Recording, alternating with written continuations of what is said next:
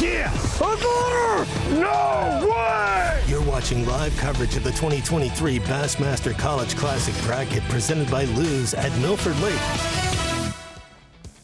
Strap in for the final day of the college fishing season. Started way back in early January, early February, down in the state of Florida, and now we are here, Milford Lake. Only 2 anglers to remain. If you're fishing today, you have a 50-50 shot at the Bassmaster Classic, and that is what Easton, Fothergill, and Tucker Smith have today. The University of Montevallo looking to be represented for the first time ever in the Classic. Meanwhile, Auburn University trying to add another chapter to the legacy of that team. As we take a look at our bracket, 3 days of bracketed competition, and it has made it down to the final 2 anglers. The number 1 seed, part of Team of the Year, Easton Fothergill, versus part of the national championship team and the 3 seed, Tucker Smith. It should be a duo for the ages, back and forth all day today possibly, and it's going to be a great day and a great way to end the college fishing season. As we're bringing it into the Bassmaster studio, sponsored by Marathon, I'm Ronnie Moore. That's Jake Whitaker and Mike Sukon. Jake, appreciate you joining us all weekend long. It has been a wild and wacky back and forth bracket for a lot of these matchups, and yesterday we saw some even more changes. We were very confident in Easton's pattern, and now all of a sudden we're super confident in possibly what Tucker could put together. How do you bracket these last 2 anglers after their 2 great days of fishing? Hey, first off, congrats to these guys for making it here. Just to be the final 2 anglers in the bracket competition is something to be very proud of. But just like you mentioned, the first 2 days, Easton Fothergill has been able to start off really quick, get some good keeper fish in the boat. But yesterday afternoon, we kind of saw his pattern dwindle a little bit from what it was the first day. And then we saw Tucker Smith rise to the occasion. Again, he had that big one yesterday, which really padded his stats. But at the same time, he caught a lot of fish and, kind of put his name in the game for, being a little more consistent. So we'll see what happens today. It's going to be a shootout. Every single fish is going to count. Heavy in the scoreboard when it comes to building your 5-fish limit in Such. History on the line today. Montevallo on the rise as a team in college, have an opportunity to be represented for the first time at the Classic. Auburn obviously adding to another chapter of their legacy, along with Tucker's legacy. Tristan McCormick 2 years ago broke the tie, gave Bethel its 3rd angler to make it to the Bassmaster Classic. Auburn has a chance with Tucker Smith to do that today. Tucker Smith, boy, if we take out that 4.8 he caught yesterday, it's pretty tight. It'll be neck and neck. We don't know what's going to happen today. Yeah, big fish will make a big difference today at Milford Lake. This is their 4th or 5th day of full day fishing for them. To really figure out more and more about this place, some of the anglers have really found a couple areas to work with. Some have leaned into what has worked so far. As we take a look at our playing field for the Minco to unlock the lake, Milford Lake, the largest man-made lake in Kansas, about 15,000 acres and change, a little bit less this week because the water level is low. It's about 3 to 5 feet low in most places. This is the site of one of the most dramatic College Classic Bracket finals in history, the 2018 College Classic Bracket, where Nick Ratliff defeated Nolan Minor. Those storylines still loom large. We see these anglers always get out to a big lead and then they get reeled in by their competition. That's the same thing that happened in 2018. Ratliff, a big lead, Nolan Minor jumping into the lead late, and then Nick, one more catch to seal the deal. This was earlier this morning. A couple minutes ago, they left the dock to get to their fishing locations because at 7 o'clock Central Time, 8 Eastern Time on the dot, these anglers made their first cast of the day. Lines in, Ronnie Moore. Jake, you've been in that takeoff with just a few guys left in the season for college fishing. It's got to be a good feeling, also a nervous feeling, hoping that what you learned yesterday pays off today. Yeah, man. I mean, just to be, again, like I said, just to be able to be in the final 2, these guys, I know they're excited about being out there today, but at the same time, they are so desperately wanting their first spot to pay off. They're wanting to get those first few fish in the boat and get their day started. So the better that they get started, I feel like the better that their day will go. imperative for Easton to get started well, I think. So Speaking of Easton, from Team of the Year and the best season overall to brain surgery right after the national championship to getting to the finals for the bracket. We got to talk to him this morning at the dock before he took off to start his day of fishing. We're going to run our morning stuff. Hopefully we can get off to a quick start again. I found some more stuff last night that sets up the same if it doesn't work out, which I'm kind of expecting. I kind of burned those two places down, but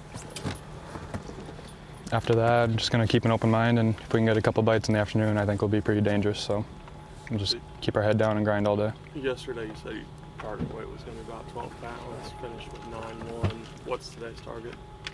We're shooting for 12 again. 12. If I can get over 12, I'll feel pretty good. Okay. What's it going to take to get that done? Get off to a hot start, can't lose any fish, can't break any off, and just get every bite in the boat. I think we'll be fine. So I interviewed you at the end of the day yesterday, and you didn't think you had enough to make it. How did you feel once you got announced that you were going to advance? I was 100% thinking that I didn't make it, and I was pretty much planning on watching tomorrow and just being on the sideline, but to be here today is an incredible feeling, and I'm excited to get at it. What's it mean to fish the Classic? I don't know, I haven't been there yet, but the road to get there has been incredible, and you know, it's me versus Tucker now, and one of us will be one of those guys, so. Yep. 6:55, guys, here we go. It's an incredible feeling. Yeah, I'm excited. We're looking forward to today. Hopefully we can get some good bites. You know, it's gonna be hit or miss. I'm gonna be around some fish, you know, so I'm gonna catch some fish, but hopefully we can get some big bites. That's really gonna separate us. So gonna just kind of stay calm, bounce around, fish hard, and see what happens. You gonna keep doing what you've done the last 2 days? You gonna change things up? I'm gonna keep doing what I've been doing, changed up a little bit, see what happens. You know, I'm gonna kind of fish around the same areas, maybe a couple new areas, and then you know, just kind of break the lake down today like it's a new body of water. Last question. So you've got a support group here, your family, your friends. What does that mean? It means everything, you know. My family comes to just about every tournament, so every big tournament, so it's been great. My friends are here, Hayden's here. For him to come support's really cool. So I'd like to say happy birthday to my girlfriend too. It's her 23rd birthday, so hopefully we can go catch him for it. That's Easton Fothergill and Tucker Smith talking to us this morning at the dock. When we think about the hot starts, getting off to a good start, it has been this guy in the last 2 days of competition. He has knocked it out of the park early morning, every day, maybe allowed him to practice, lay off his area. Now we'll see him maybe fish harder and longer on this starting spot than we've seen the rest of the week. yeah, the first day it was you know, the small swim bait doing most of the work for him. Yesterday he switched up to that smaller jig and was able to, you know, to catch a couple decent fish doing that. So we will see which bait he will go with this morning that's going to produce. And then, as we talked about, his afternoon bite was pretty strong the first day with that spinner bait, and then yesterday it was pretty much non-existent. So we'll just see what's going on. Tucker Smith had the lowest weight of anyone who advanced on day one of competition, just 8.5 pounds, and he had half of that in one swing of the bat yesterday. He started off slow, only a 13-ouncer to his credit, then he catches a 110 to go with that small one, but back-to-back catches were very, very key on this spot. He went from basically nothing to a 110, and then a 4.5 pounder, the biggest bass of the day. That's a difference maker. It's not one that you can count on every day, but we do know they live here, and he caught one of them. Yeah, he's fishing a point here with some rocks on it, and you know, obviously was able to catch a lot of fish, but was able to catch that difference maker right there. That 4.8 went a long way in getting him to 11 pounds yesterday.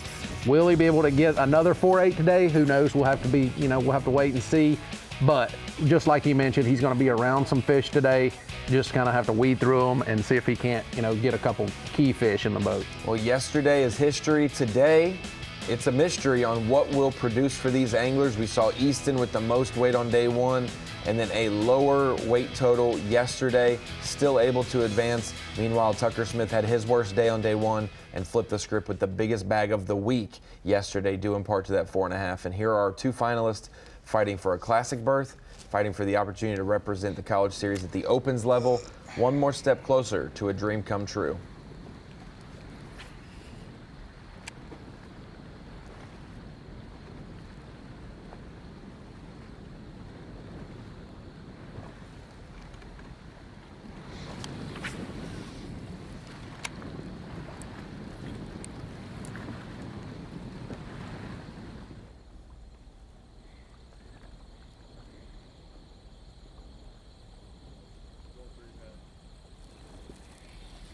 It's crazy to even be here, man.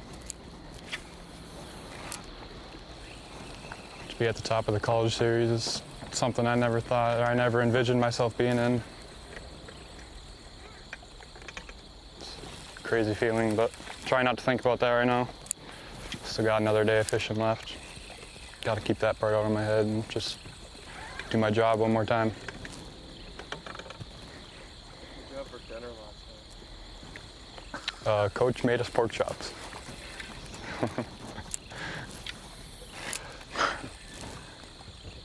Sleep good? Last night I slept terrible. Thanks for asking. Hardly slept last night.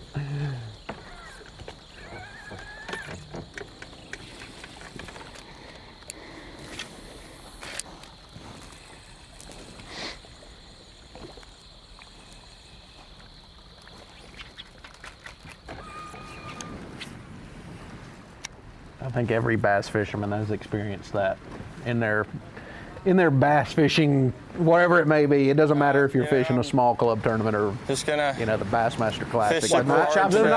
dinner? Well, no, I the get a night- couple the night bites this before- morning. Just starting on this steep bank with the wind blowing on it. See if we can catch a couple, and then we're gonna run down to my stuff that I've been fishing this week. So started out really early, so got some time. Try to catch one real quick. Here's one right there. I don't know if it's a bass or not. It's a white bass, I think, yeah.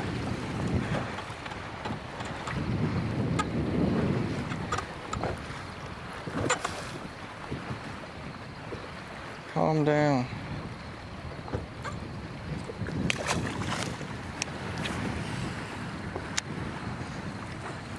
A lot of white bass in this place. I really, in the mornings I've tried to start different sections of the lake and started down by the dam.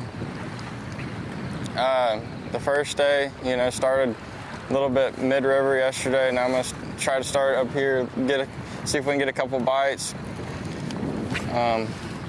But it's a new day. I'm gonna treat it like a new day of fishing.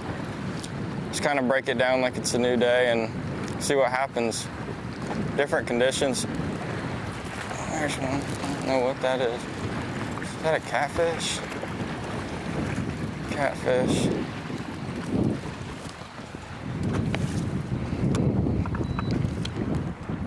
I don't need you right now.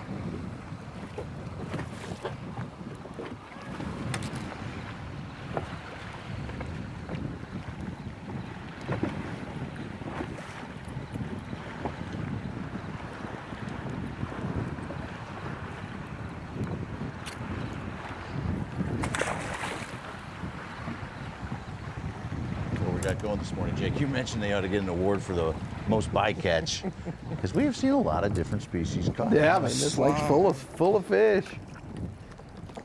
Walleye, drum, white bass, catfish. Basically everything I think that lives in there. And then I think Tucker caught that big carp-looking thing yesterday afternoon. That's big. Yeah.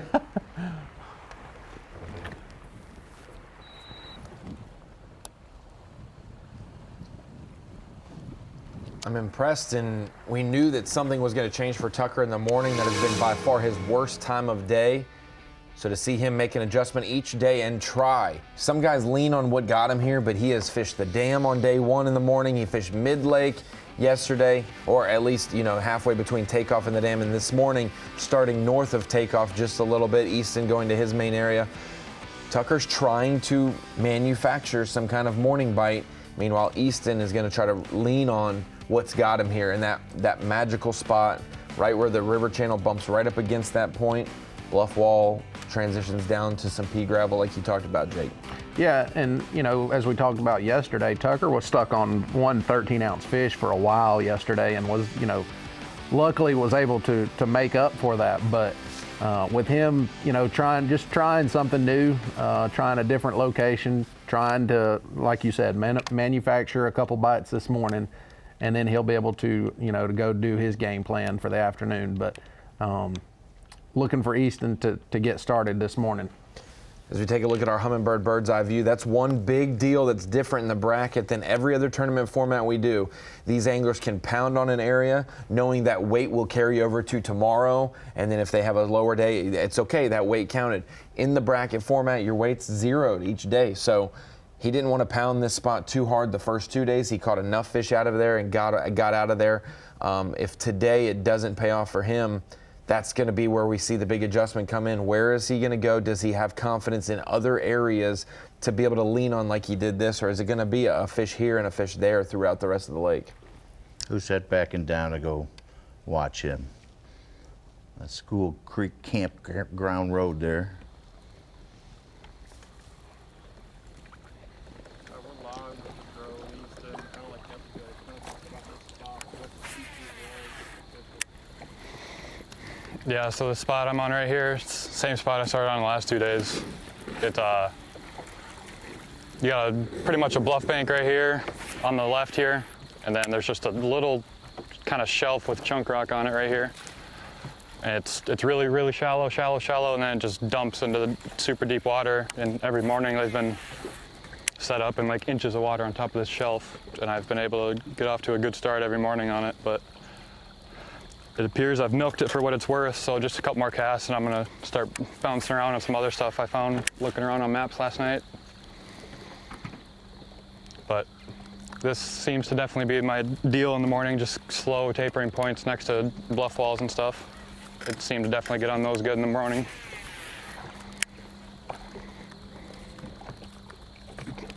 Everything I've caught them on this week has immediate deep water next to it. It's definitely. Yep, I'm looking for chunk rock that looks like this on the bank. Nope, that's kind of, I would call it slab rock, but a little more chunky stuff like this is what I've been keying in on all week.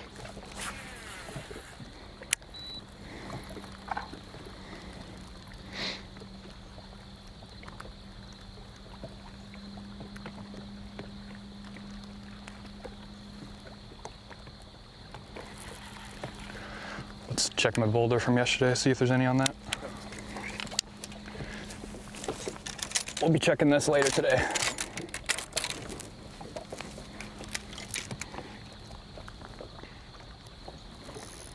That's one thing I want to see is this spot in the afternoon. We've seen some places pay off in the morning and then the angler never touches them again, just like this spot for Easton.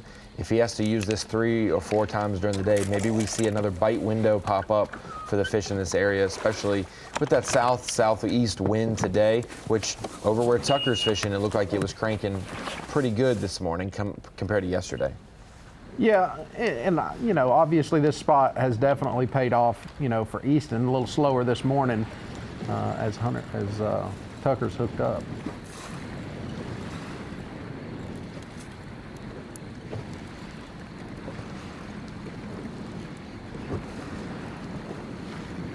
Big drum.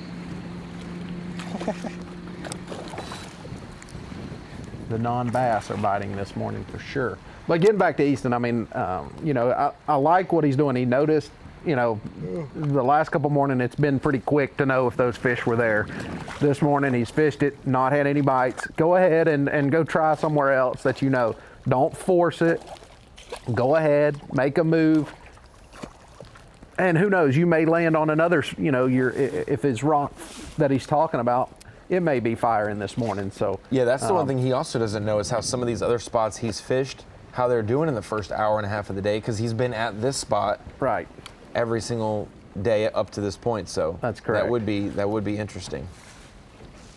But he mentioned that all these spots that he's fishing, and we've talked about it, a lot of the more vertical stuff they look like they had been fishing.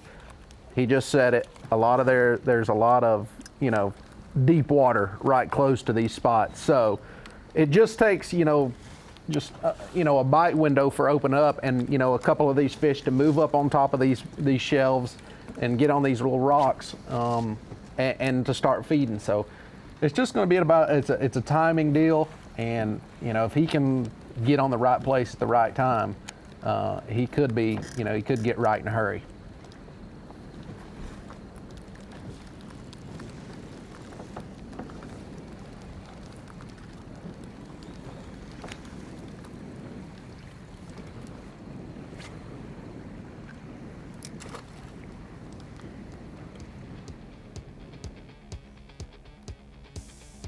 Just 2 anglers remain for a spot in the Bassmaster Classic, still deadlocked at 0. But we know the biggest weight today will lead to a dream come true, the opportunity to compete in the World Championship of Bass Fishing, the Super Bowl, aka the Bassmaster Classic. Easton, Fothergill, Tucker Smith, Montevallo versus Auburn. We're going to see it go down all day long. We'll be right back. Live coverage of the 2023 Bassmaster College Classic bracket is presented by Lews and by Humminbird, Mercury, Nitro Boats, and by Bass Pro Shops.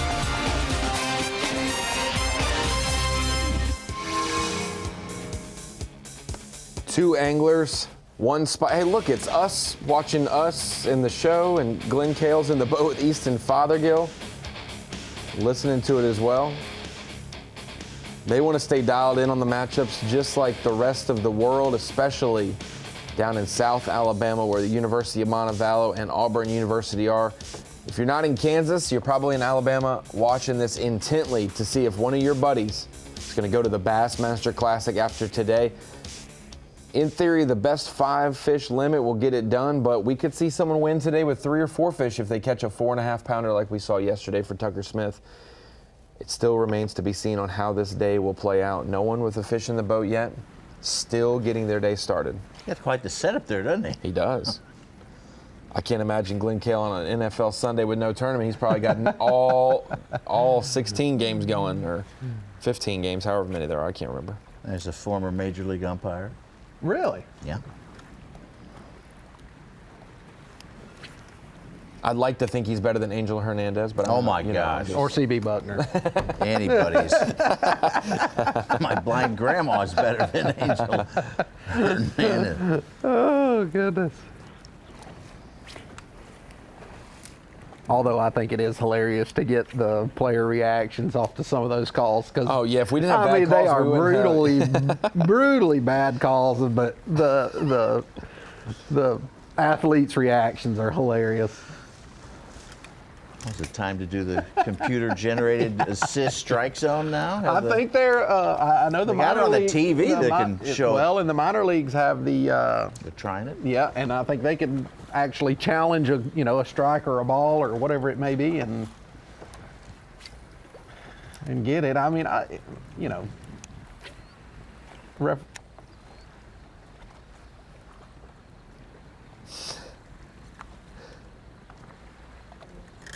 in the truck they're bringing up, if we're going to automate stuff, talk about the Toy Story edition of the Jags Falcons yesterday for the NFL. That was actually, they had microchips in each football player's shoulder. And they cartoonized the players on the field, right? Cool. I saw a clip of it. Oh, yeah. When they hit a certain speed, little flames came from there. Dust coming up from running so fast. Get the kids to like football. Oh, there's real people actually playing. Yeah. Hey.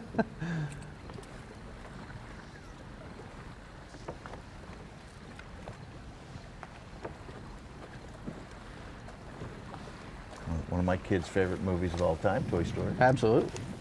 Absolutely.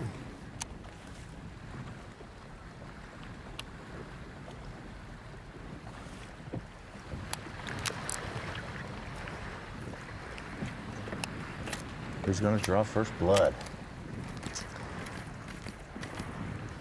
It's only been 27 minutes of fishing, but... Well, let's go. This is the latest that Easton hasn't had one in the boat. Yes. So that's the big thing is he's been the master of the morning. Tucker's really made up a lot of ground in both days in the afternoon, or at least around halftime, the midday, 3 to 5 hours into the day. Easton's had a limit in the first hour, 20 minutes, 15 minutes. So he's behind schedule.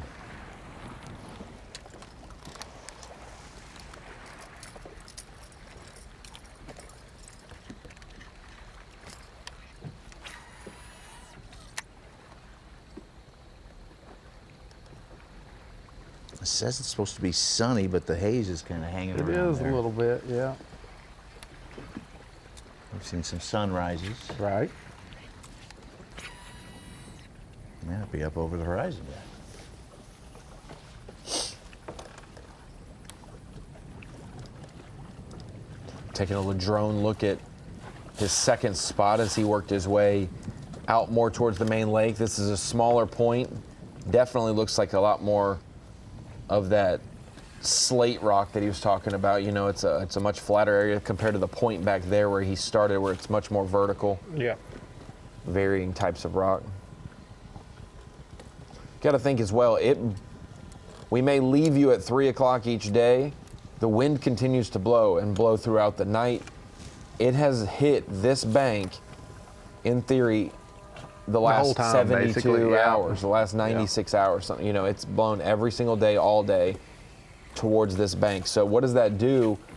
After the first day, it may, does it get better immediately? Or is it now that it's been like this, the fish are normal to it, they're expecting it? The bait's not getting pushed well, up there I mean, anymore. if you think about it, Ronnie, I mean, the first day that they were supposed to fish was canceled due to wind, so it could have been even long before that it's been blowing on that bank. So I typically don't think that just because the wind's been blowing on it for a certain amount of time, think that it affects. Actually, it probably helps as long as it's not muddy in that bank. It just keeps that water moving, keeps it from getting stagnant. So. I look for it to actually be beneficial than none. A little lighter winds this morning. It's about 5 miles an hour from the south-southeast. It's supposed to grow from the south to 10 miles an hour at about 10 a.m. and then get up to 14 around noon. And sunrise was 6 minutes ago now. So it's 24. It's trying to work its way over the trees.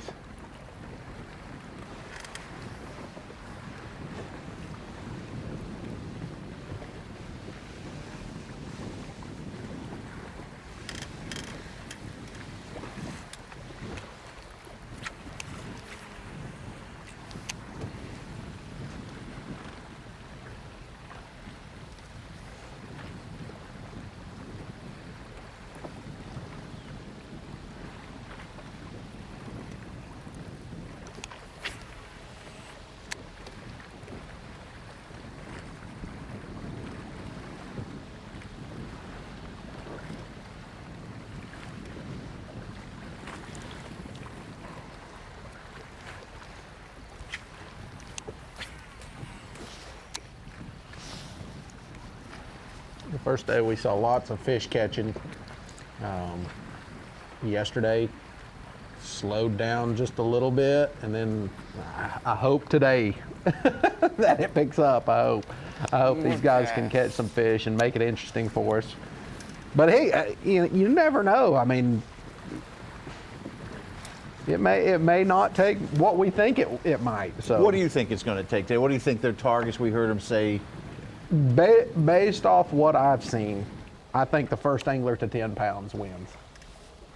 Kind of what we said yesterday. I thought we heard 12 pounds was the target. I don't think it'll take that much. If you go and catch the biggest bag of the week on the final day, you've earned should win. Deserve it. Yeah. And I would almost, I don't want to bet that, but I would almost bet that 9 something gets it done.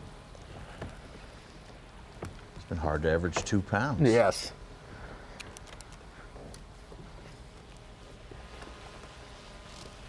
We know Smith had the 4.8 yesterday.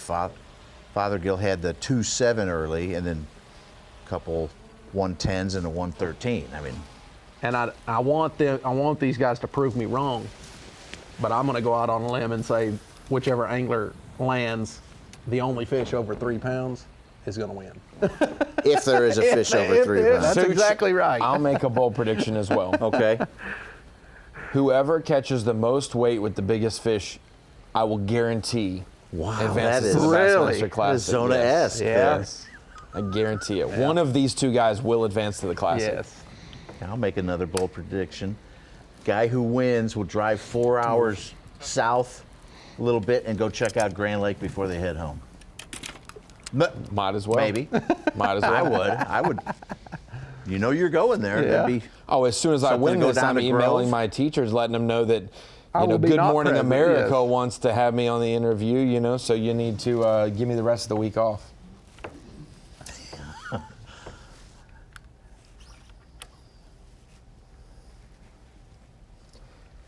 You know, maybe we could get, you know, the winner of this, guarantee him a seat at the table at Undisputed. Skip Bayless. Oh. You know, Say, maybe I'll just pass. That might be a one-sided argument. These two guys seem pretty focused and just narrowed in. Maybe if he says, you know, actually, you know what, Easton, Tucker said he's better than you. Yes. Or, hey, Tucker, Easton said he was better than you. As we take a look at our Humminbird bird's eye view, a little bit of a move here for Easton. It looks like he's headed north. You imagine those guys I'm not sure the arguing angle over that he was, but yeah. what bait is best. No, it's the jig. It's the jig. No, See, you got to that's go with what's- the That's bladed what's jig. different about our sport is we can argue that, and it's all subjective. Oh, Today yeah. it could be right. Tomorrow it could be different. no, you There's gotta no throw the- defined thing. Nico. Looks like Easton is Oh, maybe yeah, heading up it's to. definitely a debate to be had. Yeah, because, well. I mean, there's lots of baits out there that could be considered the best of all time. Well, you see the ones that have won the most tournaments, Right. and it's changed over the years. It keeps Right. changing. That's right. Fothergill starting just a little south of where Tucker Smith started. It looks like he just made a run up to that bank. Tucker may have already left there, so I'm going to see how Easton fishes this area as well. That's a great view of what he's trying to look for, though. I mean, that river channel is probably swinging close to that bank. That point is falling off straight into a little, a little creek that's coming into the lake. Gradual point falling off, and it's going to make a little shelf right there, and then fall off into the river channel. So, a great look at what he is looking for.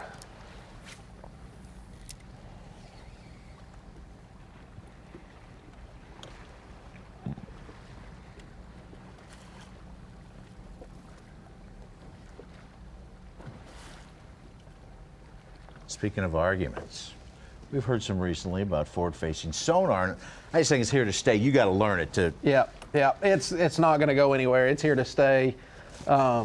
It's definitely a tool. It is not a, fix all when it comes to catching bass. You still got to go out there and catch That's them. exactly and even right. if you see And the trust fish, me, I still have a lot to learn with it, but I'm getting better with it, and it's amazing how many fish are out there that you can see, but absolutely will not bite.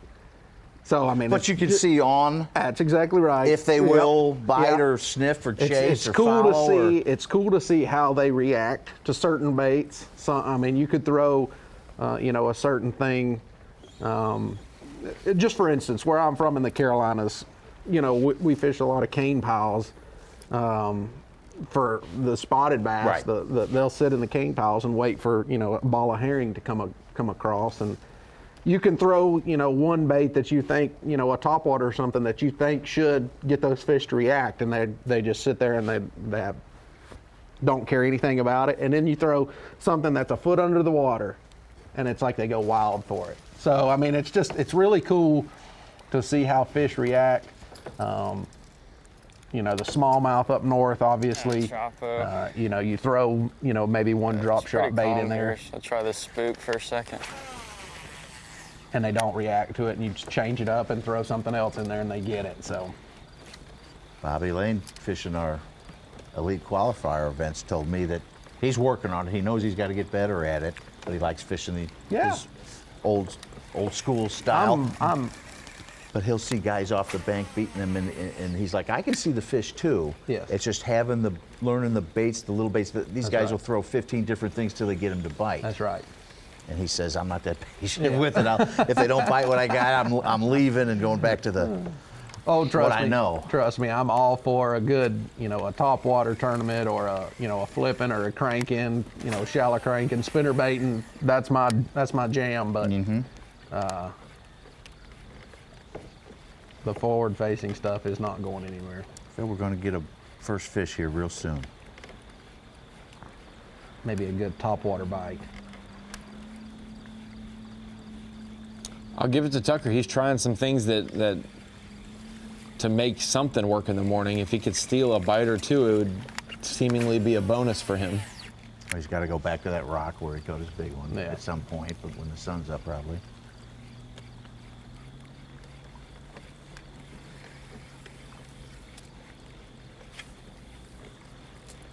I'm intrigued why he didn't at least start there to just get a look at. I mean, he's got, some sort of forward-facing sonar on his boat. Why not just pull up there and just look and see if he can't see those fish? Maybe Easton hooked up. There we go. He's 12 Gonna measure it? Oh yeah. Gotta measure it. Yeah, you're good.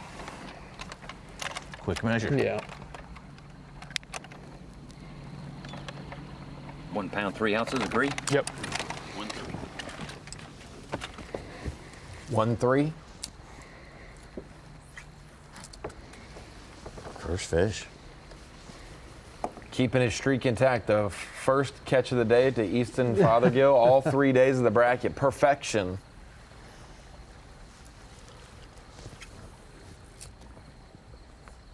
Yesterday, he already had 4-1, and on day one,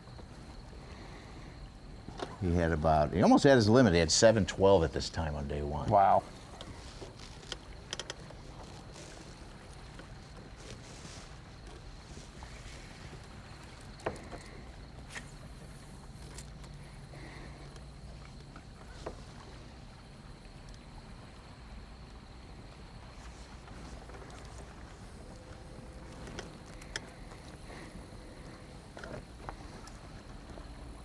And it's, as we were mentioning, the first day we obviously saw more fish catches. Obviously, we had 8 anglers on the playing field. Yeah. But we definitely saw more fish catches yesterday. Again, only 4 guys on the playing field. But it did seem to be a little slower. And I'm beginning to think, they had that, strong winds come through the first day that they were supposed to fish, canceled. Could this be the second and third day post-frontal conditions? Obviously not a lot of clouds in the sky. Typically, the second to third day after a front passes through, especially in the fall, can be a little tough. Phoenix Weather Watch, really consistent weather the last 3 days. Winds from 5 to probably 15 miles an hour, lows in the 60s, highs in the 90s. We'll keep an eye on that wind direction and the wind intensity, but Easton Fothergill right now is in the lead. Yeah! No way! You're watching live coverage of the 2023 Bassmaster College Classic Bracket presented by Lews at Milford Lake. The ice is broken. Easton Fothergill, first one on the board, a 1-3. Not his biggest start of the week, but it is a start. First fish of the day. Hey, let's just say this, guys. I hope this isn't the case because we got more coverage than we've had all week long today, but can't win the bracket if you don't have a lead in the bracket. That's right. If this is the way it ends, he would go to the Bassmaster Classic, and so Easton in the lead. Nowhere near what he wants to have, nowhere near what it should take to win, but currently in the top spot. Heaven forbid. So I think I in a got Bass an appointment. Nation, If they only have one, I think I have an appointment at 2 o'clock today, y'all. yeah. Just a heads up. In a Bass Nation regional, I think some guy advanced with 1 fish, a 3-14, I believe. Nice fish. But it was here, final yeah. day, yes. We have seen some tough tournaments, but I don't think it's going to be that tough. So get out to Tucker Smith, changed up his morning game plan, trying to get some semblance of a first 2 hours bite of the day. That's been something he has lacked, and he's There we go. throwing some top water.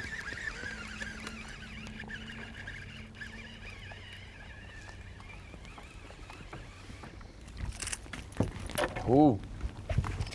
That'll make one.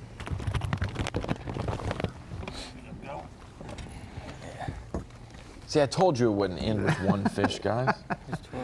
That very well could be a 1-3. What if it was a tie? Yeah, exactly. If it's a tie, I think your highest seed. 1-6. 1-6. Super Okay. Tucker. The tie has been broken. Theoretical. About 8 minutes later. One treble. That's cool.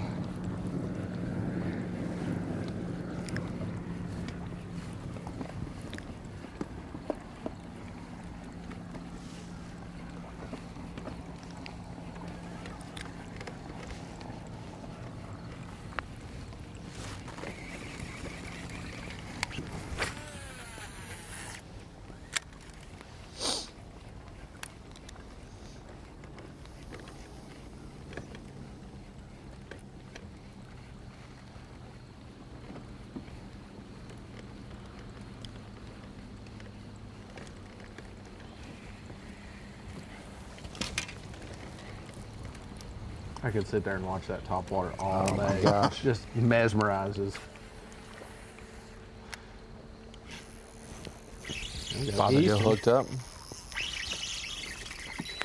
That's a good one.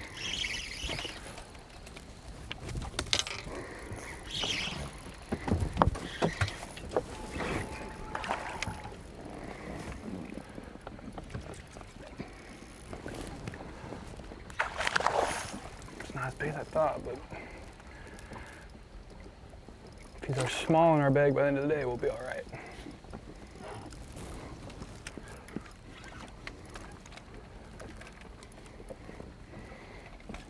Come here.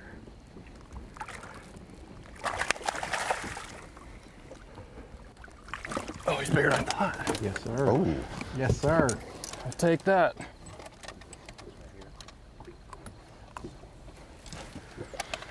Heck yeah. 4 more. 2.5 pound Yes, class. sir. Pound 7. Hold on. Sorry. No, you're good. It just looked like it went. I'm too excited. Right. 2 pounds, 7 ounces. Agree. 2-7. Yep. Gotcha. That was as big as yesterday. One of the right ones. 7 for That's Easton. a good one.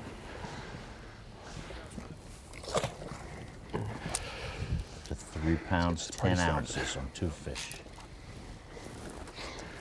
This is one of the spots I found last night on Google Earth. It's just a couple little boulders on this little, right on the edge of the drop right here.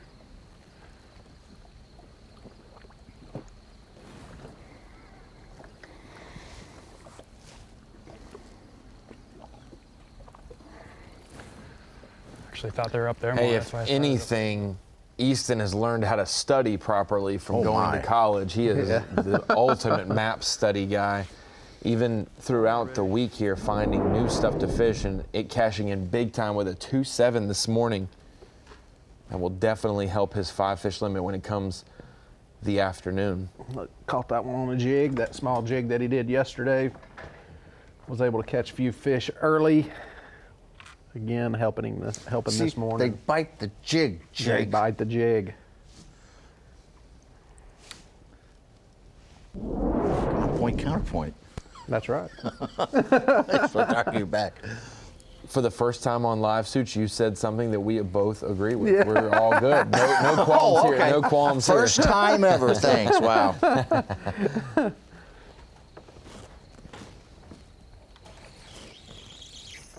Not disputed then, huh?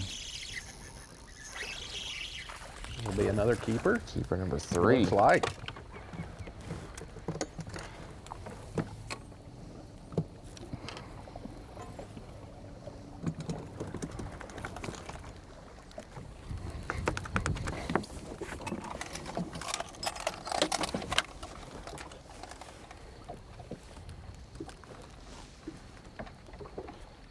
Good? Go ahead, you're good.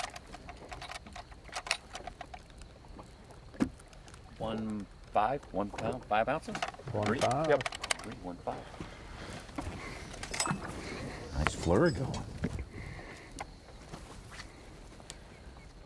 And 4:15.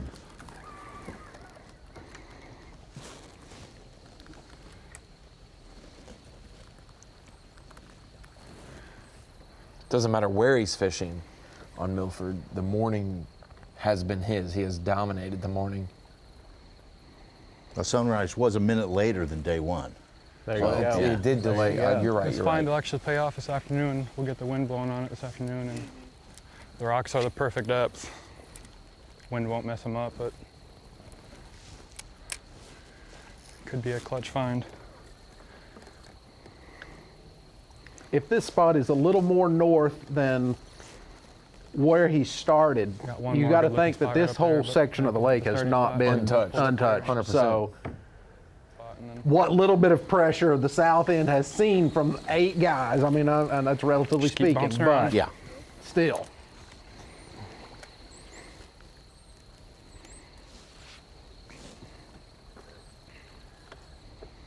just due for that 4-pound bite. I swear, everyone that's been. He would love a 4-pounder, but we'll start off with 3 keepers right now. Went from 0 to 3 very quick. A 1-3 to start his day, a 2-7. That'll be one that he will keep in his 5-fish limit unless he has absolutely the best day we've seen so far this week. And then he followed it up with number 3, a 1-5. Still, might be a different spot, but a great start for Easton Fothergill. One of the right ones. 13-minute flurry. Yeah. Well, that's what I say. I mean, just to get you a few fish going, get a few fish, on your score tally, and just keep that momentum up. He said he found this spot on Google Earth last night. So, maybe he's got a couple more that he found. Who knows? We know. How much scouting do you do on Google Earth and Quite a say bit. I need to quite check a bit. here? I think a lot, or every angler should be sure. looking at it. So I have found a lot of good spots just by looking at Google Earth and maps. So, What do you look for? Just a little variance in? Yeah, well, I mean, it just like he's in practice. He figured out that these fish are on these tapering points, close to steeper banks, and when you find that in practice, that's just a clue. You may find one spot like that, but you can get on your Google Earth and your Google Maps and find every spot may not pay off, but you may find 1 or 2 other places that have fish. You have a find on Google Earth that you remember well?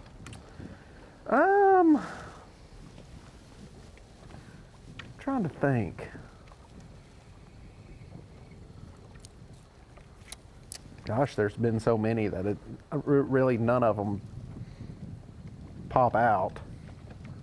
But I have definitely, it has definitely helped at times. I would say even using Google Earth to learn your home lake. Like, it's a place you fish a bunch. Like, I Right. remember in That's right. college, Lake Norman was my home lake. It's a lake that Jake was very Yep. successful on too. And I didn't want to get caught up in history. So after catching a few fish off a dredge dock or off a certain area, I was able to, you find them in that same creek. These are the 6 docks in this pocket that are like it. These are the 5 docks over here. And so for a place that's just all rock on the bank, the same thing can happen here. It's different kinds of rock, just like Bobby Lane can dissect different types of grass. Like when you talk to him on the phone, same thing Jake can do with docks, same thing Easton can do with rocks. I've also had, certain instances where you get on there and you look and like, man, this spot looks really good. And then you get out on the water and it's like, this spot looks nothing like what I thought it would look like. Yes. It's not, but Especially going back historical data, Right. seeing years ago, Right. like you compare, it's let's just say it's 4 feet low on Milford now. You go back in history and you see in 2012 it was 4 feet low, and on Google Earth you go back to 2012 imaging, you'll know what structure's in the water, what's not in the water, right. what the water clarity looks like, and sometimes depending on the clouds, if there's no clouds in the survey data, you can tell watercolor. a lot of things. Lesson Google to do Earth. your homework. Oh, 100%. On grass lakes, you can get on there and look and see historically where the grass is. Well, yeah, where it could grow back each Where year. it could grow back, yes. Did you do that for the Harris chain when you and everyone else found that area and you were in the top 10 for most of the week? Nah, I think that just worked out to where it. I'm just looking at live scope right now, trying to look at these smallmouth kind of just roaming around these rocks. But a lot of times they sit so tight to the rocks that it's hard to see them. But as the sun gets up, the bite gets better. About, I would say, 9 to 11 is when they usually feed. So anytime around then is the best time. So just trying to get a couple key bites this morning. See if we can put one in the box early. I guess weigh one early. We can't put them in the box.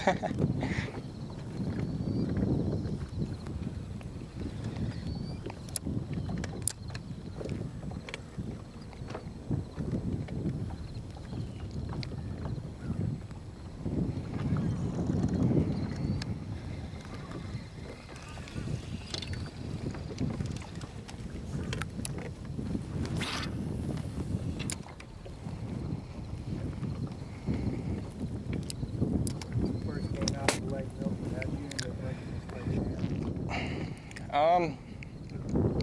You know, I really just kind of fished the whole, like every section of the lake. And it seemed like up the river was like, you know, up there by the bridge up there was way too dirty. I went down towards the dam and it was clear, had some bites.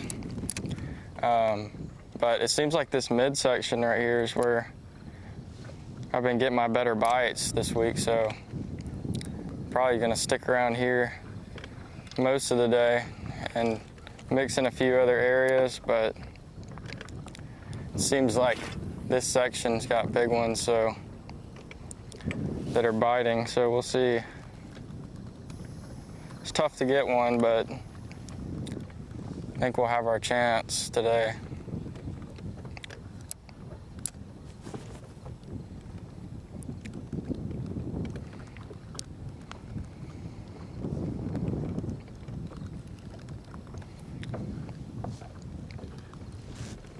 It's funny, he mentioned that this section seems to have the big ones that are biting. And if we go back and look at, we kind of talked about the way this lake sets up. Up north end, relatively shallower, a little more shallower, stained water. Down by the dam, more access to deep water. A lot of the deep water is straight off the bank. There's not really any shallow sections down on towards the bottom of the end. This midsection seems to have that perfect mix of shallow water access, I didn't know close for sure to deep at first, water. but then it so started that to may be rise, why and I that was reason. like, yeah, that's bass. So Those bigger fish Those are are great. more accessible in this section. yeah, it was a rough morning yesterday. So only had a 13 ouncer, and then I started running around. Finally found that bite. So definitely helped a lot. Got my confidence back up and calmed my nerves.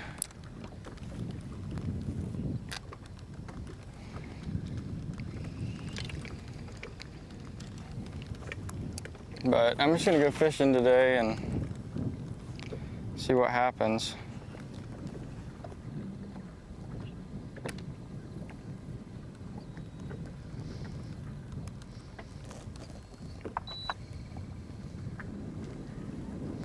See, even Tucker admitted he had nerves this morning. And his second time in the Yeah. biggest college event there is.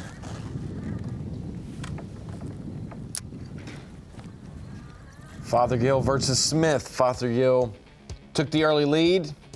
Tucker answered with another catch.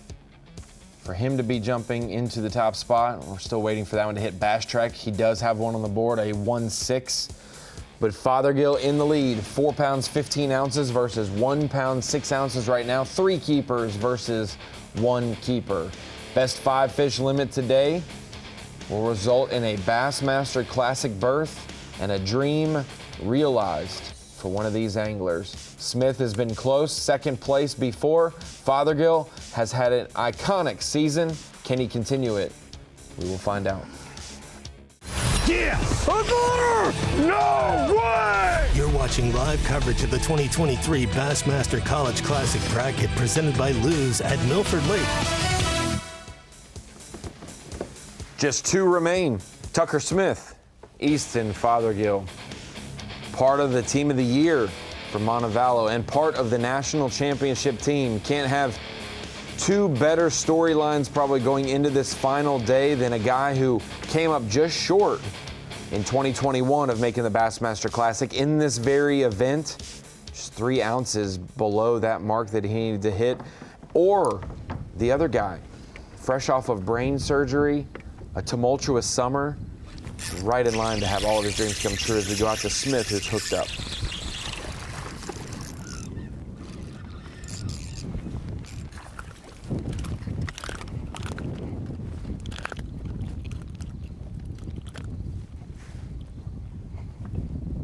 Probably rivals size, first size keeper he had of a 1-6, somewhere in that range, maybe 1-6 to 2. 110. Yes, sir. 110. 110. He's just cruising on top of those rocks. Saw him and threw over there. He went down on it. Having a lot go down on there on the bait. So, but not all of them are eating it. You know, it's like kind of get one to eat every now and then. They're smart. They're not stupid.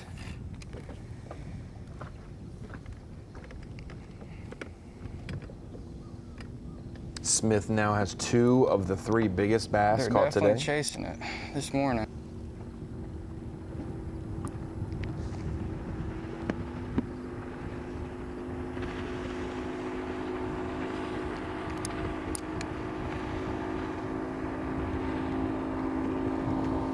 Sun just climbing up over the treetops.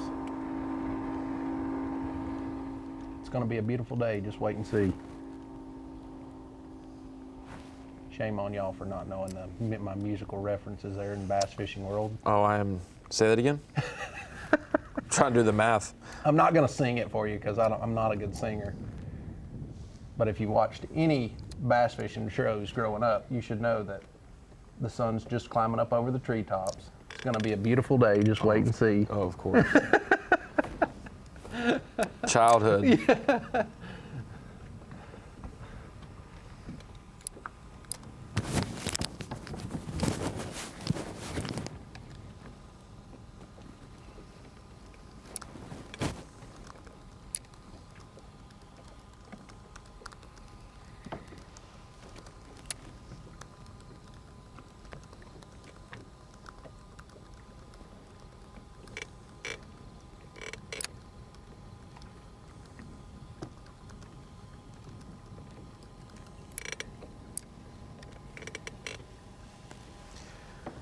$115 behind now, Easton Fothergill.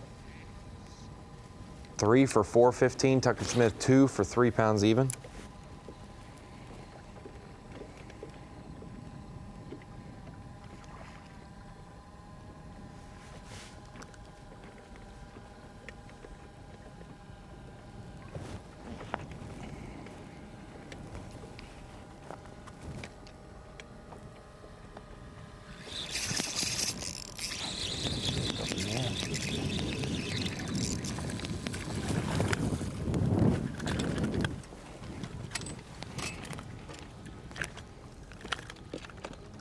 Drone scared him into eating, didn't Yeah.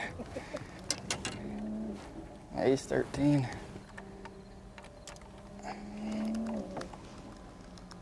One. Yes, sir.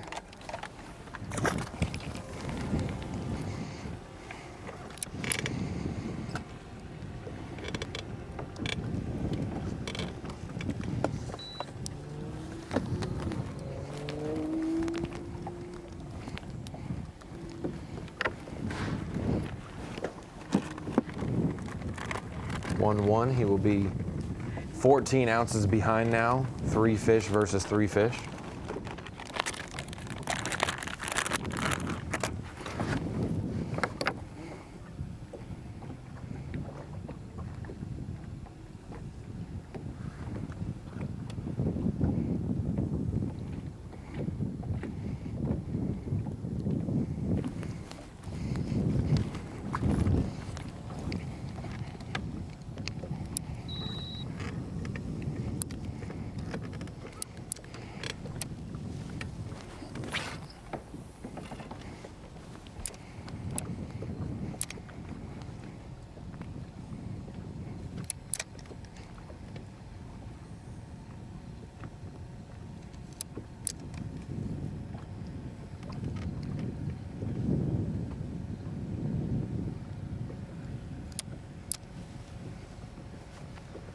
And what a change in his tournament so far. Obviously got that 1 bonus fish this morning on a different area, but came to his best spot that has paid off midday and in the afternoon to catch 2 keepers there as well. So 3 keepers for Tucker before 8:30.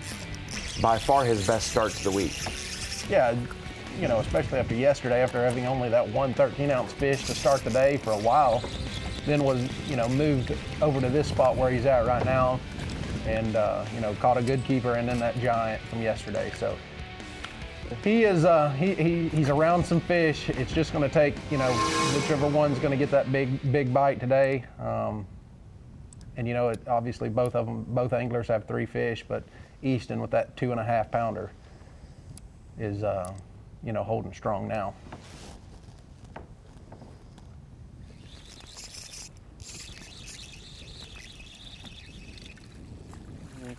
Drum. Yes, sir.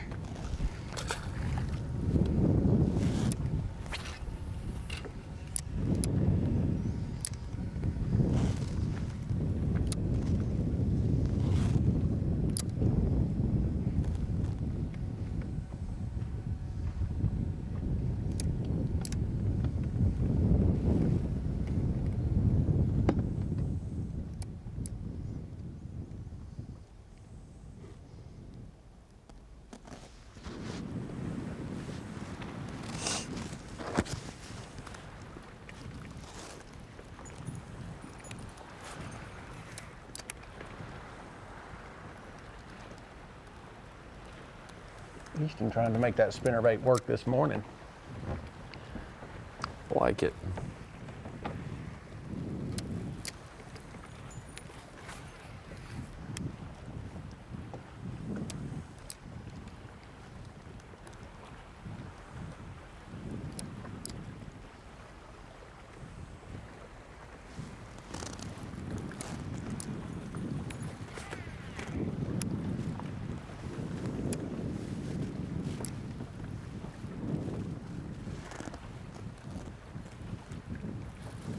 Watching all these opens, I thought I was looking at John Garrett there for a second.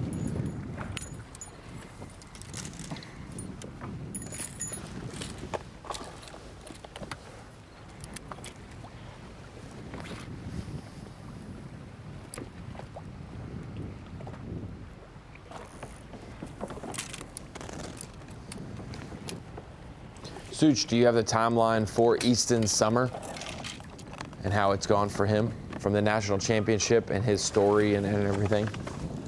Yeah, I read it, and it's just, you know, the championship was like 8-10, and he was having headaches during that. So August 10th was the Yeah, championship. August And 10th. he actually, while Passed idling, out. he passed out while idling with his partner Such Nick bad on the pain lake. in his Yes. headaches. And I think Thought it was got home thought it and was saw to a doctor. dehydration and things, so he drank a bunch of water, but that didn't Yeah, fix it. and Advils or whatnot. He went to a doctor. I think he got some kind of treatment, and then it got worse. And then After it the finally, championship, yeah. And there was a couple. I think it was not long after. So that, I mean, he that's was not going long to ago. a That's doctor and sent him to the ER and said, "You need Yeah, a month you know, and a did half. an a month and a half MRI ago, yeah. and said you need emergency brain surgery. You got an abscess. They didn't know that it was benign. It's not cancerous." But a tumor.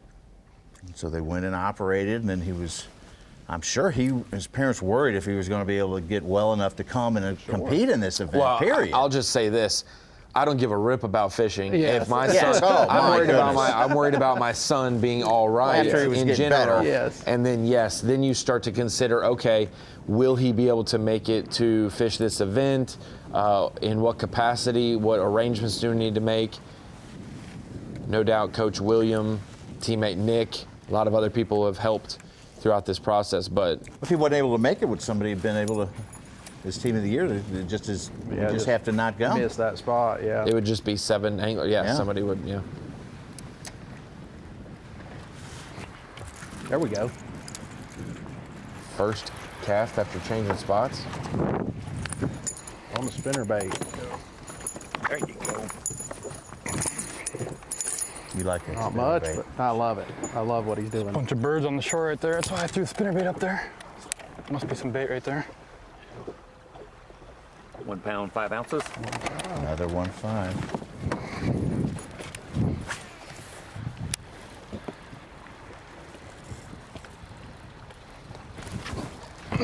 Oh, big one.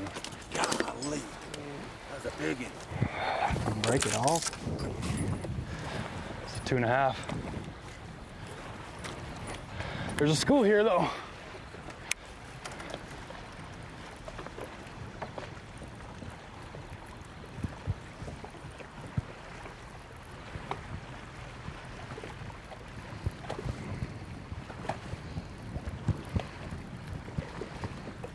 I haven't been a spinnerbait like that all week. I mean, boom!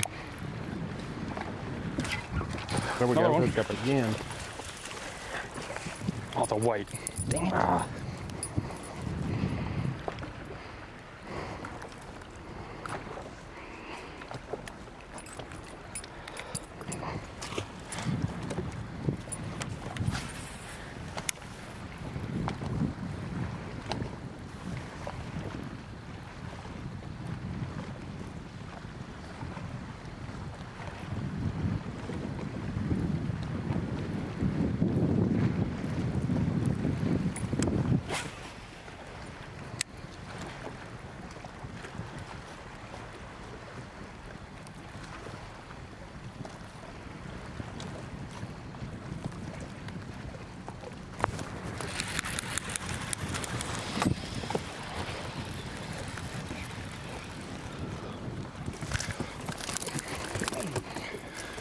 Big number 5.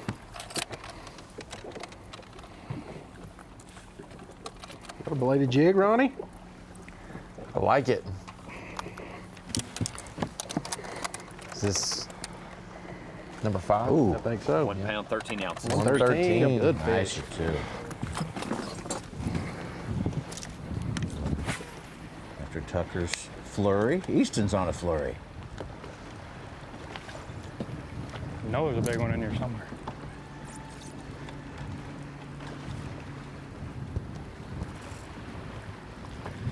A real one, not a 2-something.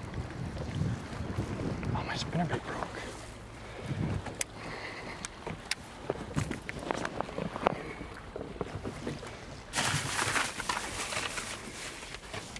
Should give him 8-1 for a 5-fish limit. Fantastic start. It's 8:20. We had 9-1 at 8:36 yesterday. Is that 5, Glenn? Hey, he has done his job. A 5-fish limit is the least you can do to know that, hey, I've done all I can. I've caught my 5-fish limit, and Easton has done so. And Jakey did so by running and gunning, some adjustments, and also mixing in an afternoon bait, but in the morning. Well, he had just, switched spots and was running up the lake, and he just said that he noticed there was a couple birds standing on the bank, and that is a quick indicator that there is bait present. Throws his spinnerbait up there, catches one, then I think he broke one off, mentioned it was a big one, and then caught that other 113, which is a good fish. That's 113, yeah. about an average size fish. So good for him, and he may be able to grab another big one off of that. He's got 2 of the right ones, 3 more to cull out, but Tucker Smith trying to gain as well. We'll be right back. Yes! No way! You're watching live coverage of the 2023 Bassmaster College Classic Bracket presented by Lews at Milford Lake. What a dramatic final day it will be. Whether it's a blowout on the water or not, it is drama-filled because a dream come true is right on the verge for one of these anglers. The opportunity to go to the Bassmaster Classic sits right in front of them, and after just an hour and 25 minutes of fishing time, Easton Fothergill fills his limit, 8 pounds and an ounce. Meanwhile, Tucker Smith has 3 fish right now for 4 pounds, 1 ounce. We're starting to see the best morning that Tucker has had this week with his 3 fish, and Easton now making a little bit of an adjustment. I'm liking what I see. What about you, Jake? The fact that he used his afternoon spinnerbait bite. Hey, the wind is still blowing in the morning. Maybe I need to use this and cover some water, and bam, back to back in the last segment to fill his limit. Yeah, moving locations, looks over on the bank, sees a couple birds. Strong indication that there's bait present in the area. Again, a quick cast with his spinnerbait. Catches that one, catches number 4, gets another bite, breaks it off, and then gets another, fills his limit with number 5. So that's the kind of stuff that happens during the day that if you can capitalize on that, get you a couple, bites that were, just kind of thrown at your feet per se, get them in the boat, and then you can calm down. You've got 5 in the box now, and who knows? He's 1 bite away from a big one away. He had from a couple mini flurries in his 40-minute span Right. of catching all his fish. His first 3 came in like about 13 minutes, and the last 2 came within 3 minutes of Right. each other. So once he hits a spot.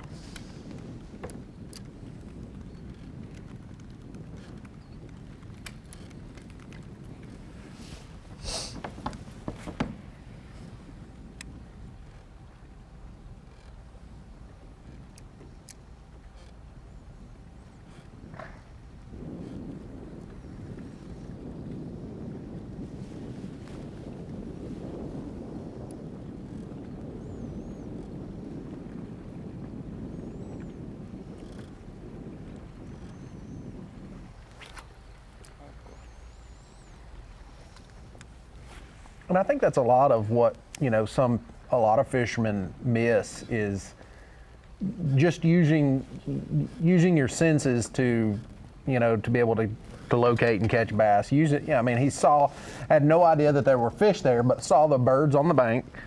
And again, that's a clear indication that there's bait present. Not guaranteed that there's fish there, but it's a good idea that they are. And he's hooked up again. Nope, drum. But just paying attention to your surroundings I can crank on him a little bit. can help you catch more fish than what you would think.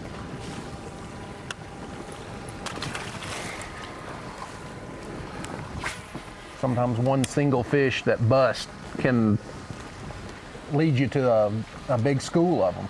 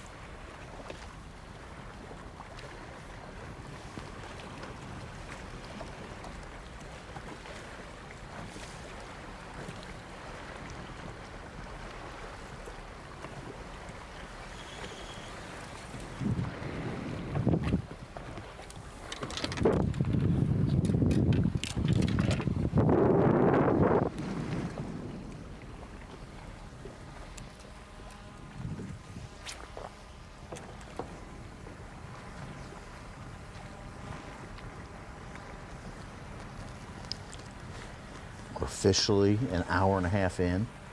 Yesterday, Father Gill, Jake caught his last fish at 8:36 that called. Yep. He caught a bunch of other fish that weren't. Didn't help him.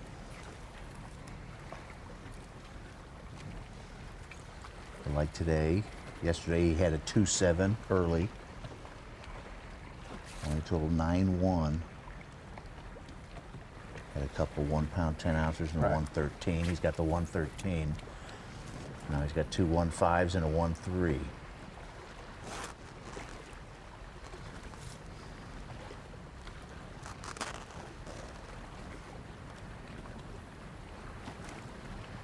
Tucker yesterday only had 2 fish at around 9:30. Right. And then he caught that big one, a 4.5 pounder.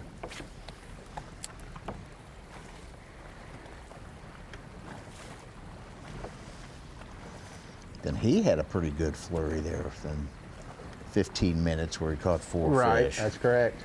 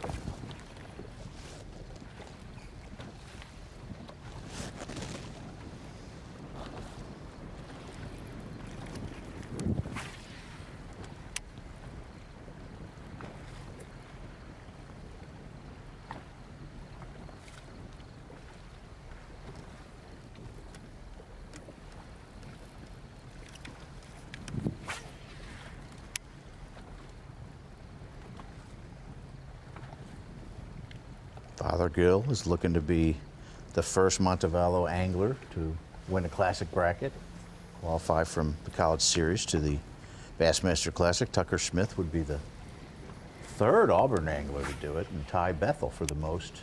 One almost in a decade. We've had 9 anglers qualify for the Classic from the College Series since the last Auburn angler did it.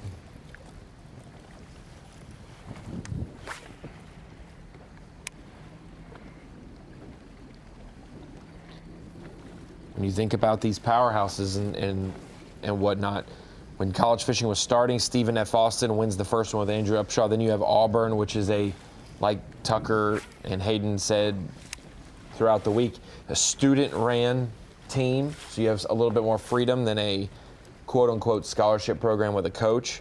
Then you had Louisiana Monroe for the longest time there, was one of the best powerhouses of college fishing. That's also a student-ran Brett Pruitt deal. made it. Yep. And then that was the year that Jake won the national championship at Chattooga. Then you had Brett Pruitt, Brett Pruitt won that one, and then you had Trevor Lowe from the University of Minnesota, which is also where Austin Felix fished. Now fishes the Elite Series. Then this is where we started to have a lot of the scholarship programs come into existence and really start to take over in terms of the bracket champion. Bethel, Bryan, Campbellsville, Bethel, McKendree, Bethel, all scholarship programs before Louis Minetti won last year for UNC Charlotte. So. Well, and John Garrett in 2017 from Bethel is in prime position to make the Elite Series next year. He's second in points and EQ and probably cannot fall outside that spot. Here is that list.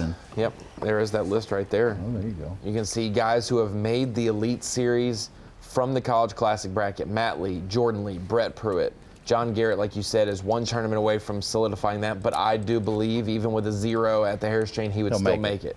Jacob Fouts made the Elite Series and has fished his way to continue to be there. Cody Huff has made the Elite Series. Trevor McKinney's been so close. I believe Tristan McCormick's going to give it another attempt next year.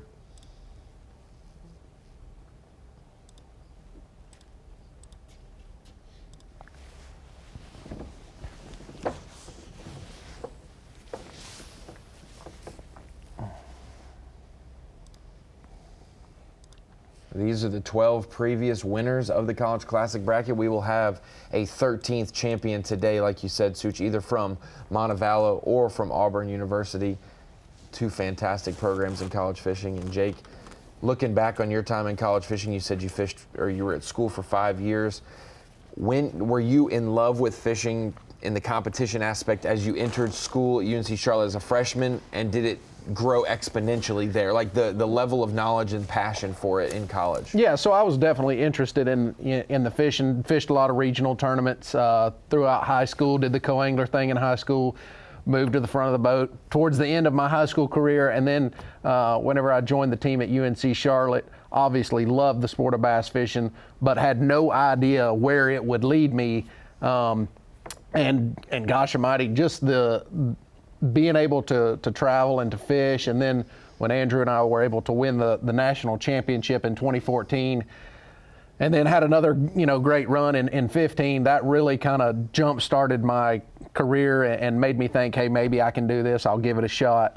After I graduated from Charlotte, gave myself 2 years in the Opens, and luckily the second year I fished the Opens, was able to qualify for the elites, and here we are going into year 7. Wow. It's crazy how fast it's flying. Yeah, you're an old guy. And it is absolutely incredible. And some of these places that aren't college coach scholarship driven, right, you'll have that couple year window where you get a couple guys at your school or at my school or at another school where all of a sudden momentum happens for that university, right. and you were there with Shane LeHue, I think Eric Self, I think Adam Waters, yep. I think. Yep. There was just, and then obviously Andrew, you, yep. there's so many guys, all of a sudden you get the momentum. I had the same thing at East Carolina. We had a good window of time there, right. 3 to 5 years. And, that's something else I would, like to mention, that first of all these, the scholarship schools are awesome. I think that's really great for the sport of college fishing. And for those anglers out there that can get that is so cool. I wish it was, something when I came up, because I would have definitely seeked out something like that. But with that being said, there is plenty of opportunity at schools that are not, scholarship programs, to where you can end up, making it to the college bracket and going to the Classic. So, hooked up. Fothergill needs a 1-4 to Cole. That is not a bass. Not a correct species of bass. I think you'd better look at the spinnerbait, Jake. Yeah, I know. Double check it.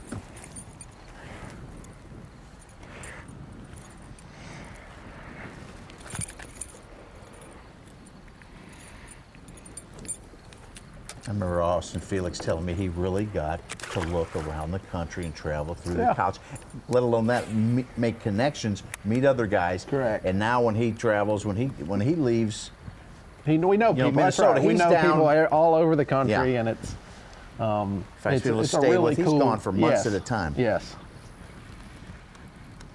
And I'll rag on Austin Felix. He took it a different route. He worked and then fished. I didn't realize I was an 18-year-old competing against a 30-year-old Austin Felix. I would have known that. He didn't look. He didn't look that old. I was like, this is a different deal. You're a grown man now. But no, it is. It's also, you see some folks go into the military out of high school and then come back and go into school and get the opportunity to fish in college. 25. That's right. Age does not always mean success. We see these guys, and you can't always box in the young anglers as a certain type. You can think forward-facing sonar and say, bah humbug. Fothergill has used it this week to success, so has Tucker Smith, yet we see them both going down the bank with topwater and a spinnerbait this morning, catching key fish. You can't have a blatant weakness anymore at the elite level, the opens level, college. You have to train yourself. There's no longer, I can get away with not doing this or that. Yeah, you have to be well-rounded angler, and that goes from dirty water, shallow water, clear, clean, deep, whatever it may be, ledge fishing. You've got to be, close to the top at all these to be successful. Well, then that makes me marvel more at the EQ top leaderboard. JT Tompkins is 21, and he's been around. Trey McKinney is 18. Yeah. And he's in third place in the points. Yeah, behind that's John what I'm saying. Garrett. Those guys have to learn to be well-rounded? And Unless they've already done it. they are well-rounded, very much so. But at the same time, especially, I mean, in an Elite Series year, an Opens year, you have to have so many things just go your way that it's like, yeah, you want to put yourself in position to do well, but it's amazing how things just kind of line up. You get on a roll, and it's like it just keeps building and building. Fishing is so much of a momentum sport that if for whatever, like you take JT for instance, if the wheels fall off the track at like the 5th tournament of the year, can he keep going, or has he just built on his momentum and it's just keeps going and going?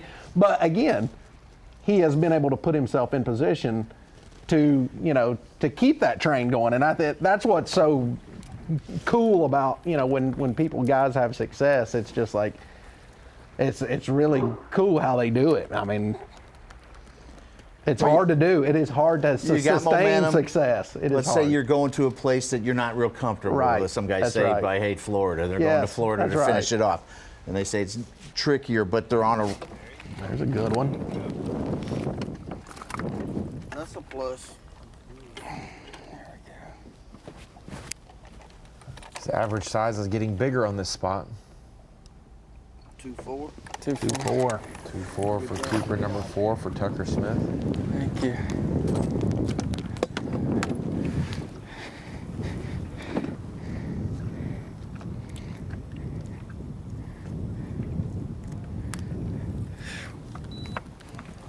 Felt good, didn't it? Yeah, that was sketchy.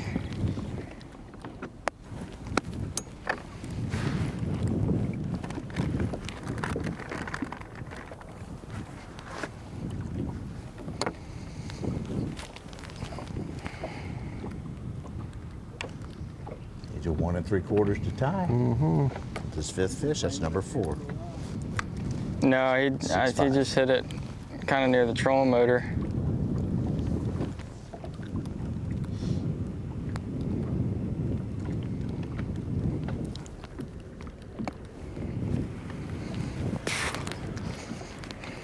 Keeper number 4 for Tucker Smith, like you said, Such, 1 more to a limit, and if it is on pace to the same size that he's caught so far, a 110 and a 2-4, he will be right there near the lead or above the lead. Tucker Smith trying to charge hard on what is his best spot on the lake. We've seen the last 2 days of competition.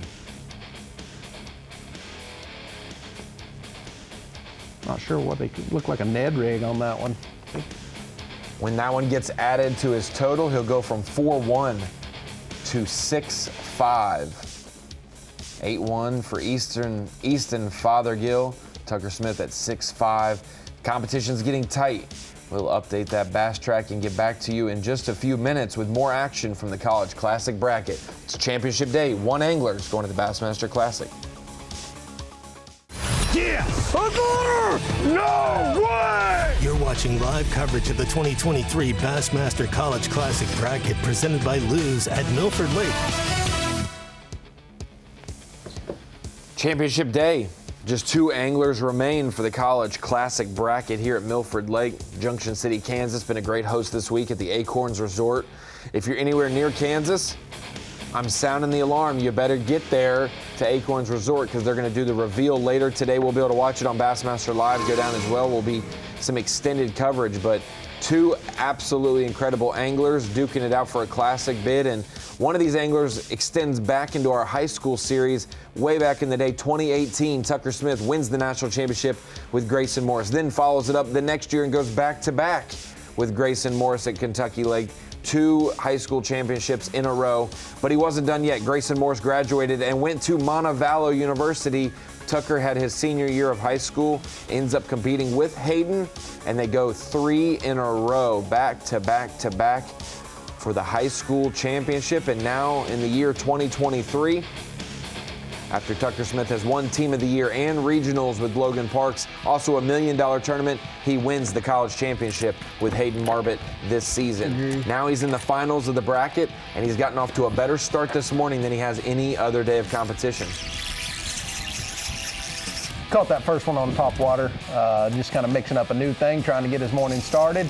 And after that, he's moved to his spot where he caught most of his fish yesterday, including that 4.8 big one that really anchored his bag yesterday. And a solid start. He's got a 2. He just caught a 2 1/4, which is a great fish to have this early. And then he's just looking for number 5. But off to a good start. A little bit behind Easton, but I'm still looking at whichever angler can catch that quality kicker is going to be the guy that takes the trophy today. Right now, both anglers have a fish over 2 1/4, and they also have a fish over 110. Having that 1 3/4 to 2.5 pounder is going to be key. Like we mentioned when we went to commercial break, that 4th keeper has gone into Bass Track. He now has 6 pounds 5 ounces for Tucker Smith, trailing Easton Fothergill 8 pounds 1 ounce. Tucker still has 1 more to fill his limit.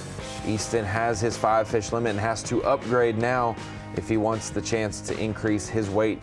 Culls will be necessary as Tucker looks like he just made a move slightly. Looks like he's in the same general region, but going over to this point, Easton is back to throwing his spinning rod technique, maybe that finesse jig. And he's doing it in a similar area we've seen all week, just south of where his main starting spot has been.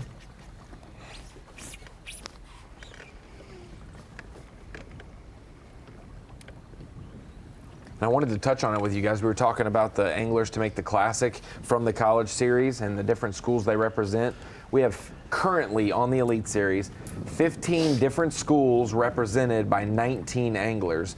Bethel has 3 anglers on the Elite Series with Will Davis, KJ Queen, Cody Huff. UNC Charlotte has 2 anglers on the Elite Series with Jake Whitaker, who's beside of us, along with Shane LeHue. And then also Bryan College has 2 representatives with Jacob Fouts and Cole Sands. Other schools represented: Mississippi State, Kentucky, Clemson, Florida State, Montevallo, Minnesota, Georgetown College, not the Hoyas, for college basketball. Coastal Carolina, UT Chattanooga, and Ole Miss, Nickel State, and South Carolina. Basketball-sized boulders, probably 20 feet long on the tip of it right here, and it's the ditch behind it. It's less extreme than my starting spot, but it sets up exactly the same way, and it has the wind blowing across it just like that spot does. And where I just had that flurry is actually right here, so the school might have shifted down there. I stopped there because there was 4 birds sitting there, all in a line, so I knew something was going on. So I stopped and whipped up my spinnerbait and immediately got whacked. And I caught 3 and broke 1 off there. So.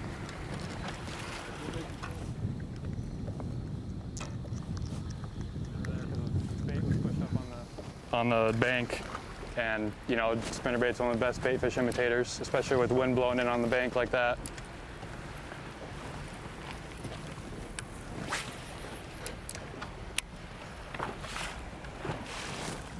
Hopefully we'll give it a little more time, get them reset up, and hopefully we'll have another flurry there in a little bit here.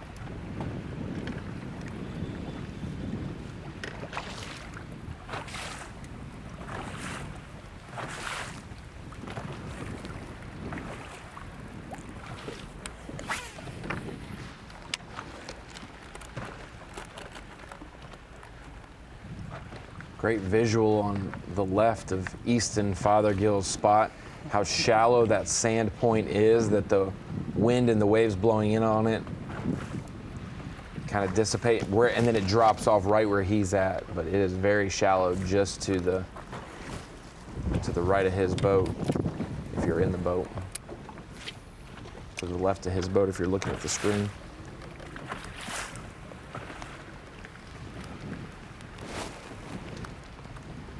A lot of the fish he's been catching this week have been really shallow.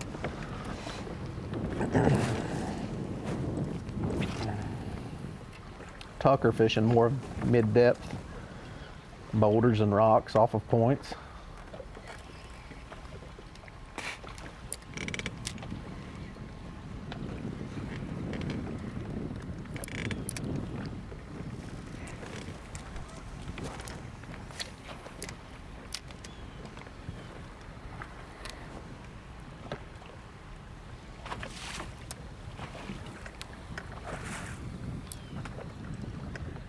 Wind's starting to pick up a little bit.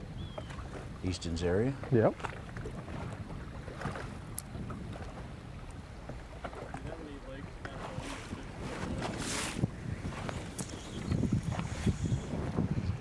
Not where I'm from, southern Minnesota. I've been to a couple of lakes that fish like this, but where I'm from, you can see 10 to 20 feet down, and it's a lot. I'm kind of finesse fishing right now, but it's another level of finesse fishing where I'm from. But I definitely feel pretty comfortable. It's smallmouth. Smallmouth pretty much act the same here as they do at home because there's no current or anything right now, at least. So Where is home? I'm from Grand Rapids, Minnesota. It's northern Minnesota, 3 hours north of Minneapolis, about an hour north of Mille Lacs. So.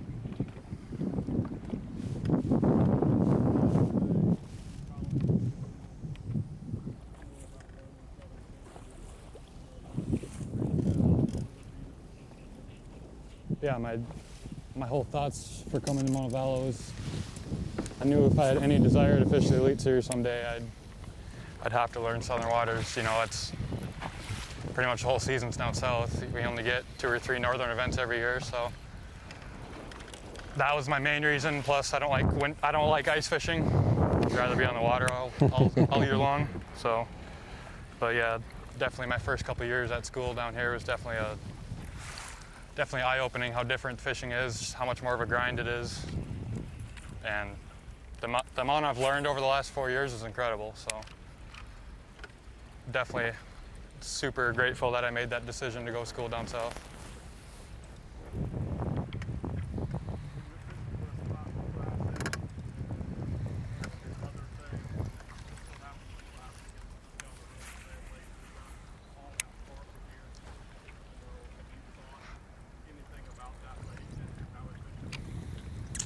I've never been to Grand Lake, but from what I can see and from what I'm told, it fishes a lot like, you know, the Ozarks type lakes, especially pre-spawn.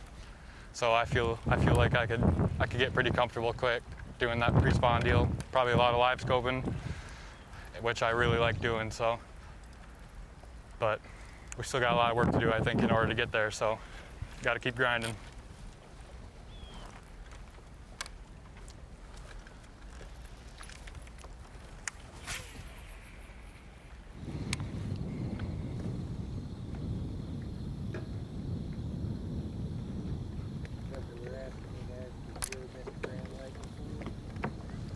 No, I've never been.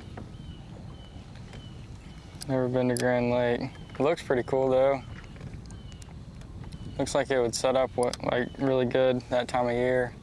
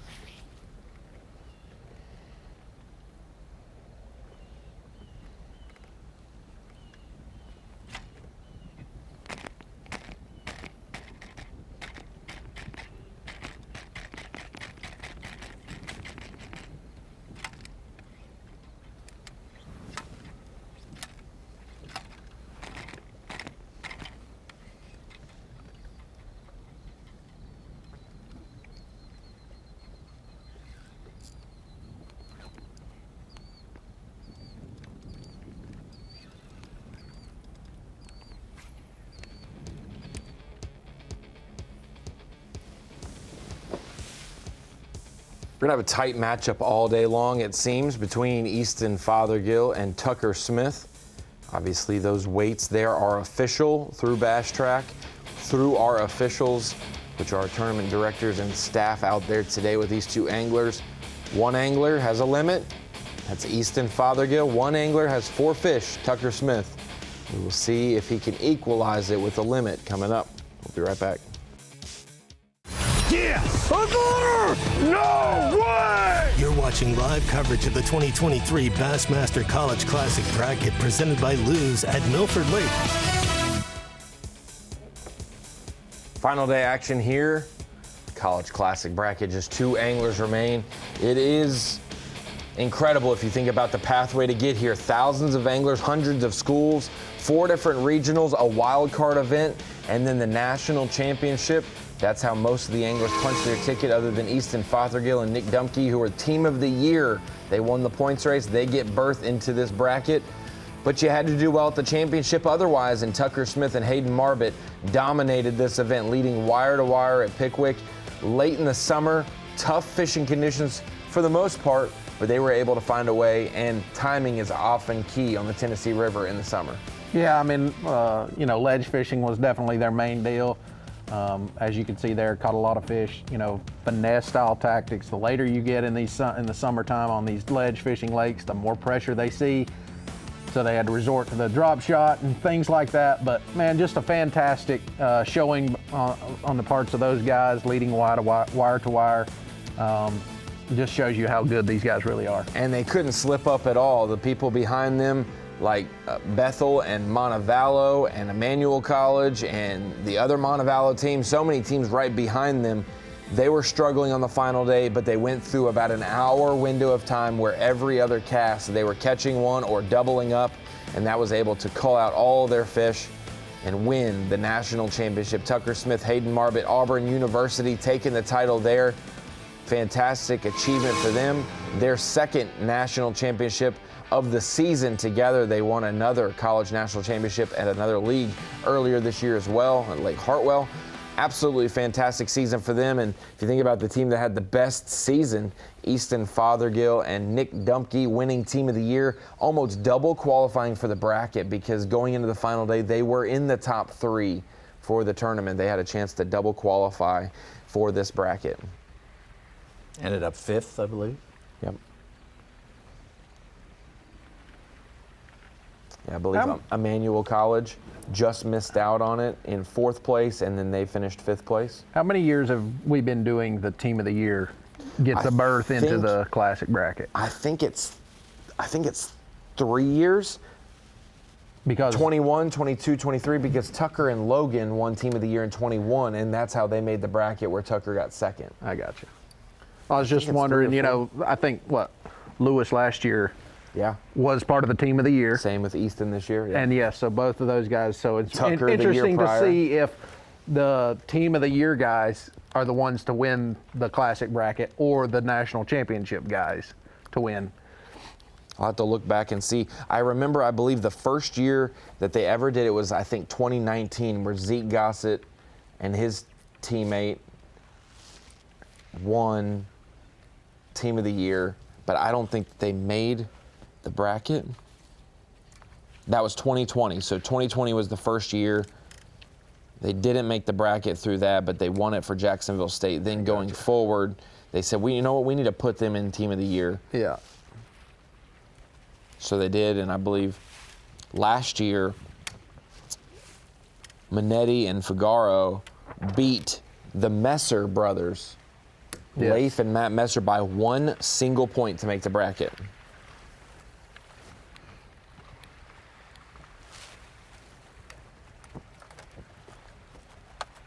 So yeah, the 3 years that we've had the Team of the Year make the bracket, they have made the finals as well. Yep.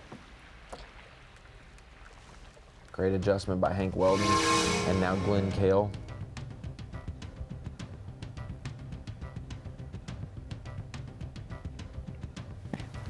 No, sir. Some of you guys don't change nothing if the fishing's good.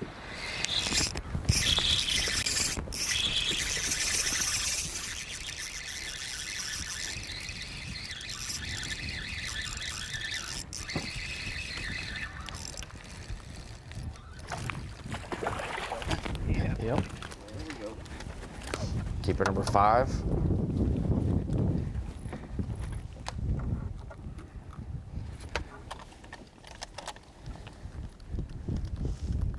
$111. Yes, sir.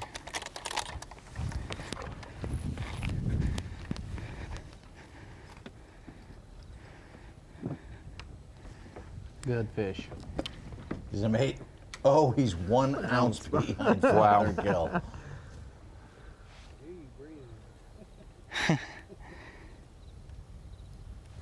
They'll have the reveal coming up here in an hour or so. Gets me excited. 111 gives him 8 even. Easton Fothergill has 8-1. Wow.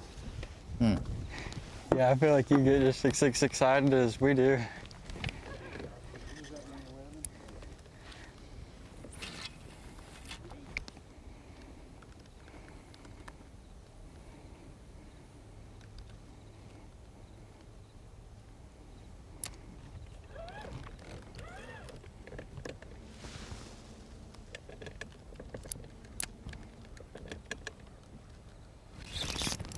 Hooked up again.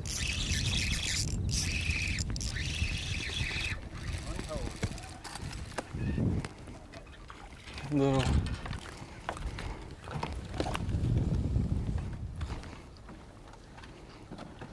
What's the smallest? 1-1? Got to be better than 1-1. 1-2 to tie. 1-3. 1-2 will give him a tie with Easton, yeah. What do you think it is? 1-3? Probably. 1 pound. 1 pound. Oh, Doesn't Cole? does not Oh. help. Waiting for some ounces. I to be know, set right? There.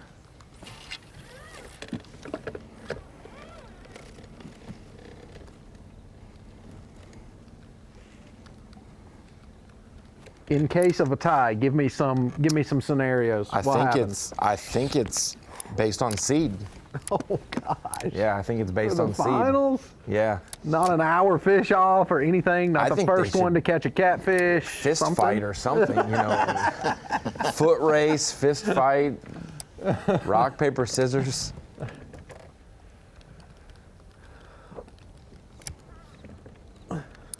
And I was College, you know, maybe some sort of a game, something.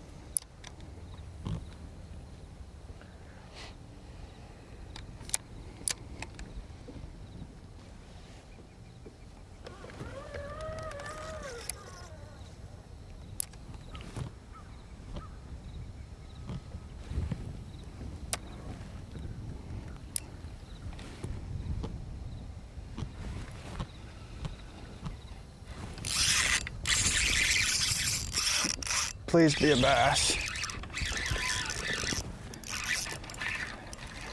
I think it's a bass. Watch out, watch out, watch out. I'm about to get right there.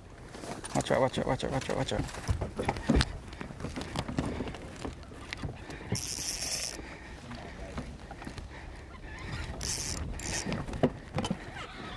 It's a bass.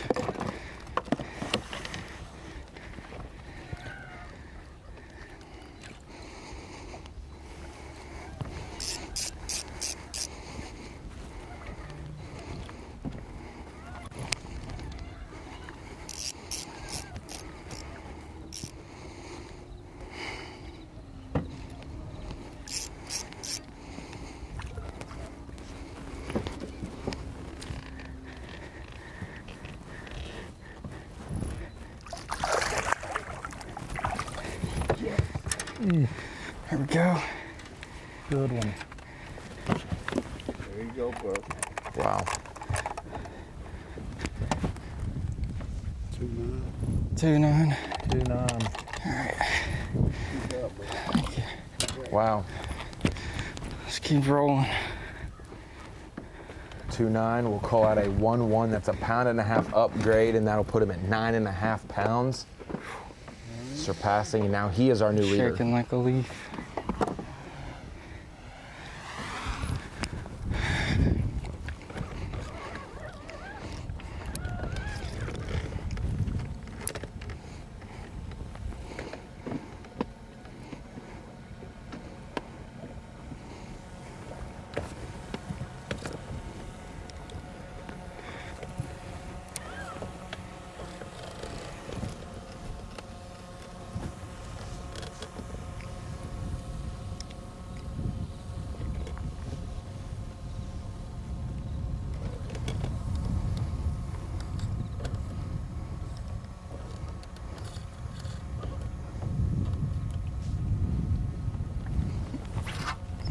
Go.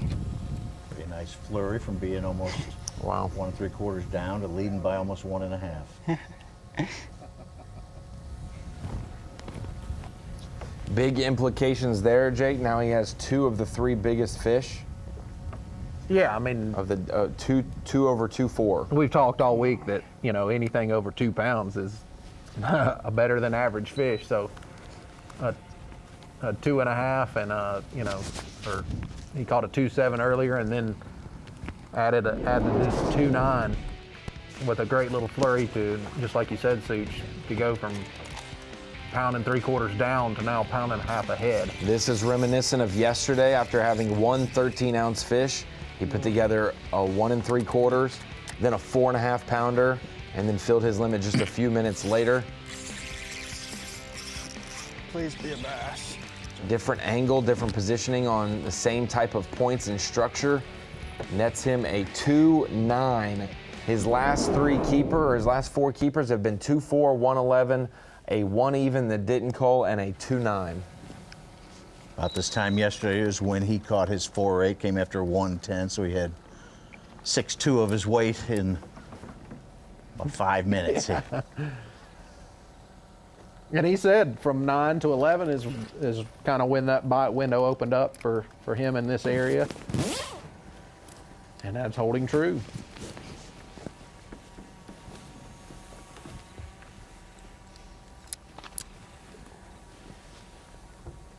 Yesterday, Fothergill didn't have a cull fish after 8:30. Yeah, Easton's going to have to. 8:36 was his last fish. He hooked up again. Hooked up again.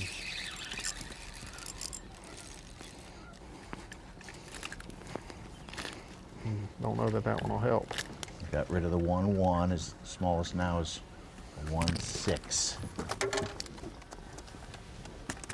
Yeah.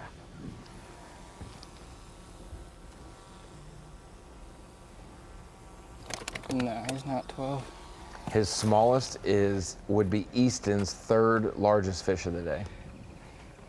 So it shows Easton still has plenty of room to upgrade with a 1.3 and 2 1.5s. Yeah. But Tucker's smallest would be Easton's 3rd biggest. Glenn Cale says, if it is a tie, a fish off will take place. So it won't be based on seed, Glenn. but the other days of the week it is based on seed. Gotcha. You happen to say how that would be? It's just lines in, first fish? I don't Sudden know. death fish off? We'll let the umpire make or an the hour, decision on or- the extra innings Y'all rule. might be coming in tomorrow. Oh, I come in we talk. Full day.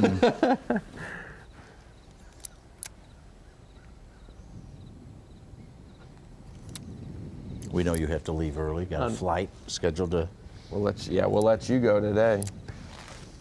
get rid of him. There won't be a tie today. It's going to be close all day, but there will be no official ties at all. As we take a look at the updated bracket, just 2 segs ago, Easton Fothergill had an 8-1 lead over 4.5. Now the script has been flipped. Tucker Smith in the lead. I think this is the first time Easton has trailed in any matchup throughout the entirety of his tournament. He doesn't know he's behind. Tucker doesn't know he's ahead. They both know they're nearing their target weight.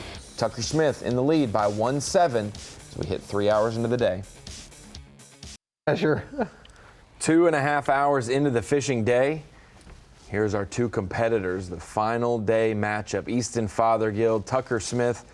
Over the last couple minutes, Tucker Smith has gone from 3 keepers to a limit and culling, and now into the lead, 9 pounds, 8 ounces currently.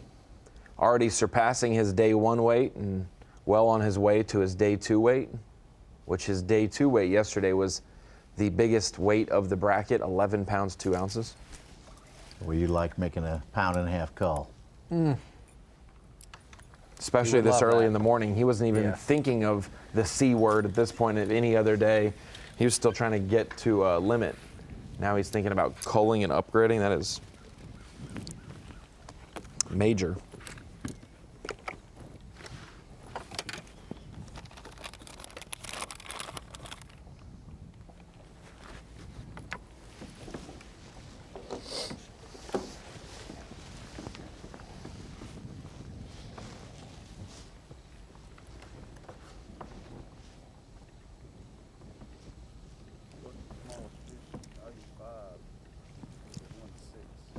Yes, sir. Tucker Smith getting informed of his smallest fish, which is a 1.6. He also has a 1.10, a 1.11, and then he has that 2.4 and a 2.9. If he's even getting close to culling those 2-pounders, you know it's been a good day today. As we bring it into the Bassmaster Studio, sponsored by Marathon, I'm Ronnie Moore. That's Jake Whitaker, Elite Series Pro Rookie of the Year and former College Classic bracket competitor 2 times. We also have Mike Suka on here. Jake, we talked about Tucker Smith leaning on this area. He did get off to a start and caught 1 fish early on topwater, but now we're seeing him fish this spot and then also change to a couple other points, rotate the angle that he's fishing on some of them, really showing like his skill set and knowledge well beyond just the last 2 days. Yeah, Tucker has found that section of the lake that he's liking, he's wanting to be, and he's mixing it up. There's a couple points just kind of really close to where he caught that big one yesterday. He's dialed this section in, and he's just working these points, you know, that got these rocks on them, throwing a Ned rig, small finesse presentation, and it's working out for him. One big deal, Such, for these anglers is the opportunity to fish in the Bassmaster Classic. I know that you've talked to plenty of the college anglers. When they get to the Classic and get some feedback from them, the guys who have barely missed out on it, they have stories to tell as well. For Tucker Smith to come up 3 ounces short in 2021 and to now be in this opportunity and position once again, this is an opportunity for him to kind of, I guess, take some old ghosts and throw them away. Yeah, he said that before coming in here, that it hurt his feelings a lot to lose by 3 ounces in 2021 to Tristan McCormick, and it looks like he's got vengeance on his mind, and he's set right now. We do remember in 2018 here, it was about a 10-pound lead for Nick Ratliff over Nolan Minor. At the halftime break, when the weight reveal was announced, Nolan Minor got to work in a hurry and closed that gap very fast, and then took the lead with 30 minutes left in the day. And then Nick Ratliff, without knowing, catches one late in the day, the last 15 minutes, to win the College Classic bracket here. One of the other closest matchups we've ever had. I need to go get an elite, win an elite or something so I can get a better introduction. And then, hey, we have Mike. You can call me an award-winning journalist, or I actually won musical chairs in 2nd grade. You did? Yes. Can you ride a unicycle? No, I Absolutely can't. not. Oh. I can, though. I was looking. I went to 3 stores looking to bring one in for you. Can you still ride a Absolutely. unicycle? It's just like riding a bike. You got one at home? Yeah, no, but well, then you don't outgrew practice the up. one that I rode in elementary school. I remember but some I kid had one, and I tried it. It is. If you learn it, it is just like riding a bike. I could get up and bounce for a little while, Yeah. but I couldn't do any tricks. Did you do tricks on it? Yeah, so I rode the big tall one. We had one that was Yeah. like 6 foot tall. You could ride it 1-footed, do bunny hops and all kind of stuff on it. Oh my, bunny hops! Yeah, jump yeah. up we and went down over on it. So we had this whole big performance that we would do. We would go to the colleges and do them in halftime of the college games. My mom still has video of that, so don't be asking for it. But, How old were you when this happened? Elementary school, 5th grade. 5th grade. 11-year-old? Yeah, yeah. Oh my. So, yeah, I mean, we went. Gosh, we performed at some Wake Forest games, Clemson. It's like, how many of you out there riding That was probably unicycles? Did you have 30 bowls and cups on your head? Yeah, 30? 30 of us, yeah, and we would ride, and we had this little ramp set up that we would ride across in the middle and crisscross, and that was a big deal. You must Big have had deal. a teacher or counselor or Yeah, whatever we did. in the We had- school there's who was into our it. PE 'cause- teacher was the main proponent of. Even more backstory, Such. That's the reason Jake went to UNC Charlotte. He was on a unicycle scholarship, then found a passion for bass Exactly. fishing. Gave it up. There's a scholarship for that. And I want to see you unicycle fish on the deck of your boat. I bet you could do it. I can do it. Yeah. Cast? Yeah. Oh yeah. I don't Juggle? think I've seen Lisa. guys juggle on unicycles. I don't think tournament director Lisa Talmadge would let you sight fish from 6 feet higher on the unicycle. Hey. Oh, the big one. Yeah. Hey. That'd be risky though, boy. Yeah, that would. Yeah. One wave. Yeah. Yeah, Oh. you're out. I'd like to see it though. I could do it. I promise you, I could. Wow. No, I looked at several stores and nobody. The earliest one could get in is October 5th. So Yeah. you're. Sorry. I'm out of luck and you're you're in luck. I thought it'd be funny to set you up back here. And We have can you do ride it. them.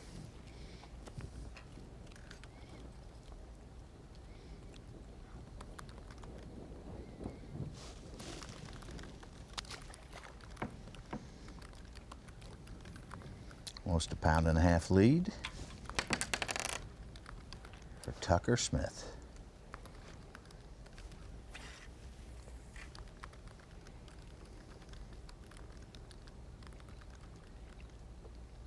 Yeah, our PE teacher kind of pitched the idea to the school and, judged interest and see how many kids wanted to do it, and we had enough interest in it. And the first year, it took us all about a year few months, 6 months to a year to learn how to ride it good enough for us to be able to go perform and do this stuff. They testing out people during PE class. Can you ride? And then after school, Find the rope. Once everybody decided they wanted to do it, it was an after school kind of practice deal, just like any other sport. Really, in elementary school? Yeah.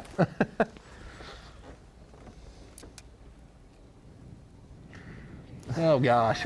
Are you serious? Yeah, there's video. Oh, there it is. This is a video of Jake from his mom. Who is that? He's bunny Folks hopping at home, around, this and then is not Jake. oh no! Unbelievable. That is not Jake. I didn't think that was you. The hair. But hey, that is good. That's That was awesome quick flick. by the truck. A little mishap there, making it on Funniest Home Videos. Oh, I cringe at some of those people. You also Watch this. something you may not know about Jake. He was an offensive lineman, won a state championship in high school for football, and he has a very famous quarterback who was at his high school at the same time that they won the championship together with. Yeah, so so I actually went to A.C. Reynolds High School in Western North Carolina. 2009, my senior year, we won our state championship football, and our quarterback, Caleb Presley, the host of Sunday Conversations on Barstool. Yes. Big goofball. Yeah.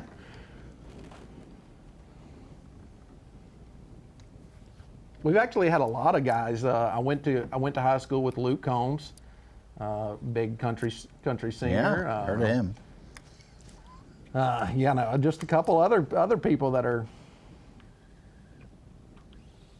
famous. Such, what he didn't mention was my senior year of high school. We were waiting. We had advanced in the state championship, and I say we as the school. I was not a football player. We advanced, and we were waiting on A.C. Reynolds to win or lose their matchup. They lost, so we didn't get to face his school because they didn't make it to us. But we ended up making the state championship that 2 years after. I don't think we got the title, though. We lost 40-0.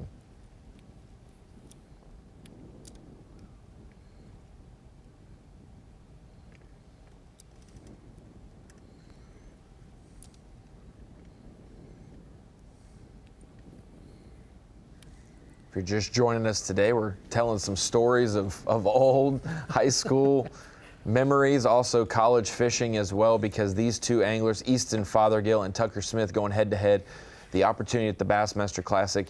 Jake, you've been to 3 classics? That's correct. Yeah. You won Rookie of the Year. You didn't make the Classic from the college series, but as a college-aged angler, hoping to make the Classic, what was your first and earliest memory of attending a Classic where you're like, I want to be here as a competitor one day, and then you obviously got to do that?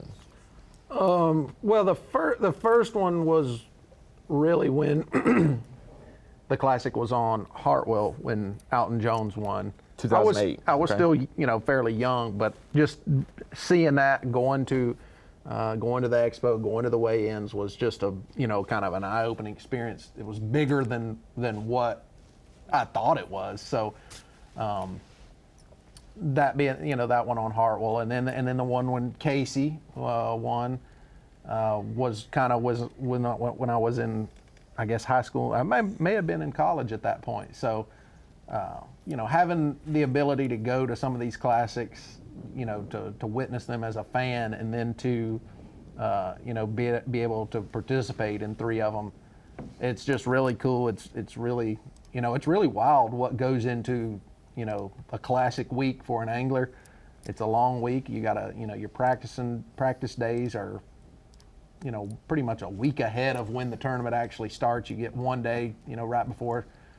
But there's just a lot that goes on in Classic Week that's different from a regular tournament, and either one of these guys will get to experience that, and they'll figure out that it's a whole lot tougher than just going and showing up, for a regular tournament. There's a lot more that goes on. You hear so many elites say, it is my goal every season to That's make correct. the Classic, and there's been guys who have fished elites who have never made it. Yeah, it's not an easy thing to do is qualify for the Classic. Now, Rookie of the Year, 2018, next 3 Yep. years you made it to the Classic. What's been going on? I mean, I've heard a lot of people It's just, have a down season. Right, like Welcher right. last year told me, I did the same things I'm doing this year. They just didn't work. It's exact, and it's kind of been the same thing for me. It's just, and there's definitely things have changed. The forward-facing sonar game has been more, of a thing the last couple years, and I'm learning it, trying to get better at it. But it's just, for me, it's just, if you can get that momentum rolling and carry it in and move along, and the biggest thing for me has been, to limit, you're not going to win every tournament. Just trying to manage each tournament, try not to be, to be down on that bottom side of each tournament. If you can keep your bad tournaments to a 60th place finish instead of a 90th. Yeah, you told me about that. Is a huge deal, and getting off to a good start and feeding the momentum kind of. It may seem that a 60th place finish is not good, but at the end of the year it is way better. That's 30 points, and if you've got a couple of those tournaments where you're either at the bottom or you don't make the cut. Talk about how you go into the tournament and after your practice you kind of change your realizations and hopes of. That's right. Boy, I'm on fish that I can contend. Yes, and either you're in that situation where I found a good group of fish, or I found a pattern where I'm going to be able to do good, or I've found something, but I'm not really sure what's going to happen, or if it's like, man, if I go at it and keep catching the fish that are there, or I didn't find anything. I've got to figure out a way to, to put out the fire from practice and just get the 60th place or whatever it may be. So I've eliminated a lot of water in practice. Right. I know where I'm not going. So, but gosh, it's a fun task to take on. And when it does work out and, you make a top 10 and stuff like that, it's really cool. It's fun. I remember you saying that you kind of got to be a little bit of an adrenaline junkie. Yeah, absolutely. Absolutely. That, it can sap your whole life force, right. But then when you start catching them and you're going, you're I've bubbling. had tournaments where I've had a fantastic practice, and then the tournament, it just dissipates and stuff just doesn't work out. And then I've had tournaments where I've not been on anything, and you stumble on something and you carry that on to a good finish. So you got a couple of your top 10s in Florida, a couple in Tennessee, Texas, Michigan even. Yep.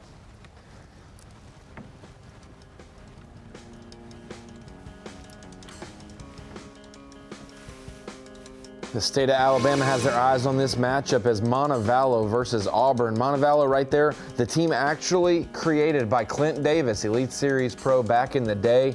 That is where Easton Fothergill fishes for the University of Montevallo. Just south of Birmingham. Just southeast of them is Auburn University. Not far from, I guess, Lake Martin and Martin's there. Tallapoosa River that rolls, on the more east side of Alabama. Not far in proximity and not far in terms of weight. Tucker Smith with the advantage right now, 9 pounds, 8 ounces. He's always had a better afternoon than morning, but he got off to a good start this morning. He has 2 over 2 1/4 in his 5-fish limit. Meanwhile, Easton Fothergill has a 2.5 pounder, but has some culling to do. He has a 1-3 and 2 1/5s. We'll see if he can make some upgrades when we come back. Yes! No way! You're watching live coverage of the 2023 Bassmaster College Classic Bracket presented by Lews at Milford Lake. Championship day here, the final day of the 2023 Strike King Bassmaster College Series Classic Bracket. The whole season comes down to today at Milford Lake.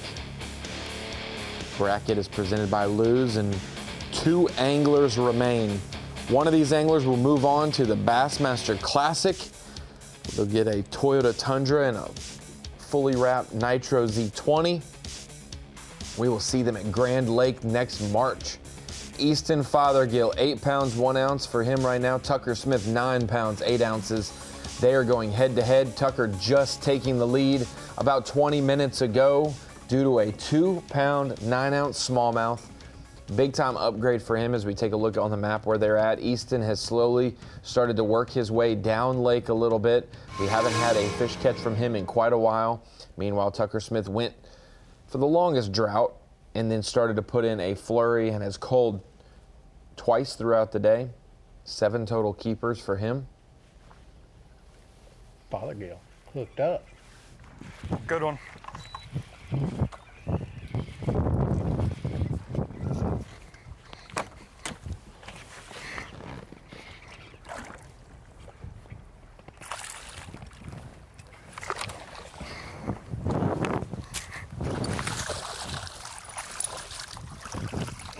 Skinny. May help. Keeping that spinnerbait in play. He's got a 1-3 as his smallest. Built like the other ones. I think he'll get at least 1/4 pound out of that. Should be 1.9, 1.10. 1 pound, 11 ounces, agree? Yep. 111. Half pound. Half a pound upgrade. First fish in more than an hour and a half. Now he trails by less than a pound.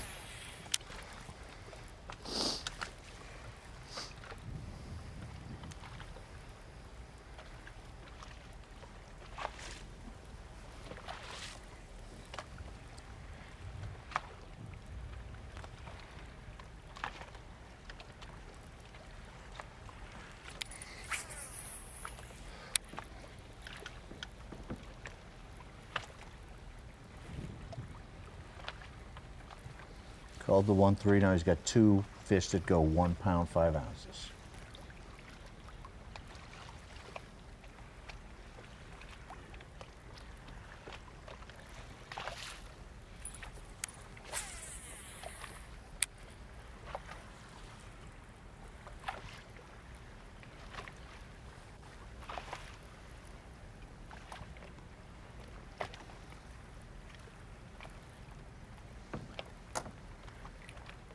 Even as the sun has gotten up in the day so far, Fothergill still keeping the spinnerbait honest.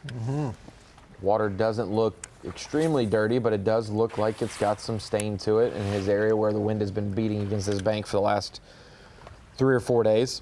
Anytime you've got a wind that's a really good wind for a spinnerbait, it's not too much. It's not the waves aren't necessarily crashing on each other, so it's just getting that water turned up. Gosh.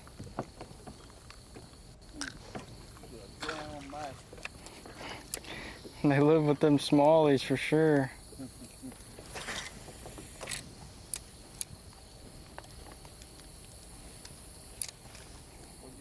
Alabama smallmouth. Mm-hmm.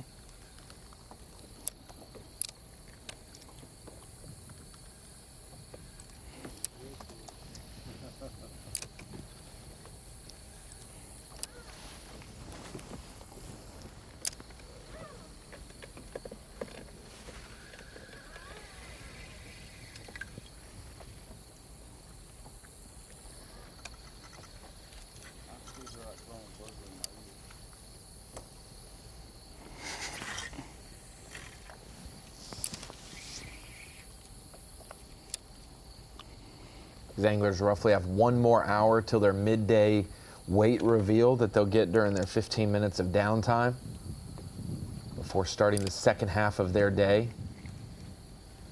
For those programming note, we will be on Bassmaster.com all day today. We will go all the way up until 11 Central, which is noon Eastern. We'll be live for the first 4-hour session. We will take a 1-hour break.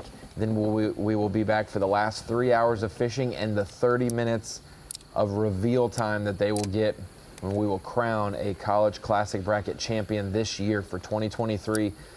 who will then get access to the 2024 Bassmaster Classic.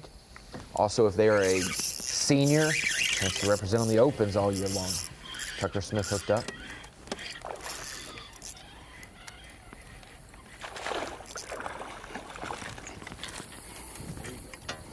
Get rid of a 1-6.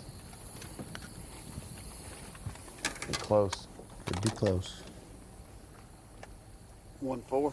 1-4. 1-4 will not do it. No upgrade for Tucker.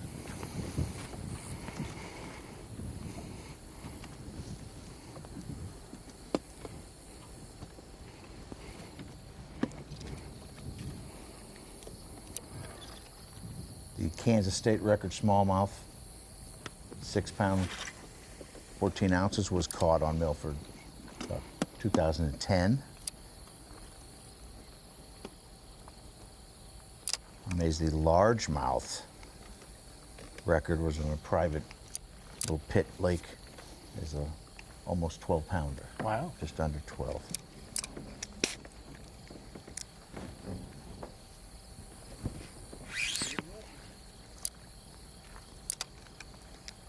A 614 smallmouth is big. I mean, they get bigger, but that is a big smallmouth. Easton hooked up. I don't know what that is. Don't think it's a bass. Catfish. Is he albino? Yeah. Is that albino catfish? Albino catfish. Hey, that might be a state record albino catfish. What? Look it up, Suits. Look it up. Albino. That's awesome. That is So a years one, ago, I did a story on crazy. albino creatures. That's a once in a lifetime fish there. On the day that you don't care about it at all. Yeah. I don't want to mess with it. He's wasting time. That is neat. Almost looks pink behind his Yeah, purple that's jersey. jersey, yeah. That's cool. And Tucker Catch hooked albino up. catfish. I can surely catch a 3-pound bass. I don't know that one's gonna help. Uncommon to find an adult one with all the predators who can see it. Yeah. Same with deer. But there's a place near Mille Lacs, Father Hennepin State Park, where there's no deer hunting.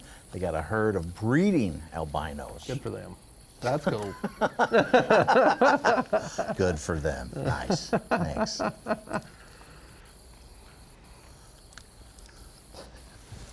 I've been a part of plenty of Chamber of Commerce meetings where they hate on the albino deer. I'm glad this area enjoys the albino deer. Protect them. All people go and take their photos. And Indians would not kill albino deer sometimes when they're hunting. They must not have Back been in the day, hungry there's enough. there's some kind of They must have been eating okay.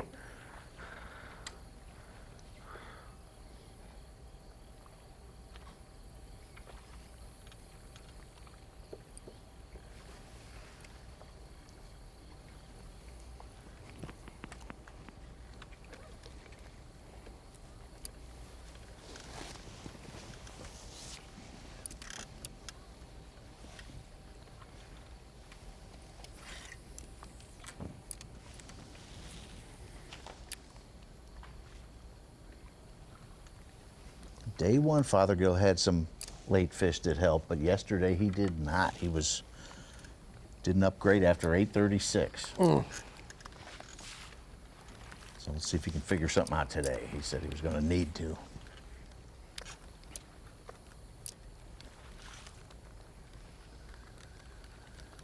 Not sure if he's just facing with the point or if he's even what he's fishing here, but it's something different than what he's been fishing.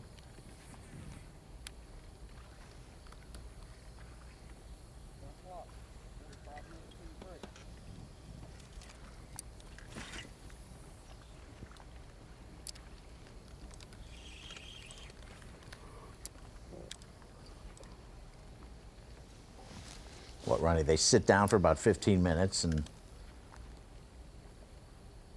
get the reveal, maybe have a snack.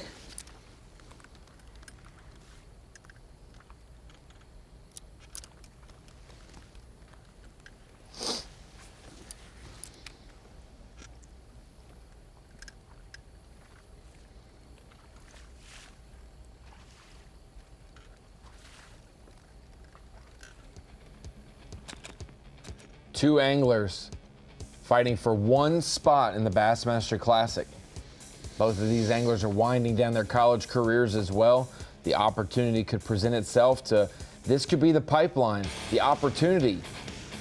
The Bassmaster Opens, which is the way to make the Bassmaster Elite Series. We will stay tuned to all the action. Easton Fothergill, 8 pounds 1 ounce. Tucker Smith, 9 pounds 8 ounces. We will decide it today, and we're nearing the midway point of our tournament.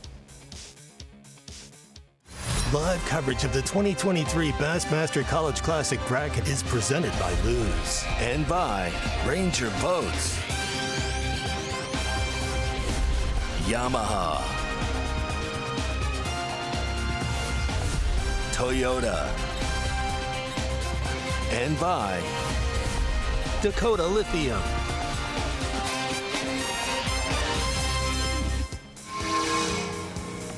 Final day action here, the College Classic bracket at Milford Lake, Junction City, Kansas. It's been a fun week at Acorns Resort here for the anglers. The opportunity to be close to the lake on this resort, as well as jumping around spot to spot on the lake. They're all trying to do what Lewis Minetti did last year. The UNC Charlotte Angler won Team of the Year. Knocked it out multiple years. What a fantastic day 2 of the bracket where he caught 2 giants. This is some of the highlights from his day 2 there. A phenomenal day. Knocked off some of the best anglers in this sport this week. And on that final day, a tough day between him and Seth Slanker, but he was the one who prevailed, able to win the College Classic bracket, go to the Bassmaster Classic, and also fish the Bassmaster Opens this year. He's got one more Open to compete at the Harris Chain. Maybe he can win it and go back-to-back Classic appearances. Lewis Minetti, your 2022 College Classic bracket champion and Opens representative. Man, Bass provides the highway, whether it be the College Series, the Nation. Want to shout out my guys, the Hook Bassmasters back in New Jersey. Join your club, join the College Series. Man, I can't thank Bass, Strike King, all the Bass sponsors enough, just for getting me here. Absolutely phenomenal week of fishing. What a fun time it was. A tough Lake Greenwood. They had some crazy storms that canceled the seeding day for them as well. Big rains dirtied it up, and they had to survive each day of competition. They figured it out. I've spent some time on Greenwood. It's got some really big fish in it, a good fishery, but it can be tough.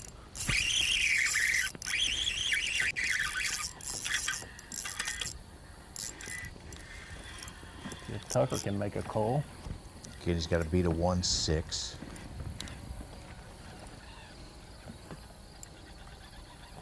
Looks like it might. Looks like it might. Why did he feel so much bigger? It'll be very close. Yeah, will be. Me too. He was hooked weird. He wants another 2-9 that calls out a 1-1. Right. Ooh.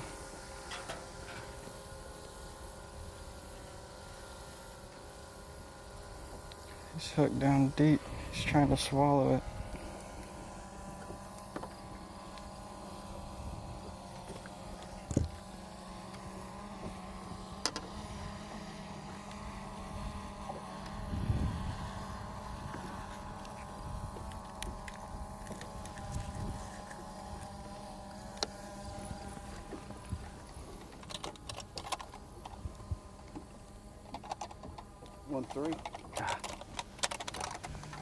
No help.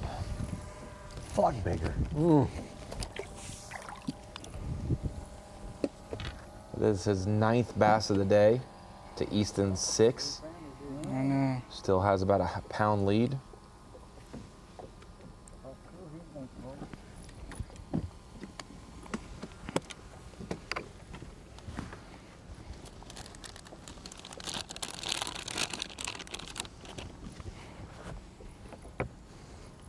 Smith yesterday, after catching his 4.5 pounder around 9:30, he went silent for about 2 hours before he caught his 4th fish, and then he went on that flurry. It has been all 3 days, if you know, just looking back, it's flurries for all these anglers where it's like if you get on a spot that's, you know, that's got some fish, you can catch a couple, and then after that it slows way down.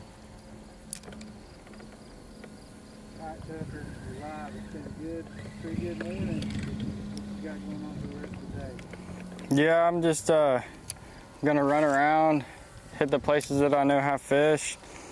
I'm glad I got a couple decent ones this morning, so that, you know, I need 3 good bites today, and we'll see. You know, it's trying to, you know, move slow, stay calm, not get spun out and run around like crazy. So just trying to take my time and, you know, fish for the fish that are here.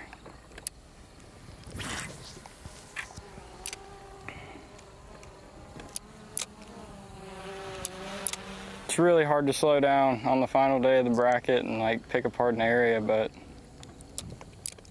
got to do it sometimes, especially when the fishing's so tough like it is.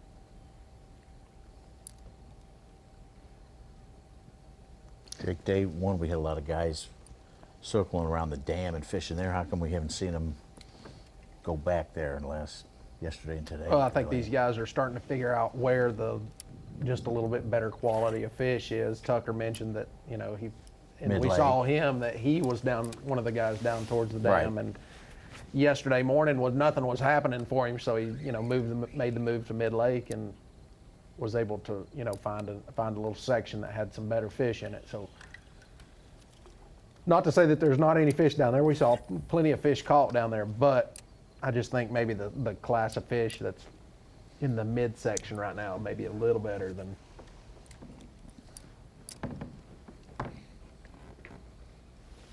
£8 9 ounces on the left side of your screen, 9 pounds 8 ounces on the right side of your screen. A 15-ounce deficit right now for Easton Fothergill of Montevallo University of Montevallo. Tucker Smith from Auburn leads on the right side of your screen, both with a 5-fish limit, so culling is the only way to upgrade now as Tucker makes a move.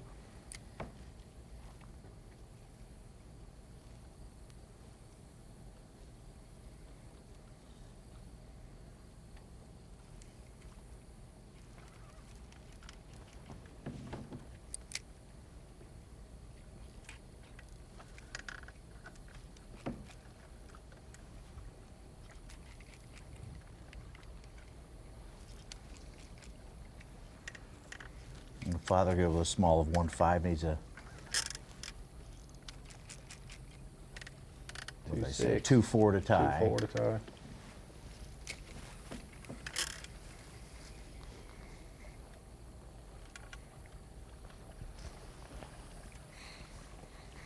We're moving.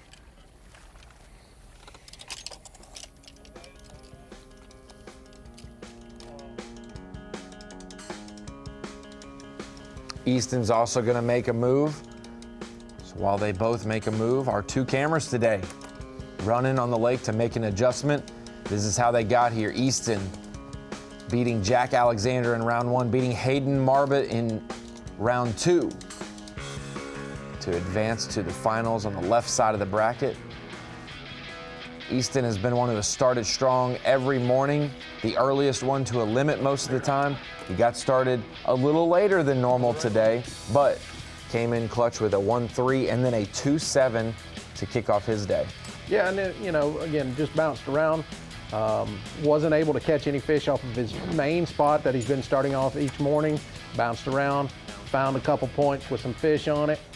Made another move, saw some birds on the bank, pulled out his spinnerbait, was able to catch, another good one and fill out his limit there. So, it's been, a day of adjustments for Easton, and he's going to have to keep adjusting. He's going to have to keep moving around to try to get an upgrade to catch up with Tucker. Meanwhile, Tucker Smith took out Matthew Cummings in round 1 and then beat Brody Robinson yesterday in the semifinals, advanced to today. And the big question was, yes, he can catch him in the afternoon. Yes, this spot is very key, but can he get something going in the morning? Started much quicker for him, and Such, watching him catch a 110, a 2.4, a 111, and then a 2.9, that is how he has overtaken Easton Fothergill. Yeah, catching those 2 pounders has been key, and he missed catching that monster yesterday. He caught that 4.5 pounder to really blow away his match with the biggest weight of the week, 11 pounds 2 ounces. Please be a bass. Okay. Tucker Smith, a 3-time high school champion, also this year's college champion, won a Bassmaster College Regional, as well as both anglers have made their runs, and they're making their runs down towards the south end of the lake. Easton I like this, making little moves here and there, not spending too much time running, but just working your way down south, seeing what's in store. We haven't really had Easton catching too many fish down towards the dam, but we will see if he makes his way down there today. Welcome into the Bassmaster Studios. Like we said, Tucker Smith and Easton are both making a run in their boat right now, so we are not with them on camera, but Jake Whitaker's here to react. So is Mike Sucon. How was that, Such? The award-winning Mike Sucon over there. I'm an award-winning writer, yeah. Absolutely. Great finale here with Montevallo having a chance for their first representative in the Classic from the college bracket, as well as Auburn trying to tie for the most ever. Yeah, I mean, it's these guys. Such. I was throwing that to you, Such. Oh, yeah. Well, Auburn, if Tucker Smith, he's tied Bethel with 3. Yeah. I mean, it's been a while for Auburn, though. Like you said, a decade. A decade for them. Jake, you've been in this opportunity, the situation, the college bracket, a lot of interesting things. You don't know what your opponent has until midday. How did you handle that? Did you care to know what they had? Want to do, obviously, you want to do your game plan. You don't want to fish on other instincts. Gosh, I don't know if I would want to know or not.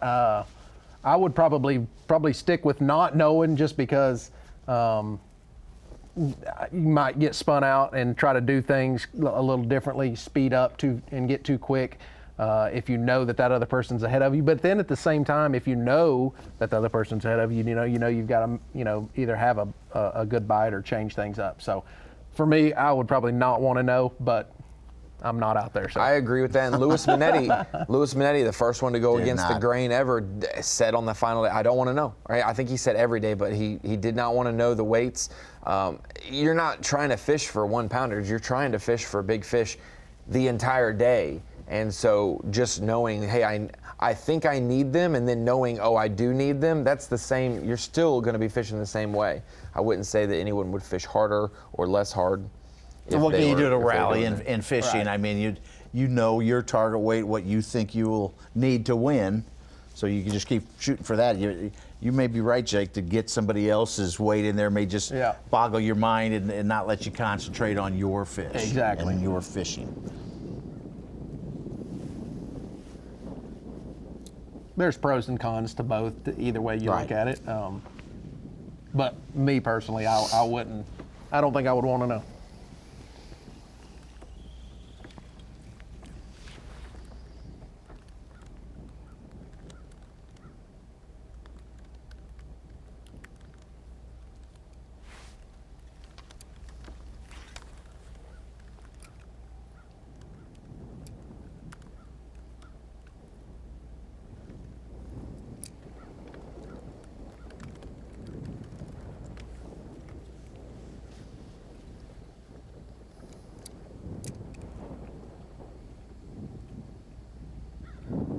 Dam in sight now. Dam's in sight.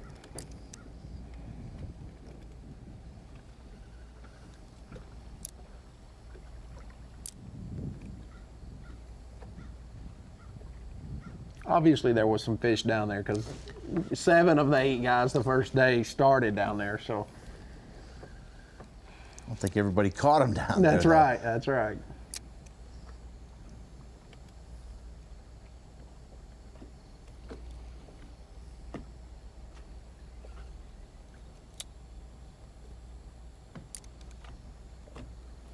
The wind's been coming from the south, and that's kind of positioned north and south, so. Kind of a block for the wind.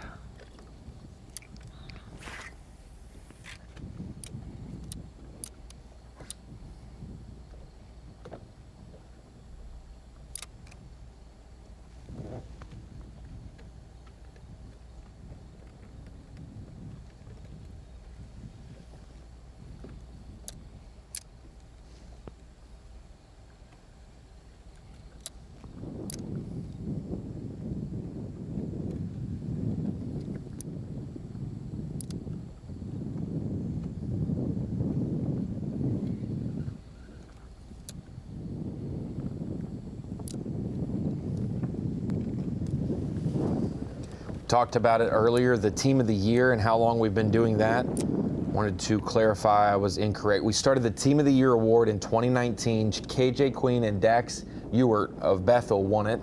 KJ obviously went on to make the Elite Series shortly after that. 2020 was Zeke Gossett and his partner, I think Casey Smith. I don't want to be wrong. I apologize to him. I only put last names on the sheet, from Jacksonville State.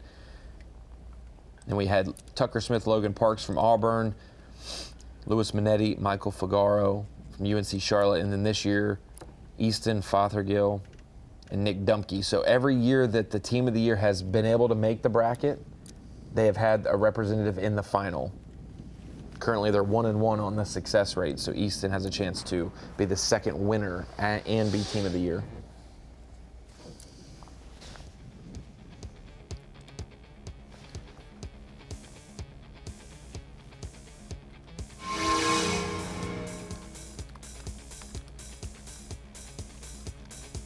Beautiful Milford Lake, the host this week. Excited to end our college fishing season here in Kansas. A lot of species to be caught out there, but most of these anglers are looking for the smallmouth bass and just big enough to make some upgrades. Both anglers trying to cull. Yes! No way! You're watching live coverage of the 2023 Bassmaster College Classic Bracket presented by Lews at Milford Lake. We are nearing the halfway point of the day. Strike King Bassmaster College Series Classic Bracket presented by Lews. Always some of the most dramatic fishing of the year. Maybe not the most fish catches when it comes down to just 2 cameras at the end of the day, but to see both of these anglers head to head and to see every move they make, every adjustment they have. We go out with Tucker Smith. Both anglers have worked their way south on Milford Lake, down towards the dam. Tucker Smith looks like he's winding probably a small swim bait.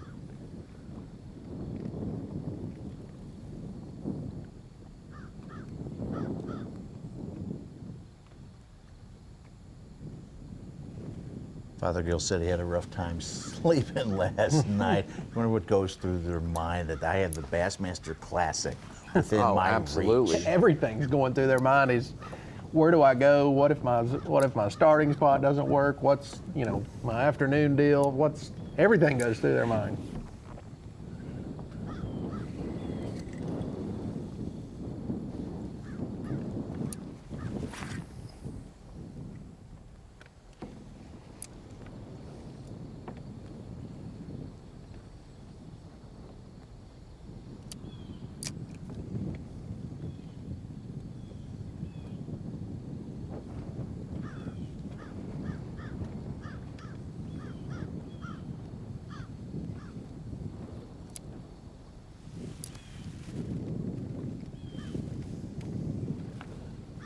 Yeah, Jake, I had a rough time sleeping.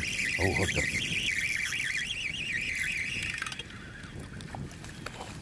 White bass. Yeah. Not the desired species.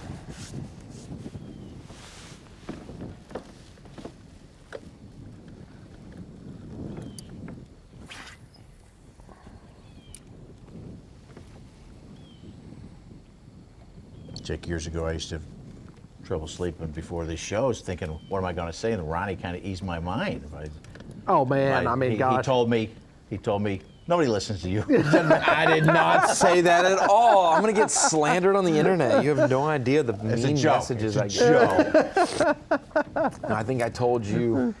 It doesn't matter what you say because 1 minute later, we got a new audience. We have a new audience. We have a new audience. Just. I drive him away. That's what you said.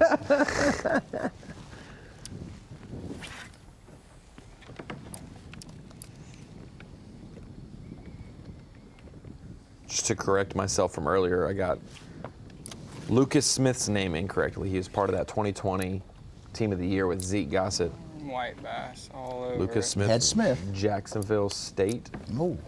So we've had a team, Bethel, Jacksonville State, Auburn, UNC Charlotte, and Montevallo win Team of the Year. That is 3 schools. That's 4 schools in the state of Alabama and 3 schools from the state of Alabama, 1 from Tennessee, 1 from North Carolina. Earlier, you were naming the colleges that are represented on the Elite Series. Yeah. You said Montevallo. Who? Clint Davis. Oh, Clint. Yeah. Okay.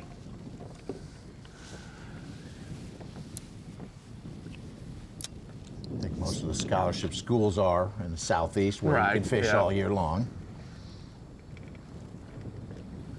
For a long time there, I'll say, we were talking about the difference in a scholarship school versus a student-based, fundraising. The Auburn type. Yeah, even lesser than that. Like they have a good system down where they can recruit people. We weren't recruiting people to come to ECU or to UNC Charlotte.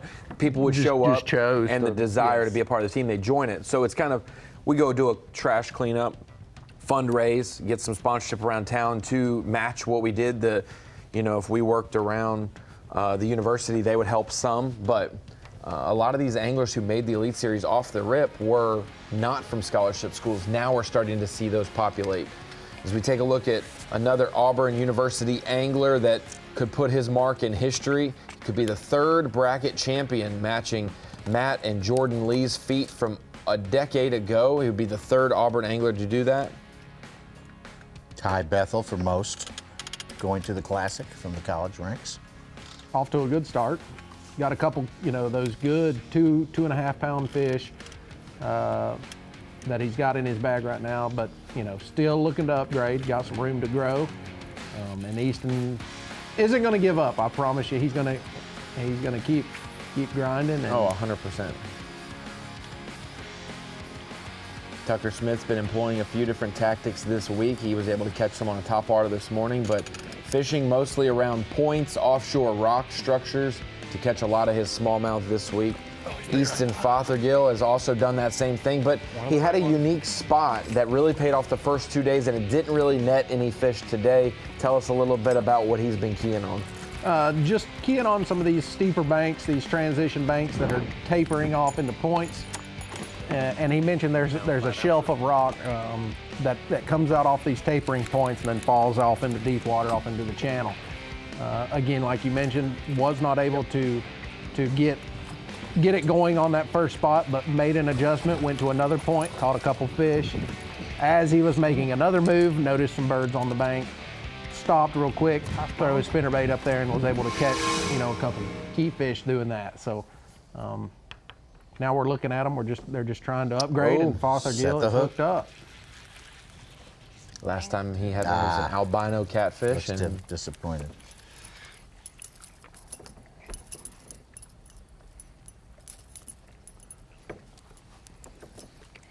That's a white bass going back. To catch you updated weight-wise, 8 pounds, 9 ounces for Easton Fothergill, 9 pounds, 8 ounces for Tucker Smith. They're just 15 ounces apart, and Easton's hooked up. Another white, or is that a smallie? Another white.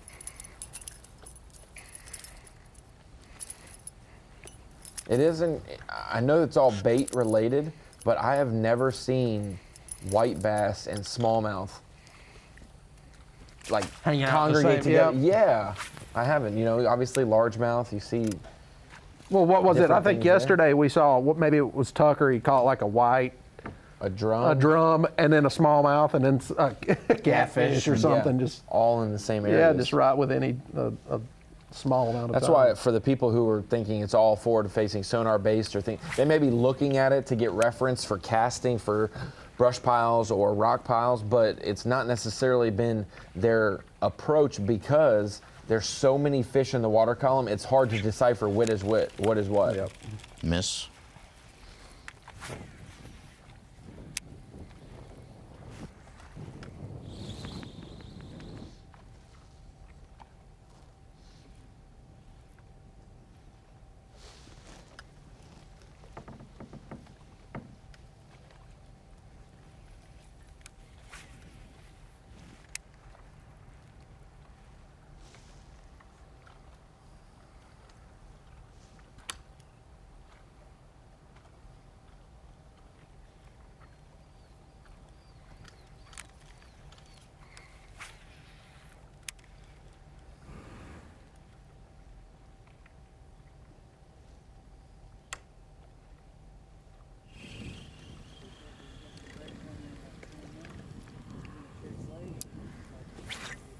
Nah, I'm not gonna ask. Because, I don't know, today I just gotta catch the biggest bag, you know, I don't need any stress or anything if he's got more, so I'm probably just gonna not take it. I just gotta catch the biggest ones I can.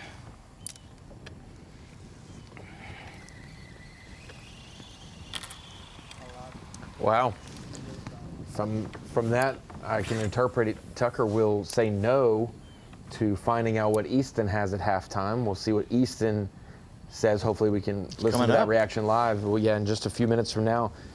They, at, I believe, 10:45 local time, so 9 minutes from now, they will make a pause for 15 minutes. If they want to know what their opponent has weight-wise, they can be told that, and what they're told is number of fish and total weight, not specific individual fish. Tucker sounds like he's going to decline that option because he said, hey, like we said, I'm not going to fish any different. I know I got to catch the biggest bag possible, and I'm already trying to do the same things I would adjust to go do. I want to know how many drum he's caught and catfish he's caught. Tell me that. That's I want to know specifics. Well, he had the biggest bag yesterday, 11.2. I mean, it was only 3 ounces more than Easton's biggest bag. From day one, yes. I just think that's the smartest move to make. I love it. I love it. To just do your own thing. Let the chips fall. Let the chips fall. I just think if you get an update where they tell you the score and you run around and start trying to make changes that you probably wouldn't do if you didn't know, you're going to look back when this is over, you're going to look back and say, man, I just wish I would have done that differently. So I think it's smart not to get the update and just do your thing. Concentrate on your fishing. I got a story covering a wrestling meet. It was a meet with a bunch of teams. I love covering wrestling in Missouri, St. Louis. And the announcer said, in this final heavyweight match, this one kid needs to pin the other kid, which wasn't true. It ended up not being true for his team to win. The kid kept trying for the pin, could never get it, and he actually lost the match, and he should have won the match because he was a higher seed, better ranked wrestler.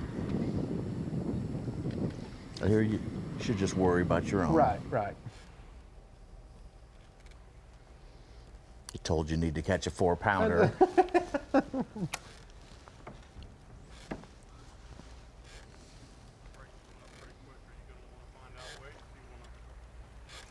don't think I'm gonna. Both? Ooh. Hooked up. Not gonna help. I don't know. I think if he happened to have way more than me, I might change my game plan to do something dumb.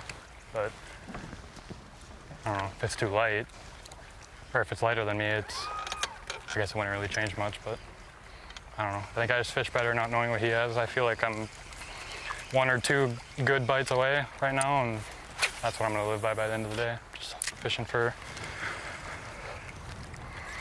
one 3 to 4 pounder and maybe a 2 3/4 or something. That's kind of my mindset the rest of the day.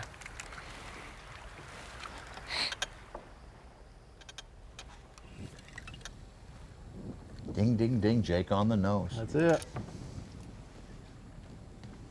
I love it. I love that both of these anglers don't want to know. They are confident in what they're doing, or this is the only thing they think that they should be doing, and they don't want to lose confidence in it. Plus, I don't think, honestly, if Easton found out Tucker had 9.8 or Tucker found out Easton had 8.9, I don't think it changes that much, knowing that it's a 1 pound. Like, what you're doing is working. Even if you're down by 15 ounces, you're right there on the same track they are. This last shootout, is going to be the deal the last 3 hours of the day. Like Easton's saying, I don't want to change into do something dumb. Yeah, I'm going to go flip a 3/4 ounce jig in a bush that I found upriver just to try. You waste time running around then. And then if you do start to employ that new pattern and don't catch anything for an hour, did you just waste that time? You got to go do something else now and go back to your game plan late in the day? Jake, what tells you, boy, this isn't working, I need to move, besides not catching fish? How long do you give besides something? not catching fish, your instinct, his instinct's going to kick in and say, This area's this dead. is, yes, I'm not, and just like you said, the not catching fish is what's going to spur his instinct to tell him, I got to do something, got to change up, either bait-wise or location-wise.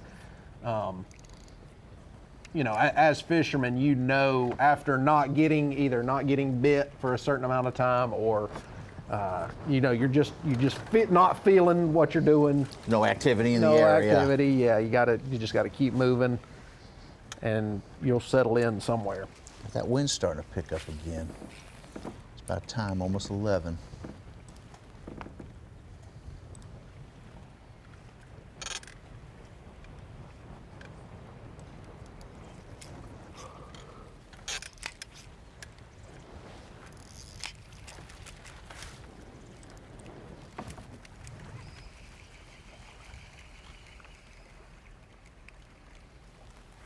I have a dull little break here then coming up. See if we can get them to talk about their day so far and what they hope to accomplish in the afternoon. Well, it's not like Easton needs a 4-pounder. He needs a what? 2 1/4? 2 1/4 to tie. Well, I mean, there have been those fish caught, so.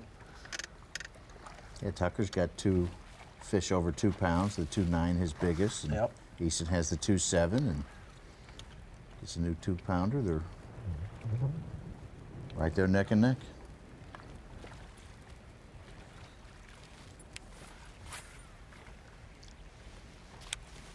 I wonder what he thought. 2 or 3 birds on the point. When Easton heard that he had a 4.8 yesterday.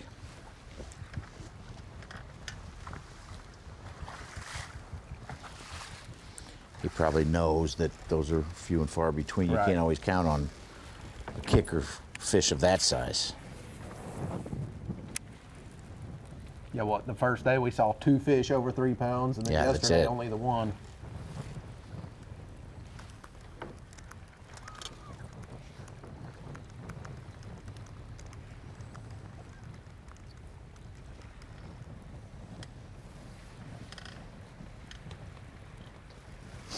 Pretty different from 2018 when we were here, because they had, I think first round they had a 12-13 bag, and then the winning bag was 13-8, and the water being second higher place was helps. 13-4. Oh, yep, water being towards normal full level. Pool. Yep. Nolan's been watching. Nolan Miner, the runner-up that year, has been watching the bracket. He said Milford's white bass, drum, smallmouth hybrids all together. It's pretty wild. I think that that's the reason that the smallmouth don't roam here is because of how many hybrids and white bass there are. And then he said there's a giant hump out in the middle of the lake that's big rocky area. That's like an arrow for smallmouth. Like that's right, go there. And none of them in the field caught a smallmouth on it. Really? Other species just were on it. So it's not like there's defined areas, it seems, here.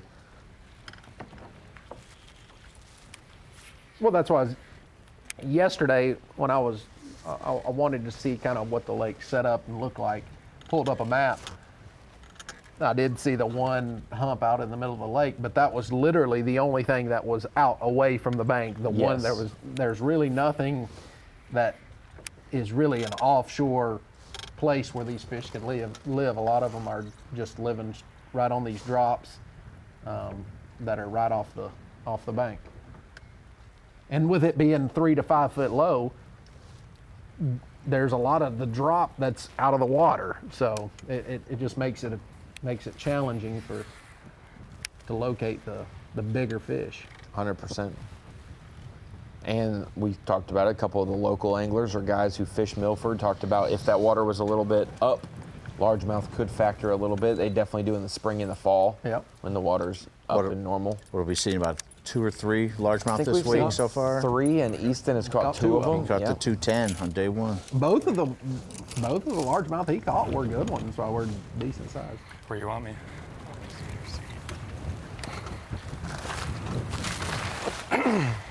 It's not really been a secret that you've had some health conditions and some issues leading up to the tournament. Everyone's talked about it. We haven't really heard it from your perspective. Do you want to kind of share what you've been dealing with and what it's taken to get here? Yeah, so I had a brain abscess infection in my brain, and that whole deal started at Pickwick at the Bassmaster National Championship.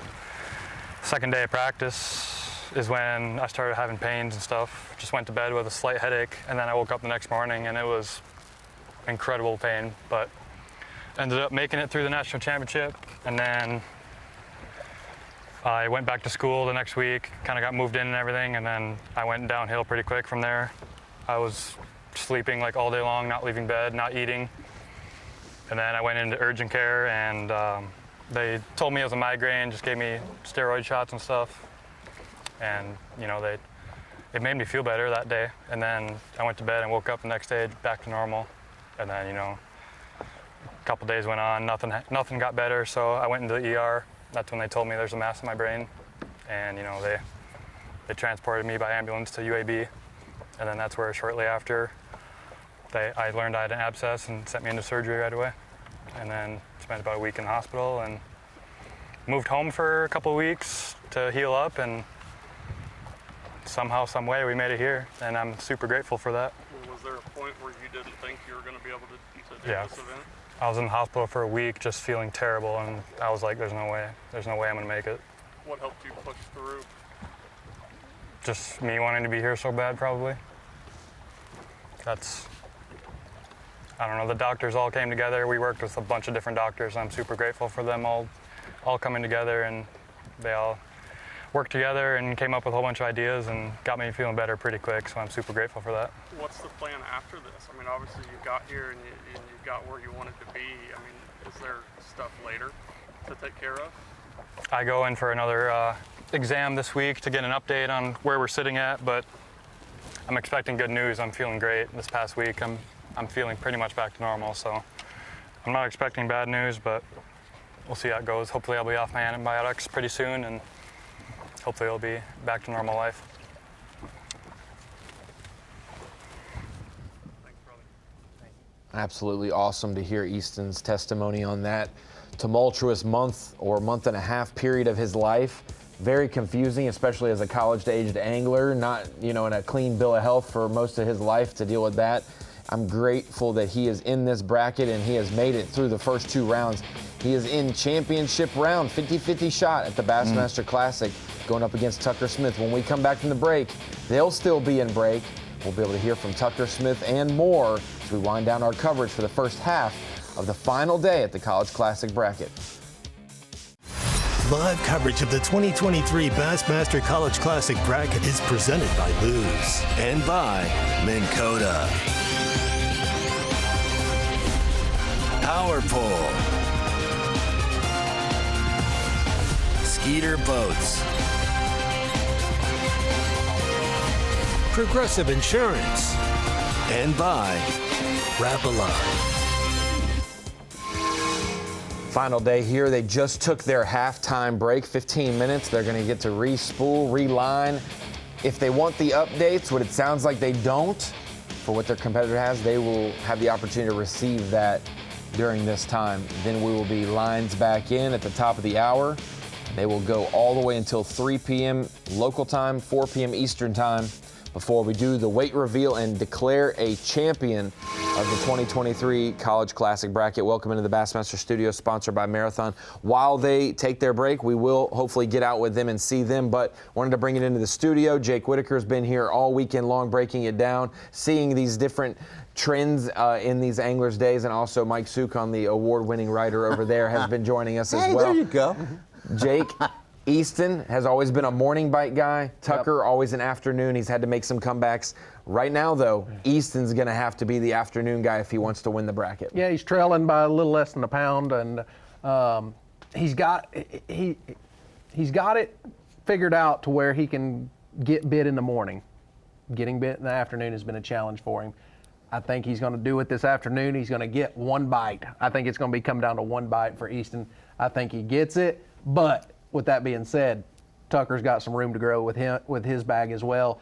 Can he, further his lead from where it is now? And if you think about it, Easton's been one of the most consistent anglers throughout the week. If you look back at the semifinals yesterday, you had Brody Robinson catch a 4.6 on day one, Tucker Smith a 4.8 yesterday, Hayden Marvin had a 3-pounder and change in round one. The deal is that Easton is the only angler that survived past round one that hasn't boated a 3+ pounder. He has had some 2.5s, heavy 2s, Such.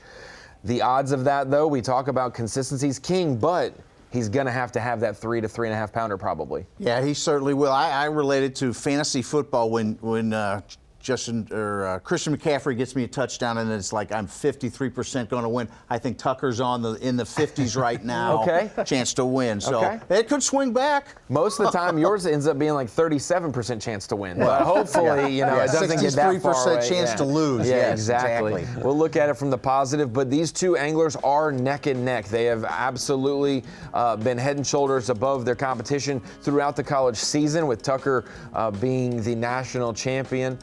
Easton Fothergill being a part of the team of the year. They're only separated by 15 ounces. Let's catch you up on the action that we've seen this morning so far from them. Easton, like usual, he hasn't trailed for a single minute of this bracket until today, and he's trailed for roughly the last hour, maybe the last hour and a half, but got off to a good start, caught a 2.7 as his second keeper of the day. Was unable to get it going on that first spot that we've seen him make work the first 2 days. Switched it up, went to another point, caught a couple key fish, made an adjustment, another location change on his way to that location, saw some birds on a bank, stopped in, threw his spinnerbait up there and was able to catch another key fish and fill out his limit there. But with that being said, he's got some work to do. He's got to have another big one. We're halfway through. It's going to be another one of those fantastic finishes that we always have seemed to get here at the College Classic bracket. When we come over to Tucker Smith, we said he's going to have to make an adjustment in the morning time to get off to a good start. He obviously threw a topwater this morning, caught one keeper. Then he went to his spot right here earlier than we've seen him any of the other 2 days of competition, and it paid off big time. He caught a 110, then he caught another 1-pounder, then he caught a 2.25, and then later in the day caught another one around 2.5 pounds. He has put in the two of the 3 biggest fish today, and that is the reason he has a slim lead over Easton Fothergill. Yeah, he's utilizing that Ned rig technique, a little bit finesse-y style more than what we've seen from Easton. Using his forward-facing sonar to locate some rocks out on these points. A lot of these fish are really hiding well. They're sitting really close to the rocks, so they're hard to see. Just going ahead and casting at all the rocks he sees, and been able to catch a couple of those 2-pounders that are key here this week.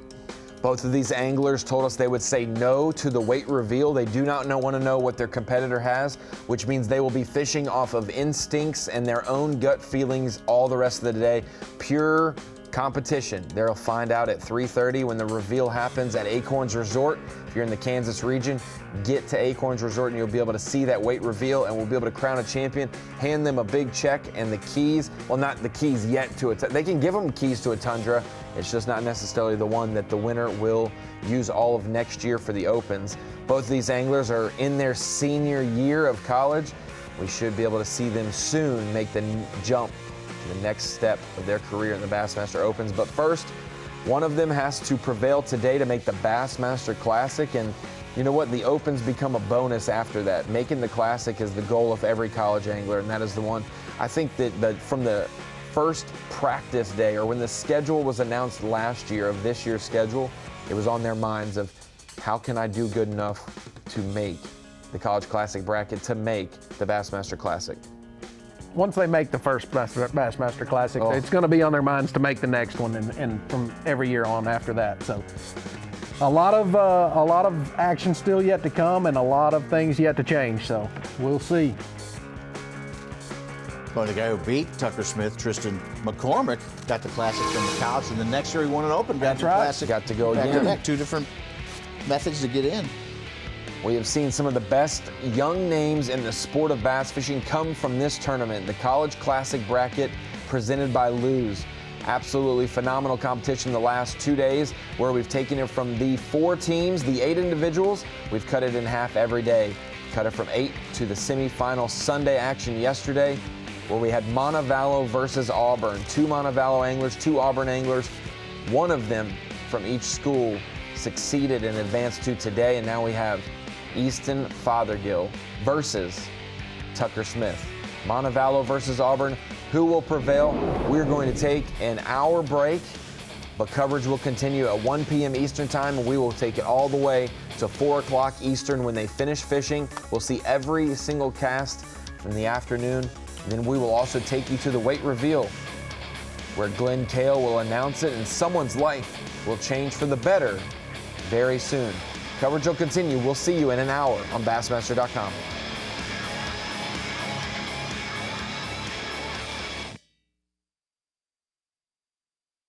Yes! No way! You're watching live coverage of the 2023 Bassmaster College Classic bracket presented by Lews at Milford Lake. And we are live. We are back here for the Bassmaster College Series Classic bracket at Milford Lake. Junction City, Kansas is the host this week. Final day action, just 2 anglers remain. After thousands of anglers have competed this year, hundreds of schools represented. We are down to just 2 individual anglers. 50-50 shot at the Bassmaster Classic and making all of their tournament dreams come true. Easton Fothergill, Tucker Smith, last 2 anglers to compete this year.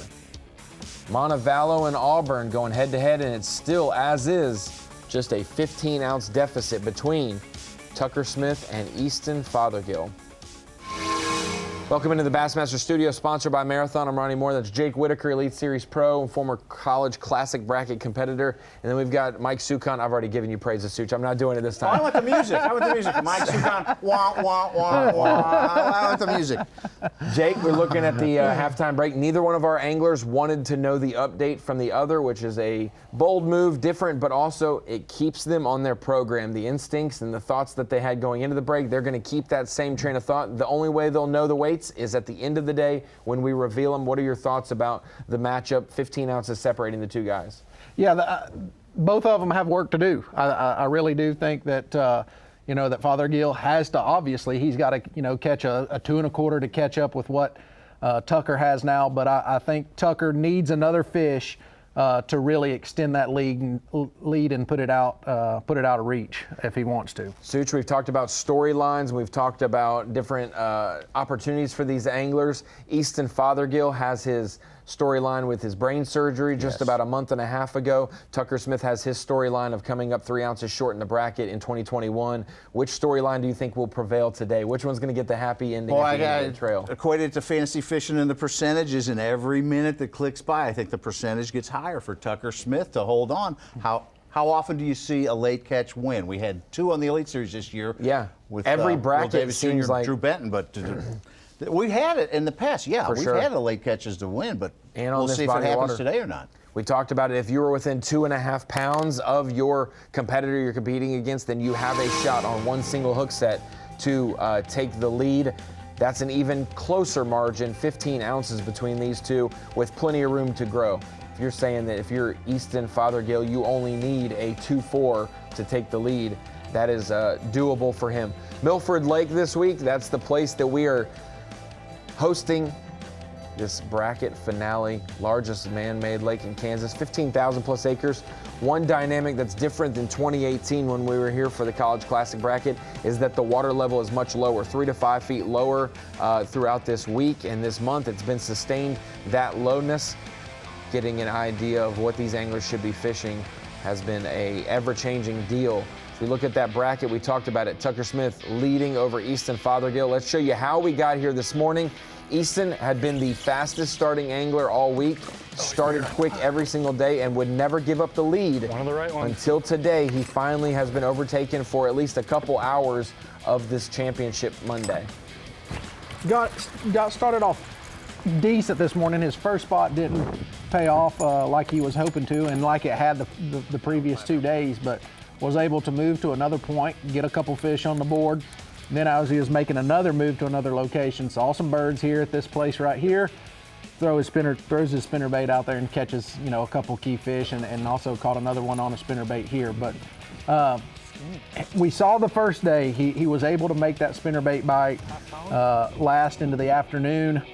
We'll see if that happens today. Kind of flip-flopped for these two anglers. Easton by far had the best morning every day. Tucker would have a great afternoon the first 2 rounds. Well, Tucker got started this morning, a bonus topwater fish. Then moving to his best area, we saw him catch a 4.5 pounder, the biggest bass of the week. We saw him catch it here yesterday. Then he goes and puts multiple fish in the boat. He has caught 9 keeper bass, 4 culls for him. Caught a 110, a 2.4, and a 111 here. Late in the morning, though, this 2.9 for Tucker Smith was the one that really set him apart. That was a huge cull, 1.5 pounds, and that's what gave him the lead. Well, we talked all week about what the average size fish has been caught, and anything over 2 pounds has exceeded the average. So Tucker's got 2, you know, those 2+ fish, you know, a 2 1/4 and a 2 1/2.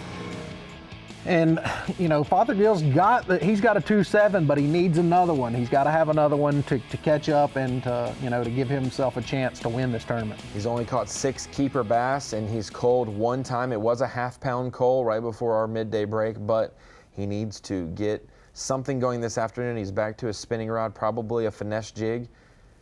I love the work he's done with the spinner bait so far midday. As he's hooked up right now, we'll see if this one maybe will be a keeper upgrade. A little bit of tough service there for the first time all week. We've had great views. This is an important fish for him, though, as he swings it in. It needs to be bigger than 1.5 to upgrade. He's got 2 1.5s. That'll be close. It won't be the upgrade he needs, but it should be close.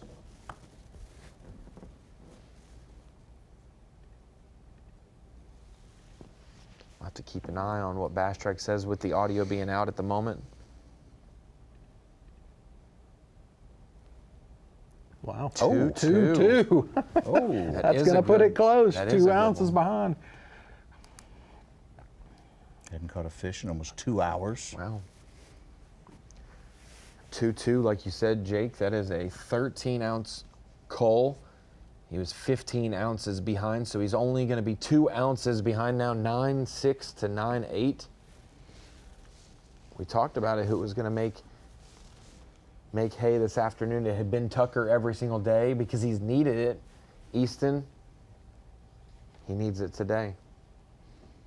That looks like a new spot. I don't think we've seen him, or when we've been hit with him, we've not seen him fish this spot. So jumping around, just trying new spots. I'm sure he's been back and forth to the places that he's caught fish off of this week, but he's, you know, maybe that's one of the spots that he found off on Google Maps last night. So good for him for making a change, and it paid off for him. On day 1, he had a couple fish in the afternoon, but yesterday he was done, did not cull after 8:36 in the morning.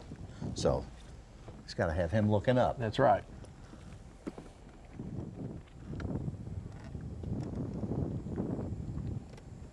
And the bar just swung back to like 51.49.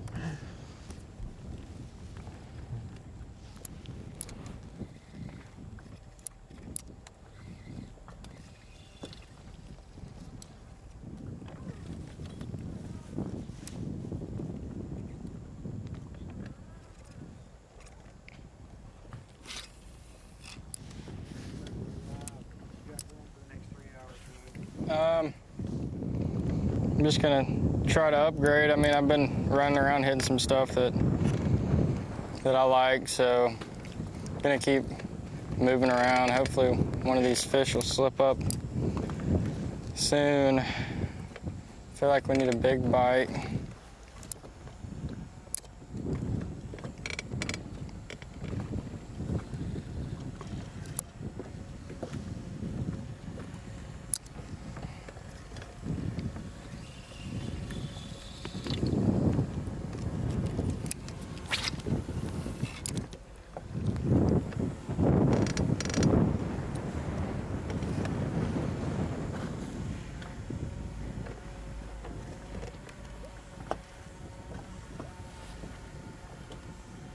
The afternoons of these finals always keep you on the edge of your seat. We've had some really fantastic finishes.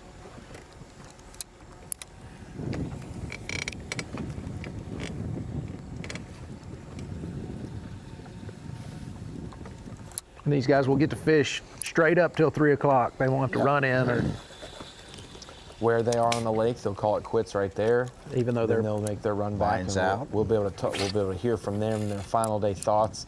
If they think they did enough, if they, it's a different tone. You could be leading, like Tucker Smith leading. If he doesn't upgrade the rest of the day and wins by 2 ounces, he will have thought I lost it because I didn't make any upgrades. Right. But yet he would be in the lead. So that's what's awesome about both these anglers not getting a reveal.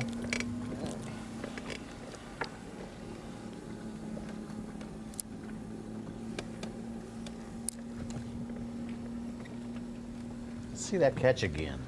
Let me see that 2-2. Yeah. Easton just caught. To make it oh so close.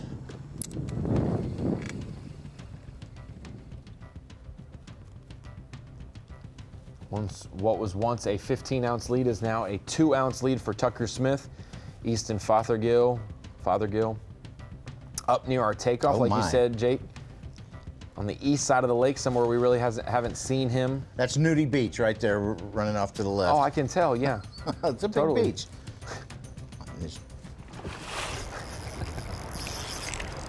So this was that catch moments ago. Good one.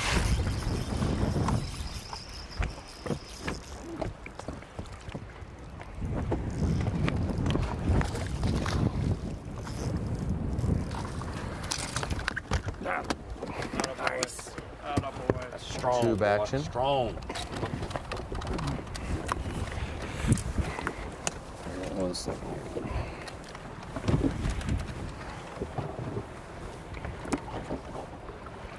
Okay. 2 pounds, 2 ounces. Let's go. Let's go.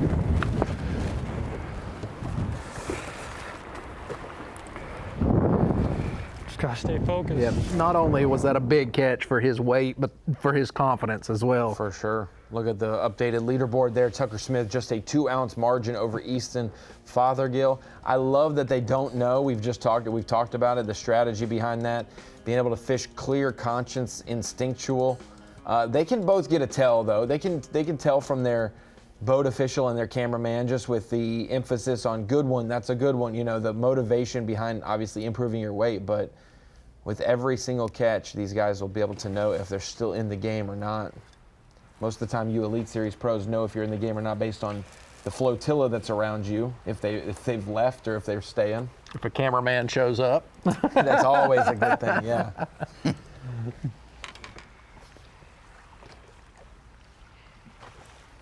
Although we have some Elite Series anglers that struggle with putting in correct amounts on bass track.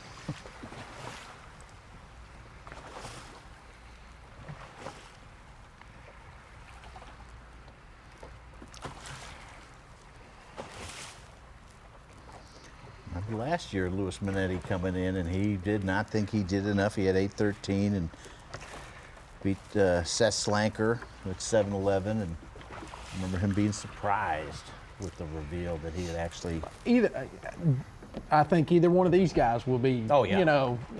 It's just if it always. stays this way, if somebody catches a 4 and right. I mean, now if one of these guys had jumped up and caught like 15 12. pounds or something like that, you're pretty confident you got it, but. We've seen, several 10-pound and Tucker with 11-pound limit yesterday, so they know that 9.5 pounds can be beat. So they both know, you know, if it ends up staying like this, they're both going to think that they didn't do enough. So.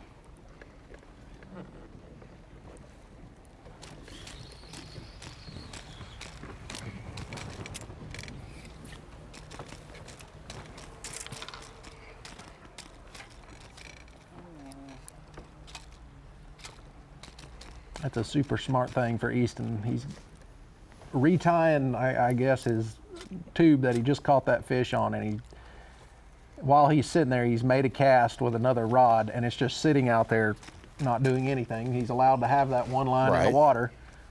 You never know. There might be a fish swim by and pick that bait up that he's got, just throw it out there, and that'd be a bonus fish for him.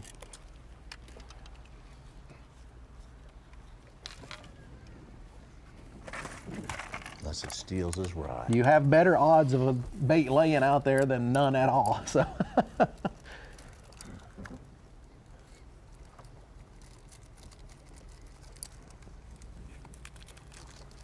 Especially with smallmouth, how they group up. Yep.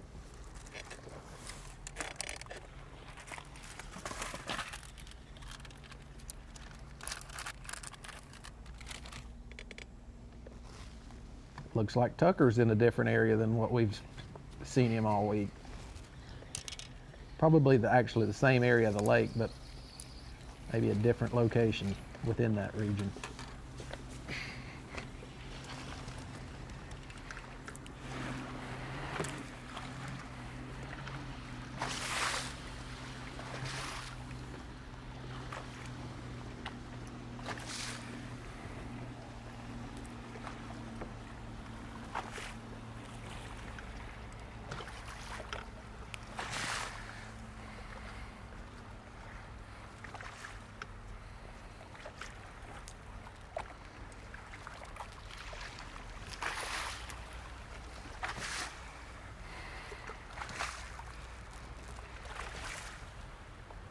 If you're doing research, there's like I'm shaking. Breathe, brother. Shaking in wind.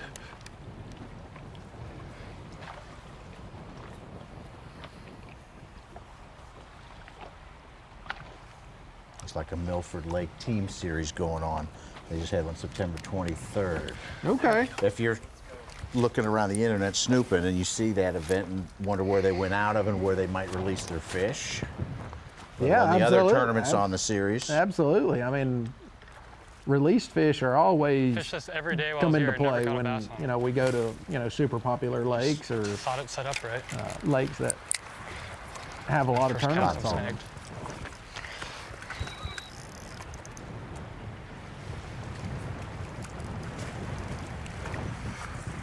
Some of them don't have the Bassmasters release So much boats. shad So up there, you tries to can't see take the them out rocks on to live the scope. lake and spread them out. Yeah, most time local tournaments either they'll just drop them in the water right there at the boat ramp, or I've seen a tube. that's right.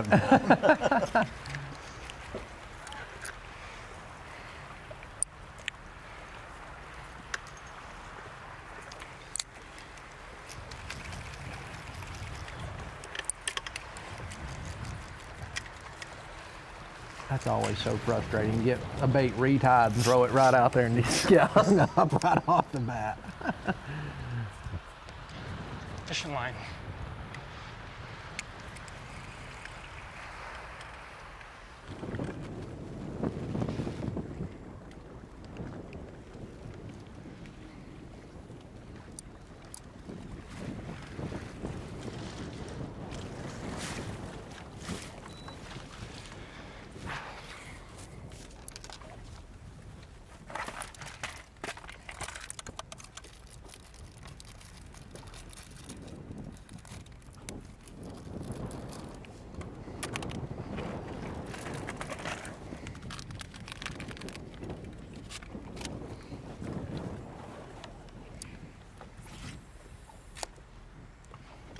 Easton, next fish to get rid of is a 1.5. Is that correct? Yes, So that's 1.7 to tie. He had two 1.5s, so he got rid of one of them, one left, and then he His next smallest would be 111. So he's Okay. if he gets rid of that little one and has another 1 3/4 to 2 pounder, he'll be poking around that 10 pounds mark for sure. Yeah. Feel good. Really need to get rid of that 1.5. That one will hurt if it stays in our bag. He knows Seems that. to know. He knows. He knows without knowing. Yeah, Yes. almost 3 hours to do it, so.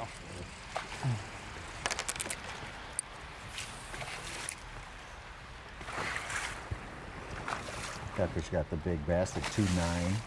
His small is a 1.6.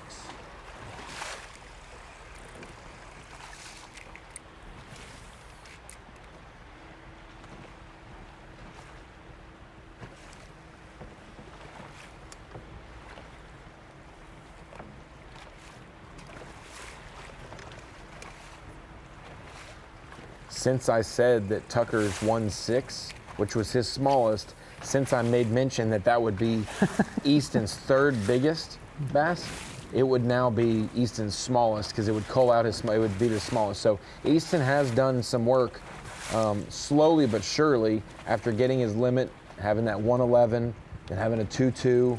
Those are the right sized fish, right around average to above average.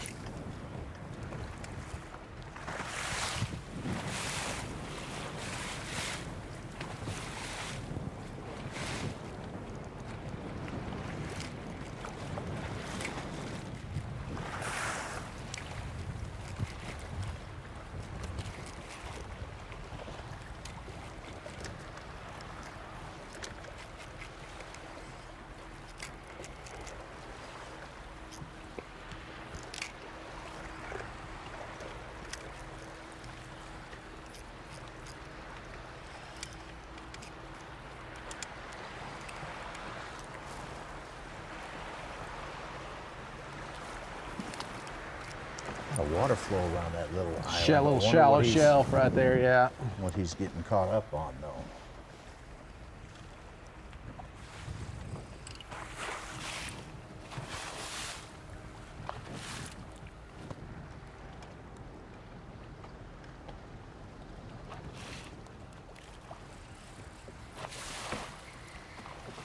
Let's roll.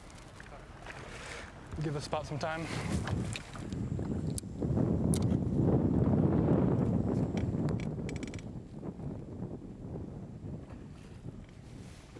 Easton's gonna make a move, and Tucker is still in his general area down the lake a little bit that he has been keyed in on, which you mentioned, Jake, you like the way those contours laid out. It has a little mixture of that access to shallow water, access to deep water. You're not super far away from where these fish could go. Yeah, and I think Tucker's probably targeting some boulders or some just rock piles that are out off of these points and rock veins or whatever it may be, but for whatever reason, and we noticed it yesterday, there was a little lull even for Tucker until he, got right back on that little flurry that he had towards the end of the day.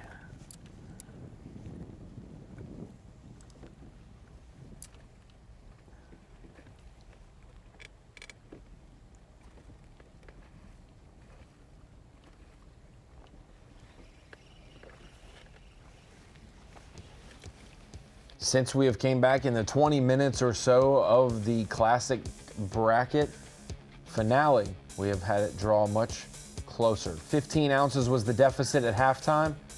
Now it is just 2 ounces between Tucker Smith, who's leading with 9.8, over Easton Fothergill, 9 pounds 6 ounces. We will see who prevails. The opportunity will be there. We'll see who makes the right adjustments. We'll be back with more coverage in just a moment. Live coverage of the 2023 Bassmaster College Classic bracket is presented by Lews and by Humminbird, Mercury, Nitro Boats, and by Bass Pro Shops.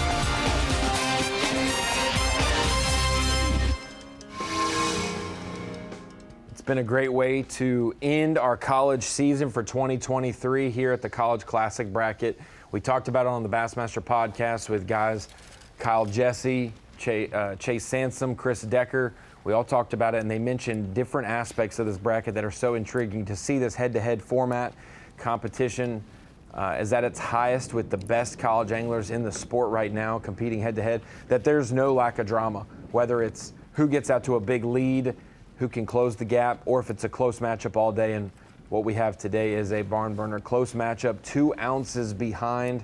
That is what Easton Fothergill trails Tucker Smith by just 2 ounces. He needs just a 1-7 to pull even with Tucker. They would have a fish off if they tied. There's plenty of time today. Bite your tongue. I might just tell Glenn Kale and Mike Burtis to go live on Facebook. We both can't, if it's later in the day.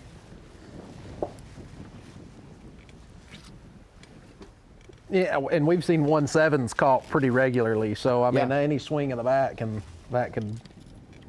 be the case. We're talking about, in theory, the smallest keeper that either one of these anglers has in their 5-fish limit is what they need right now to upgrade to tie.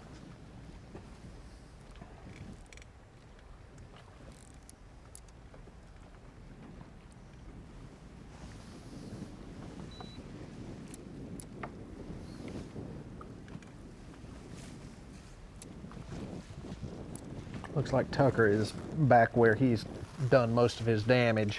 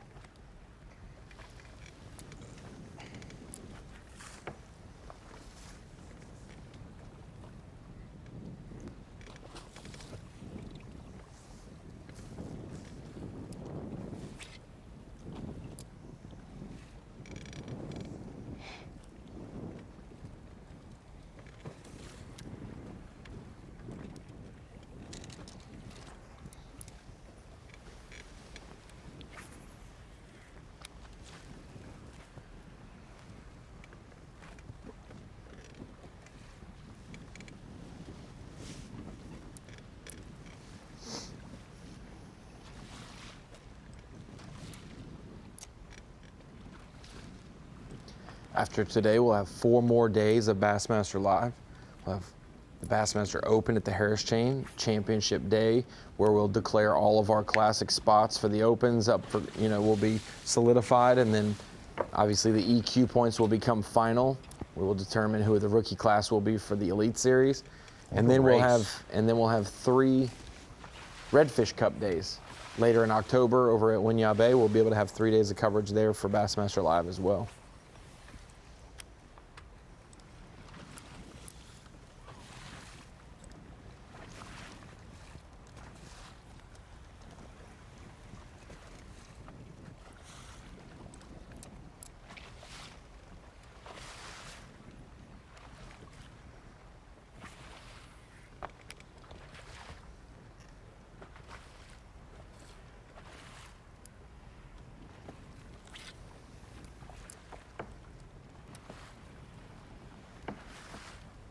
Got our Bassmaster guys picked for that Redfish Cup, Ronnie. Justin Atkins, Scott Canterbury, Ray Hanselman, Pat Schlopper. We do have 4. I didn't see Pat's name, so we will have 4 Bassmaster anglers represented.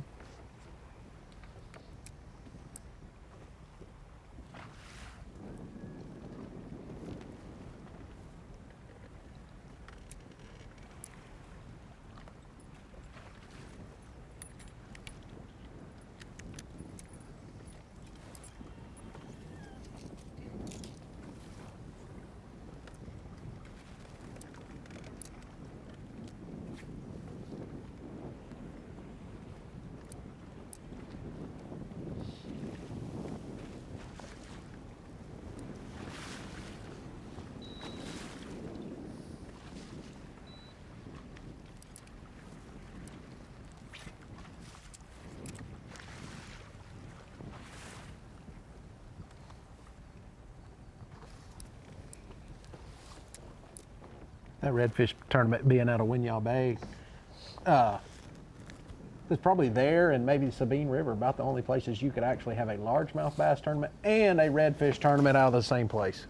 I'm sure there's other places, obviously, but Winyah Bay, we've had you know, Elite Series tournaments there in the past. Yeah. The just like here, where we're trying to add an extra pound to their weight for all their non-catches, maybe the bass will be the non-catches in that tournament that we can add to it.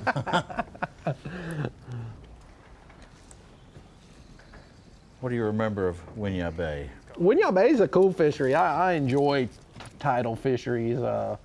It's just a different element, different. You know, you got to be at the right place at the right time, and then at the same time, you could fish across the winning stretch and never know it if you're there at the wrong time. So I enjoy tidal fisheries, and in the Winyah Bay, I had a good tournament when we fished there in.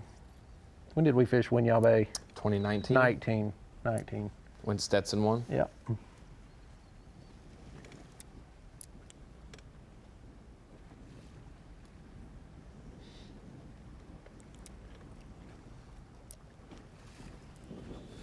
That was the venue for last year's college championship, where Coastal Carolina took the title and was able to make the bracket. That's correct.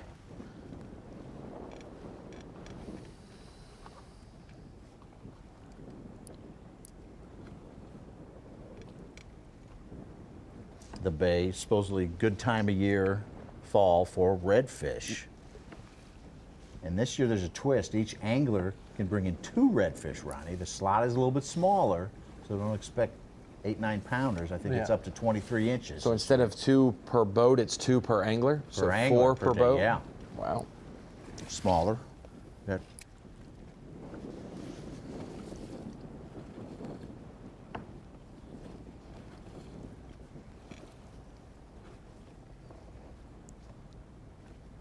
Got Captain Ryan Rickard back, Ronnie.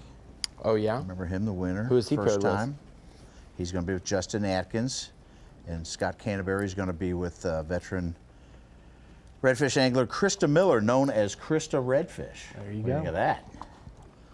And then Ray Hanselman will be with Dwayne Esty, who has competed in the first one. He was Patrick Walters and him were a riot. Yeah, they teamed up together and they had some fun. Esty was very vocal and happy man. I liked him. And Pat Schlopper is going to be with the local guy, Charleston native charter captain Ben Powers.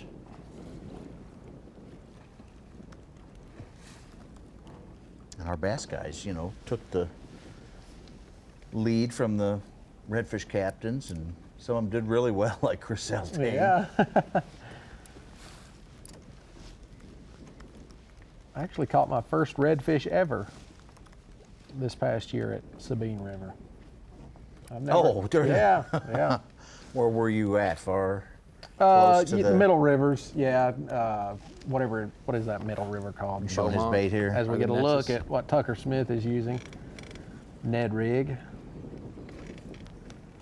It's bigger in a hand than it is on the end of a line. That's exactly right. Depends on how big your hands are, Well, Such. okay.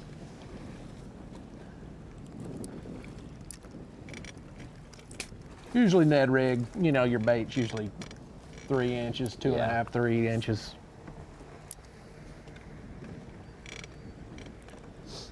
But here from the camera angle, you see a jig being thrown, then you see it in somebody's hand, and it's a little more hefty weight than you imagine seeing it from a distance. And some are way bigger than others.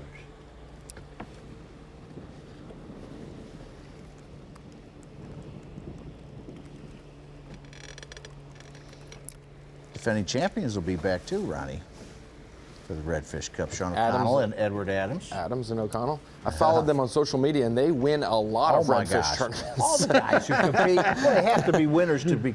Yes, to but qualify, normally we see in circuits. bass fishing, you go up and down at times, and like these guys like stay on it. I even met Fred Myers when I went down and shot a feature with Drew Benton about growing up Panama City, and Fred was somebody who fished saltwater and bass fishing with Drew back and forth, and I got to meet him, and now I see him being successful in the Florida aspect of redfish tournaments, and so it's neat to see the little bit of secrets or the style of different redfish anglers. I assume it's very similar to, you know, bass fishing. There's thousands of ways you could catch a bass, and I'm sure there's thousands of ways you could catch a redfish. I had an article on the tails. Was it award-winning? People love the. It should have been. About the tails of the redfish. You know, some artists base their whole careers on it. A flag sticking up out of the water where they feed on the bottom, and those guys say they still get excited when they see those tails. Sure. Because it's sight fishing, and, yes, and that's Drew exactly Cook right. was real excited. Say, I got to sight fish some of these. Yeah. I'll be back.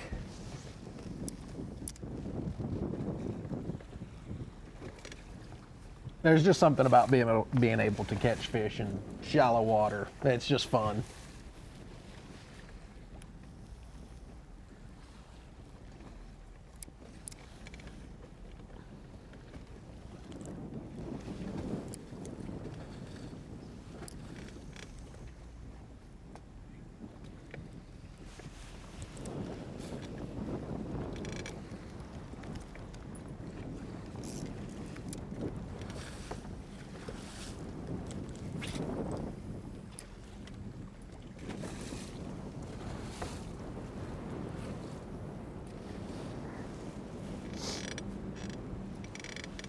The action has certainly slowed down in the afternoons compared to the mornings. It's been fast and furious, but that doesn't mean the impact of these late day catches is going to not be felt. It is going to make a big difference with every hook set. As soon as the drag begins to peel off one of the spinning rods for either of these anglers, they know, hey, the opportunity to add to my weight is still sitting there. Easton said it a couple minutes ago. I have a 1.5 and we are doomed if I keep that in my bag. That is the case right now, down by 2 ounces.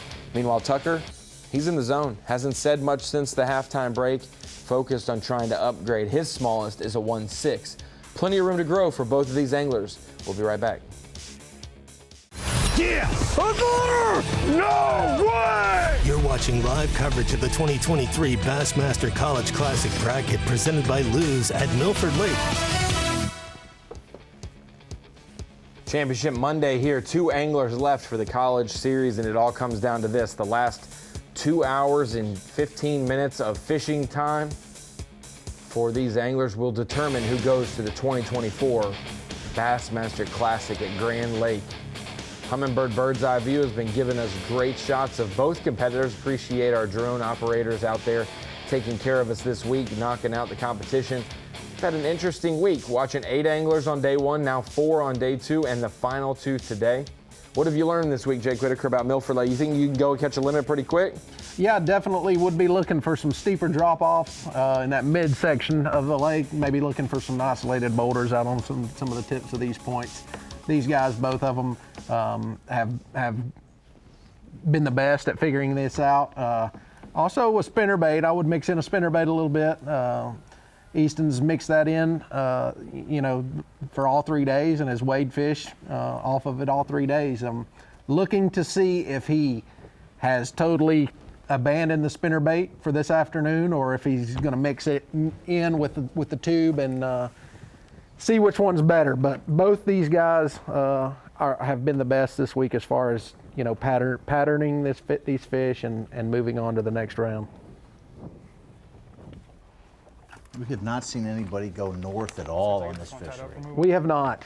It does get really flat and not shallow, but shallower. And you know, I'm sure these guys probably looked at it in practice, and you know, with the lake being you know, 3.5 or 3 to 5 feet lower than normal, with it already being the shallower side of the lake, maybe the structure that those fish want to be in up there is not available. So it's probably not the best option right now.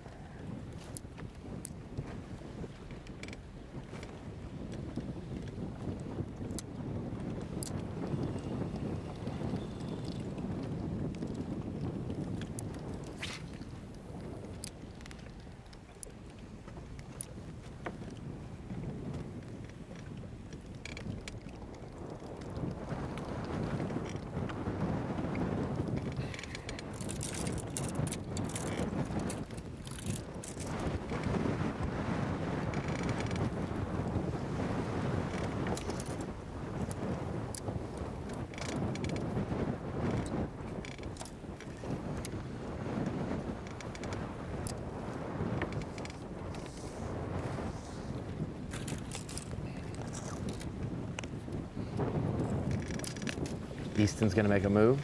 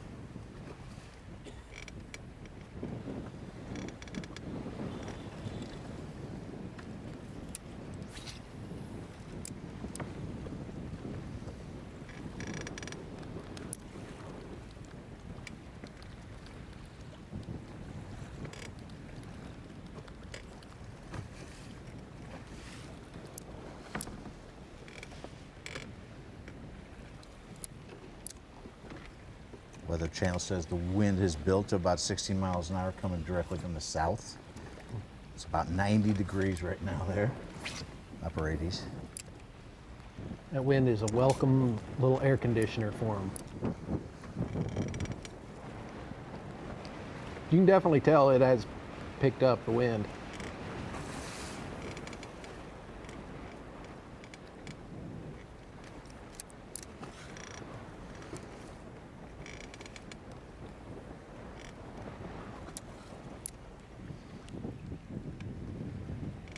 Could be challenging to throw a light Ned rig in 16-mile-an-hour wind. Might have to go to a little heavier head.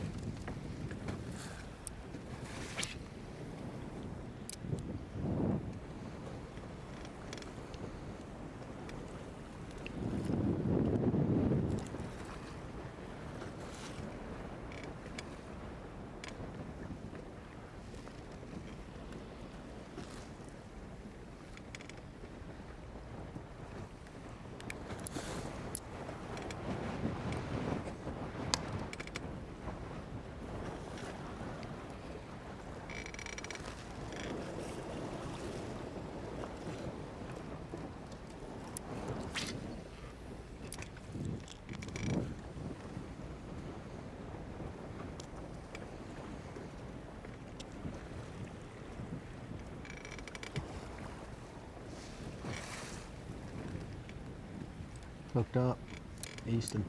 I think it's a drum. Don't be so sure yet.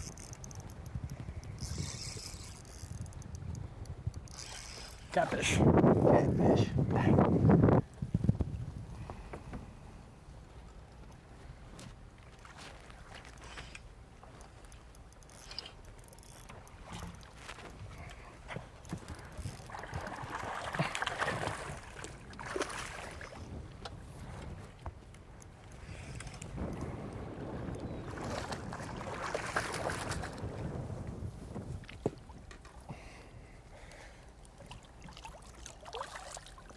Well, it's not an albino, but it's a nicer one.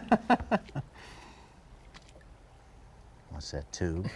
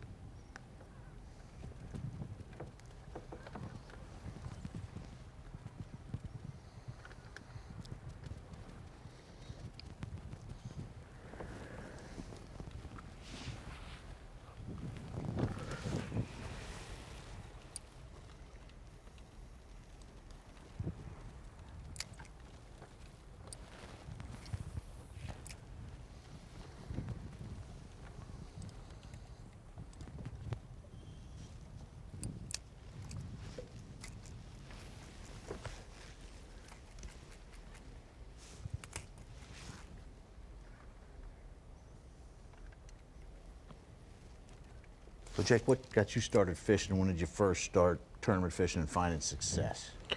Well, my dad, obviously, he grew up in the outdoors with his family, and he fished in a little local club with some guys, and he had a older gentleman that was his partner, and unfortunately, his partner passed away, and probably when I was middle school age and just starting high school, but mostly middle school is when I really started fishing with him as far as bass fishing. After the unicycling. After the unicycling was done.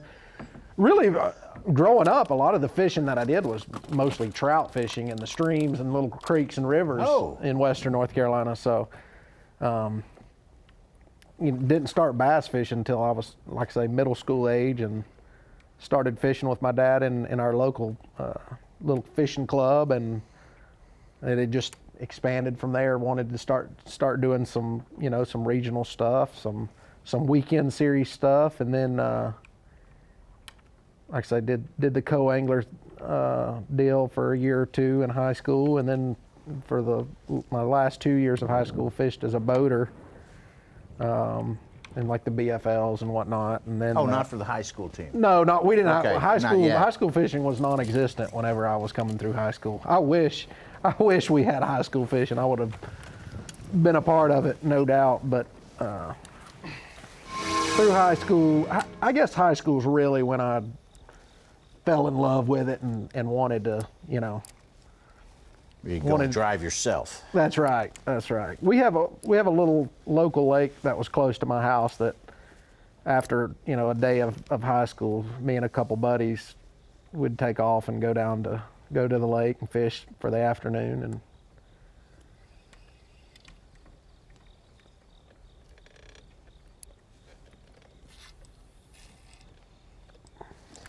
I always loved when Dad would come to high school and say, Ronnie's not feeling too well, I got to take him home, and the boat's hooked up to the back. And the ladies at the desk knew that it wasn't true, that I was going somewhere else. I had another appointment. Ronnie Moore's Day Off? Is that exactly. Was it a movie? Yeah, Fishing movie? It seemed like it. I got a good nap in on the lake, maybe catch a fish, and then go home, have some dinner. Nice. What homework? There's still work to be done for these guys, though. Tucker Smith has a lead, but it's not much. He doesn't realize that, though. Both these anglers fishing on their own intuition, no knowledge of what the other has so far today. And they are both almost dead even, 9-8 to 9-6. We'll see if someone can make a move. We have 2 hours left of fishing day before the reveal later at Acorns Resort. We'll be right back. Yes! No way! You're watching live coverage of the 2023 Bassmaster College Classic Bracket presented by Lews at Milford Lake. Welcome back to Bassmaster Live. Less than 2 minutes, 2 hours, sorry, not 2 minutes. 2 hours left in the fishing day. Tucker Smith, Easton Fothergill, head-to-head for a spot in the Bassmaster Classic. Once in a lifetime opportunity for the most part. This is the second time that Tucker's had a shot at this. 3 ounces not in his favor in 2021. 2 ounces currently in his favor right now, but Easton Fothergill just upgraded a few minutes ago to pull within 2 ounces. His smallest fish of the day is 1.5. Tucker's is 1.6. A 1.7 for Easton would give him a cull enough to tie. Something just jumped right at the boat. Saw that. I thought that was what. Oh, was that a? Oh my! Oh, God, it's in the boat. Oh my! That's a good one. Yeah. Oh my! Holy cow! Wow. What was that just rolled at the boat? We're gonna have to see that replay. I thought it blew up on his bait right there. Pay attention. I wasn't even paying attention. Okay. Holy Wow, shit. this is going to do it. Wow. Oh yeah. 1 pound, 12 ounces. Perfect. Absolutely. Got a kid.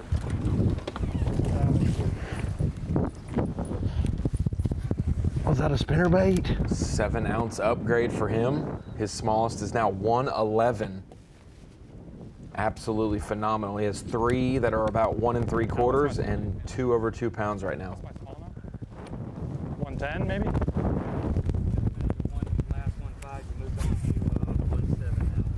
Dang.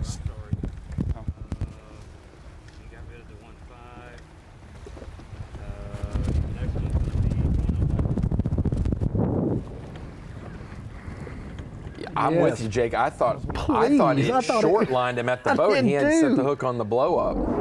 Take a look back at this catch. He's ready to pull it Just up. watch and right at the bit. boat.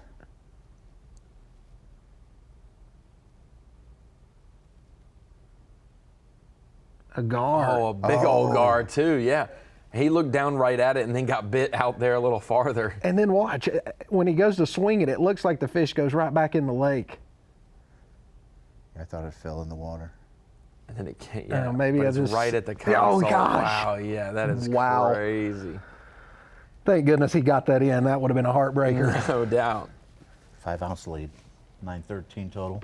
Wow. All right, so what Tucker does Smith's Tucker 9-8. need? 5-ounce lead, you said. He needs a 111 to tie. Wow. Yep. That's not doable. Very doable.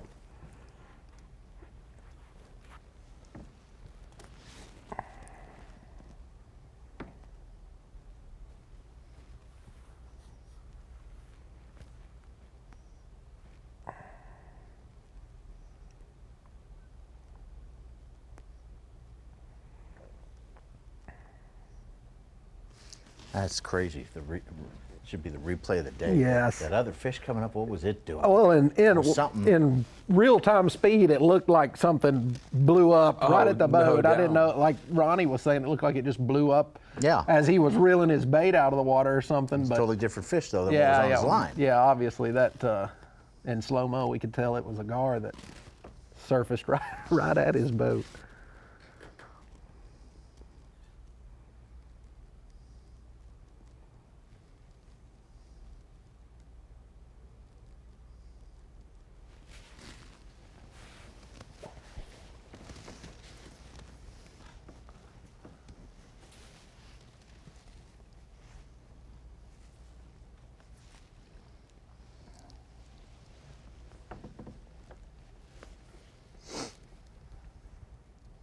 As soon as Fothergill updates his bass track, he will be in the lead. And this is reminiscent of a close battle that we had last year in 2022 for the Bassmaster College Series Classic Bracket.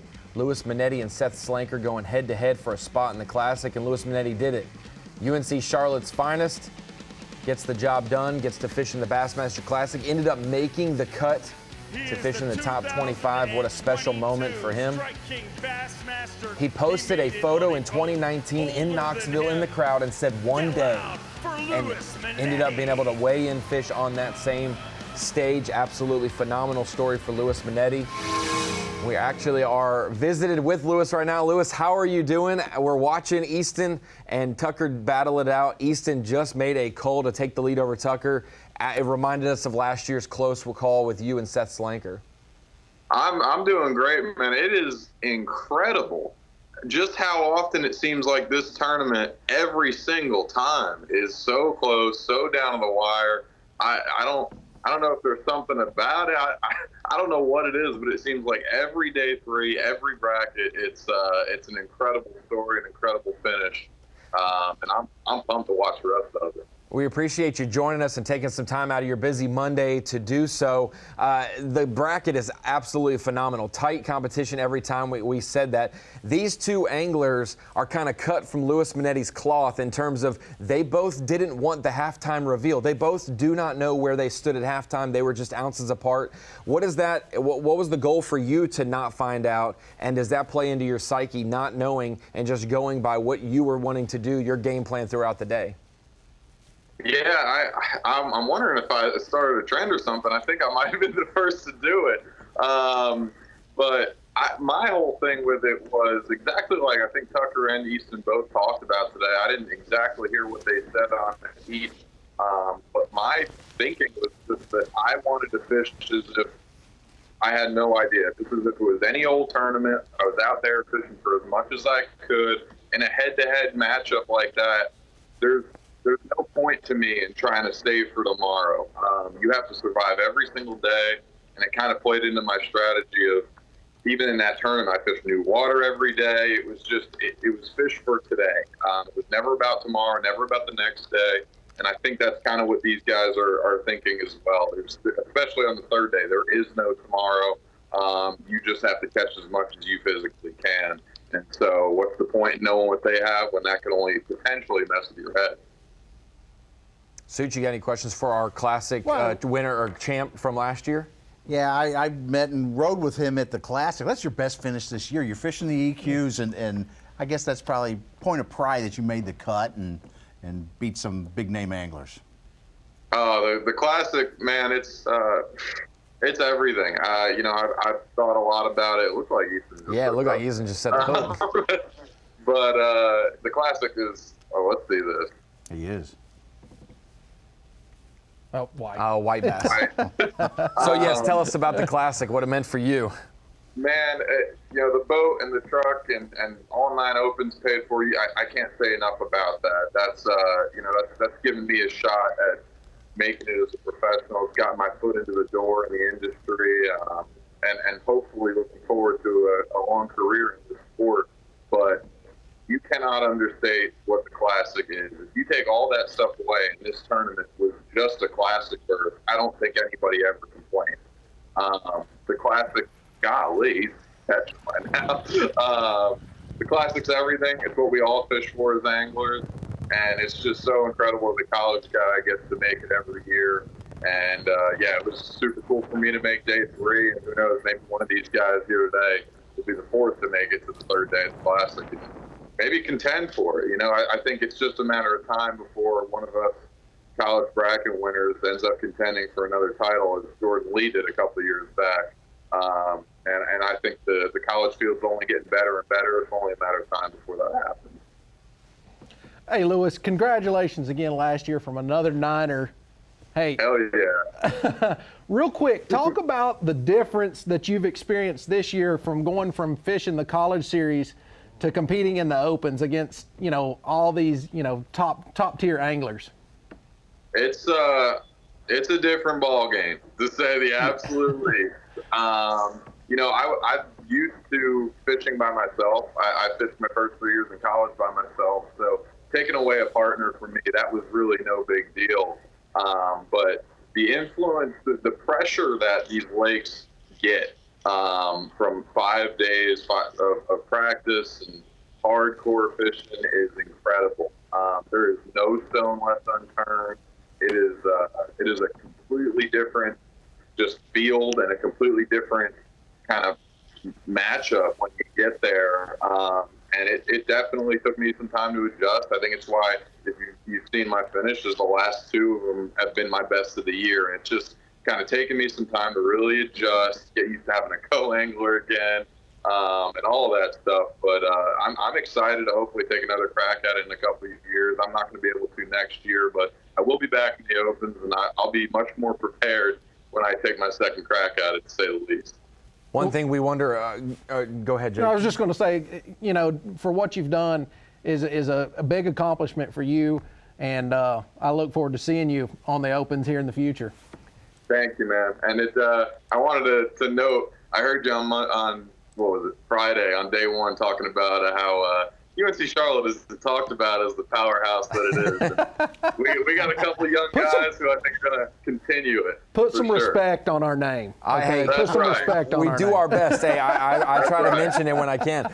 Lewis, one thing that we've made a change with a few years ago, and we always, when Bassmaster makes changes, people question them immediately or wonder why, and then all of a sudden we see a couple years later how it panned out. With the College Classic bracket, giving the Team of the Year points race winners a spot in the bracket, we were wondering how that would translate for a consistent all year long, and then how it would play out head to head. We have had a portion of the Team of the Year in the finals each season. Tucker Smith, when he won with Logan, he made it to the finals and got second place. You last year winning the bracket, and then Easton now all of a sudden in the driver's seat taking the lead.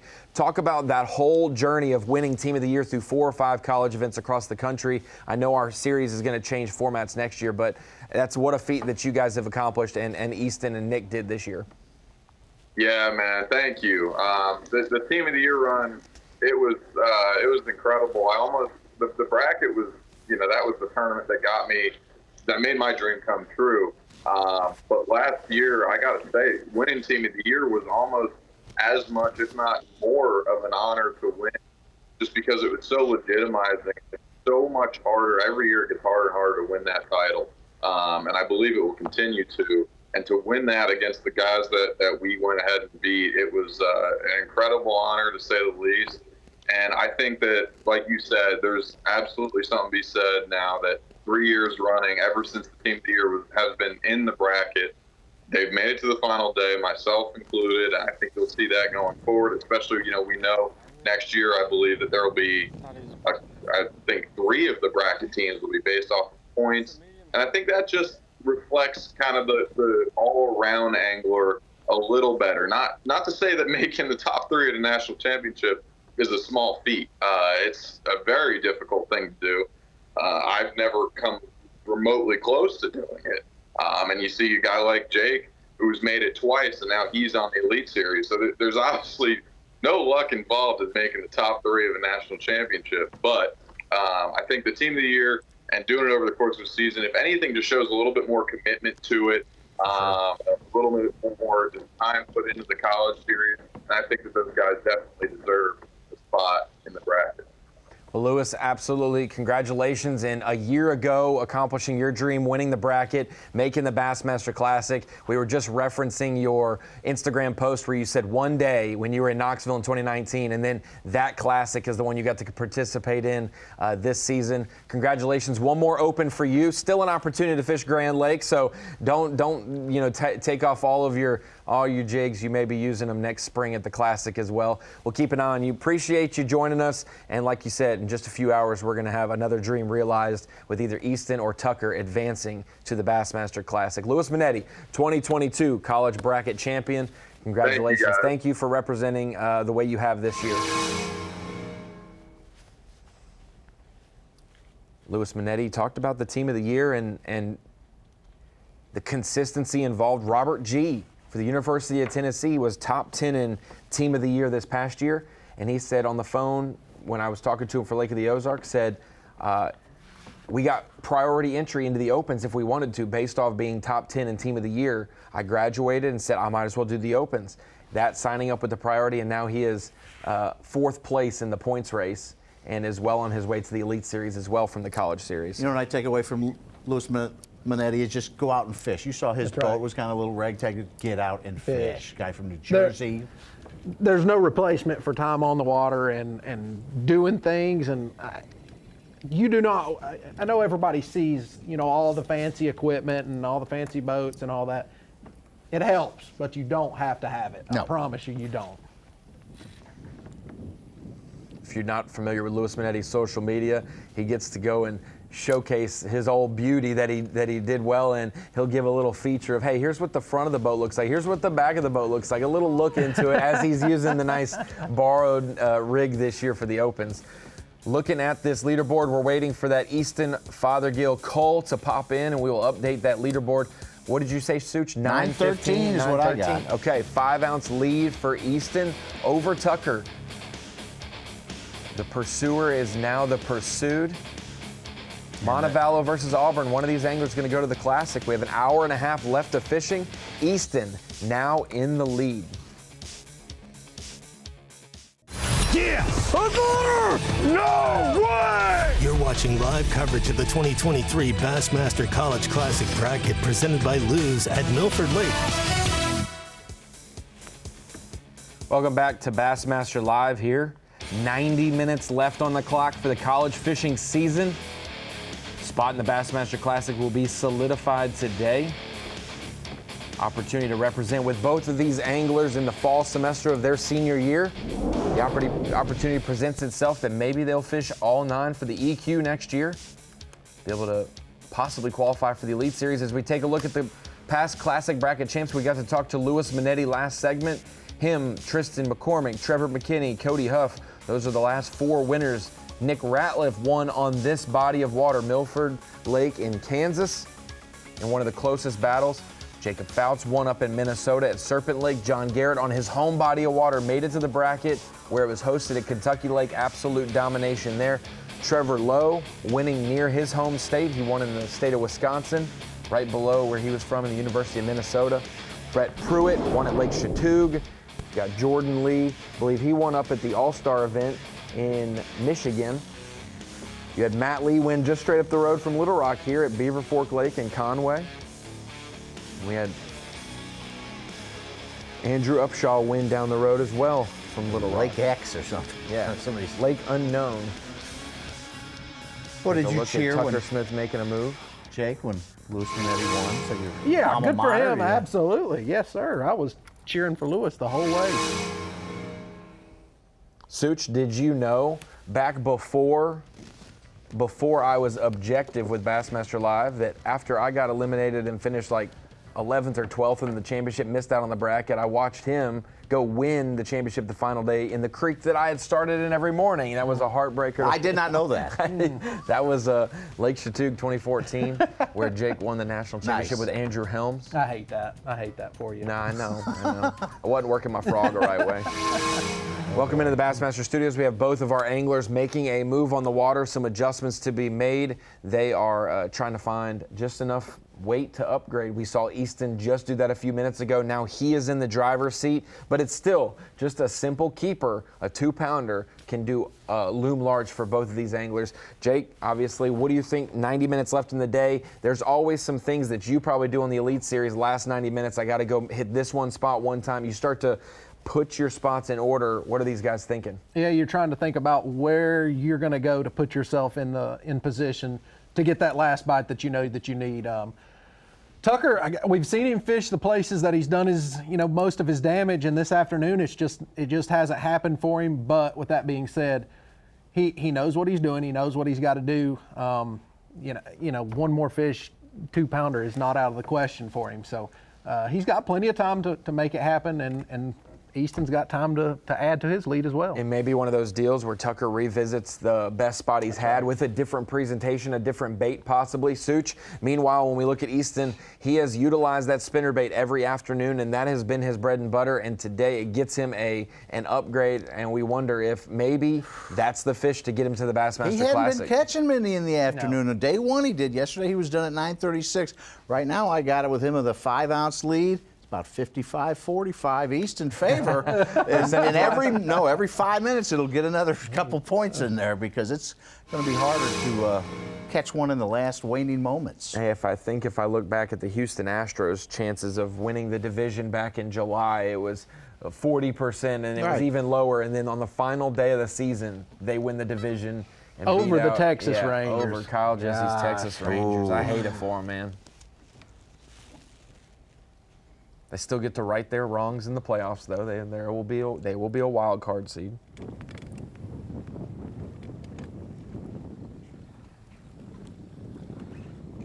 Can't win if you're not there, so they're there. They have a chance.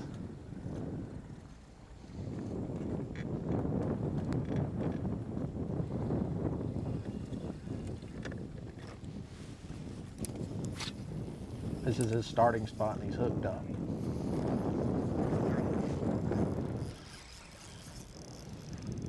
Oh no. That's a big one. Come on, baby.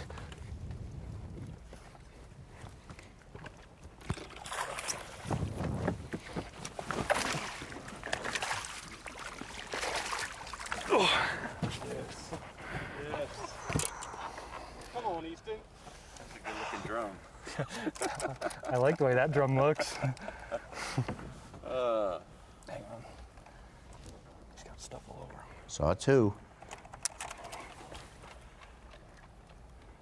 Hey, that's my Ned rig. He broke that fish That's off my Ned early. rig. Wow. That's from yesterday.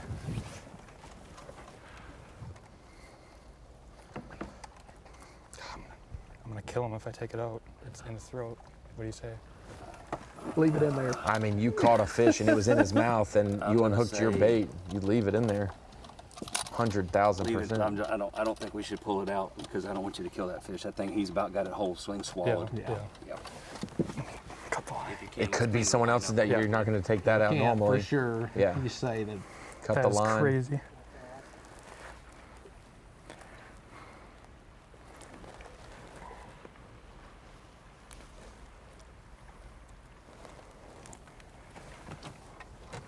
Sorry, bugger. 2 pounds, 7 ounces. Wow.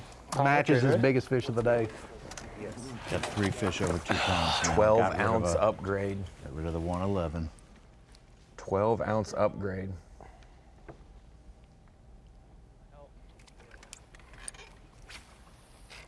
$12 ounces gives him 10 pounds, 9 ounces, I believe, today. on. Yep. 10.9.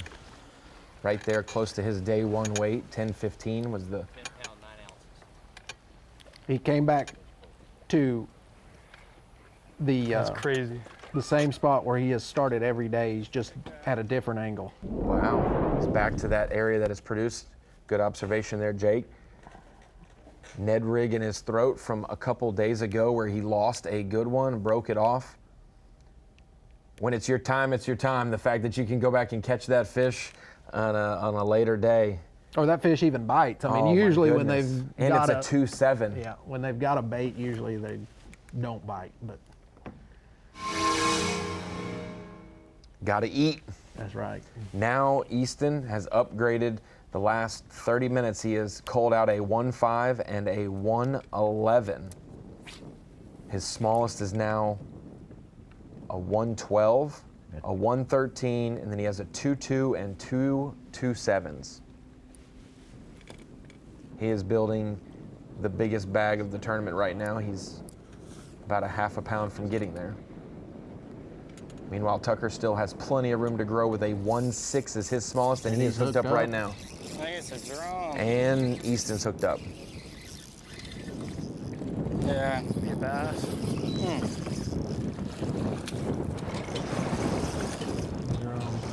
Drum for Tucker, that's not going to help. Easton, though, this is his bass spot. He did catch a catfish here the other day. Oh, it is a bass. What am I doing? I'm over here messing around with them. That was a weight. Oh, it's a good one, too.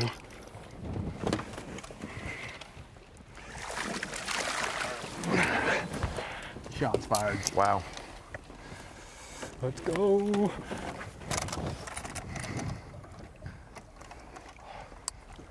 What's that calling? 111? 2 pounds, 6 ounces. You agree? Wow. 2.6. Wow. Instead of the 112 with that, it's another 10 ounces. I know there's a 3-pounder in there. I know it. Biggest bag of the event, Ronnie. That would get him, yeah, 11.3, I think. Oh, my heart's racing.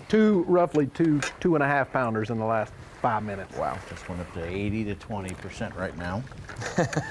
Thank you for keeping us updated on that. That's my thing now. That's my thing now.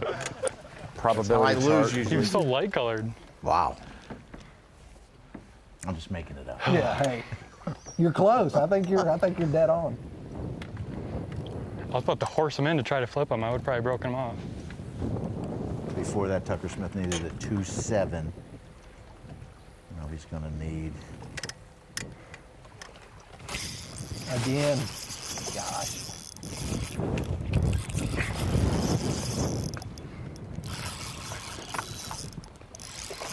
Timing.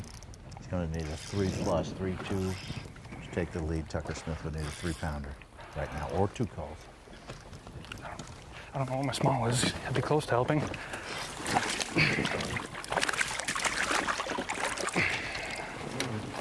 I don't think so, but 113 is his small right now. He is about to possibly have 5 2+ pounders. We haven't seen that all week.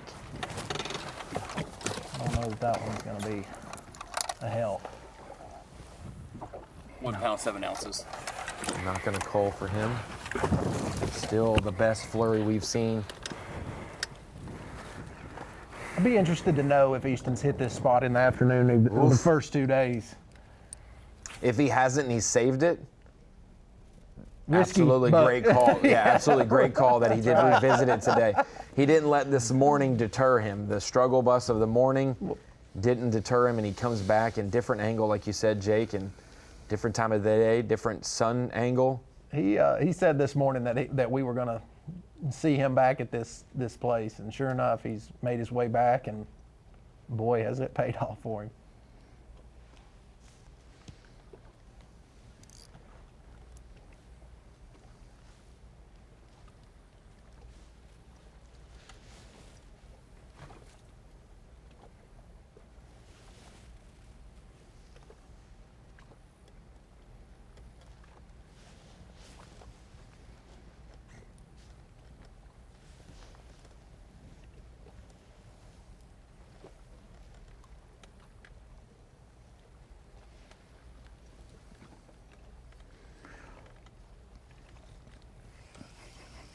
They have all popped in there. You see that now, 11 pounds, 3 ounces. The biggest bag of the tournament.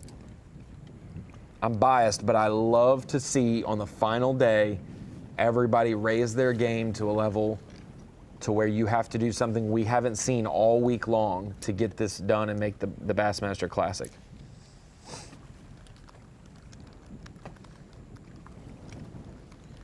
Easton knew yesterday that he was going to have to do something in the afternoon because obviously his spinnerbait bite yesterday was non-existent in the afternoon, and you know he is stuck with it. And today it's the spinnerbait has paid off, with a couple fish for him, but just being able to cycle back through these spots where he's caught fish, and just What's my weight? have him hit these places at the right time. What a flurry it was. At that point, we had Easton with a big cull to take the lead. They both hooked up. One of them was a bass. It was Easton. He culled again. Then 3 in a row with the third one not culling. Doesn't matter, though. Biggest bag of the tournament. In the driver's seat now. Such has put his percentage stamp of approval on it so far with an hour and 15 minutes left. Let's just say this. 15 minutes ago, Easton was down and out. Hadn't made an upgrade enough to take the lead in the last hour or two. 15 minutes later, he is in the lead. Anything can happen with an hour and 15 minutes left of the final day of the college season. Easton Fothergill, 11 pounds, 3 ounces from the University of Montevallo, now leads over Tucker Smith, 9 pounds, 8 ounces. got a pound and 11 lead with an hour and 15 minutes left. Yeah! No way! You're watching live coverage of the 2023 Bassmaster College Classic Bracket presented by Lews at Milford Lake. Boy, if you tuned out and joined back in just now, it's a different ball game from when you left because Easton Fothergill over the last 15 minutes has put 3 bass in the boat, one that weighed 2.7, one that weighed 2.6, and one that weighed 1.7, and he is now in the lead, 11 pounds, 3 ounces. He's got to go through both national champions if he wants to make the Bassmaster Classic. He has to beat Tucker Smith today, and yesterday he took down Hayden Marbett, the 4th seed and the other half of the Auburn Tiger National Championship team.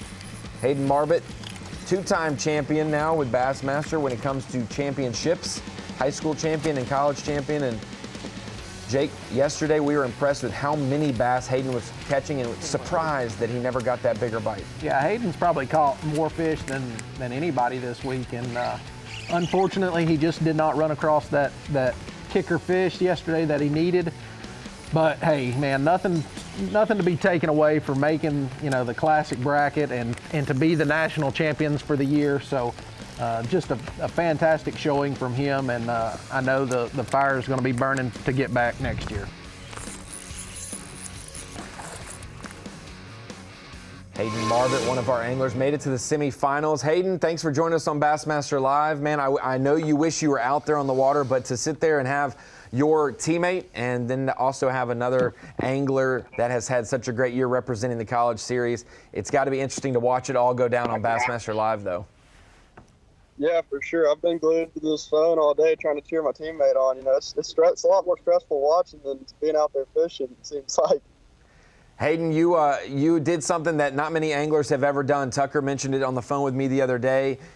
Garrett Enders won a high school championship and then a college championship at Bethel University. You and Tucker won high school championships and now have won a college championship. Tell me about the experience of winning at both levels, because there's huge fields in the high school series and uncertainty with boat captains and things, but then to do it on your own in the college series as well, that's a big feat.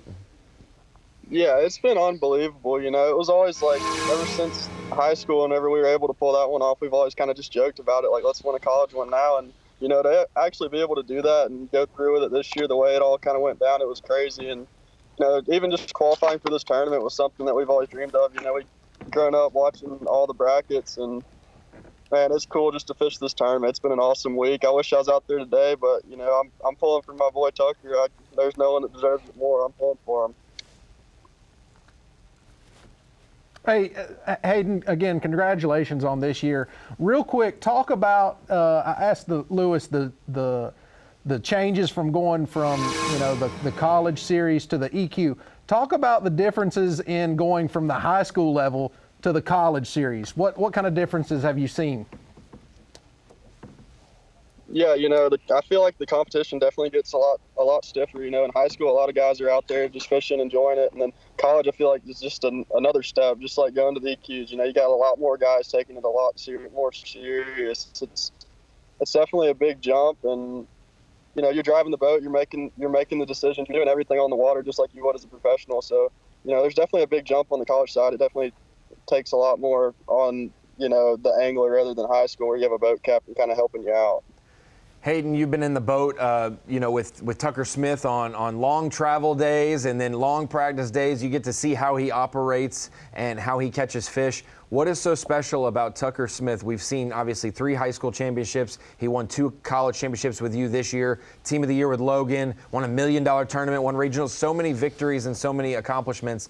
Is Tucker absolutely just once in a generation angler for his age group? Yeah, I know everyone always just looks and is like, how? But the guy puts in more work than anyone else I've ever seen. He works harder at it. That's all. He eats, sleeps, and breathes it.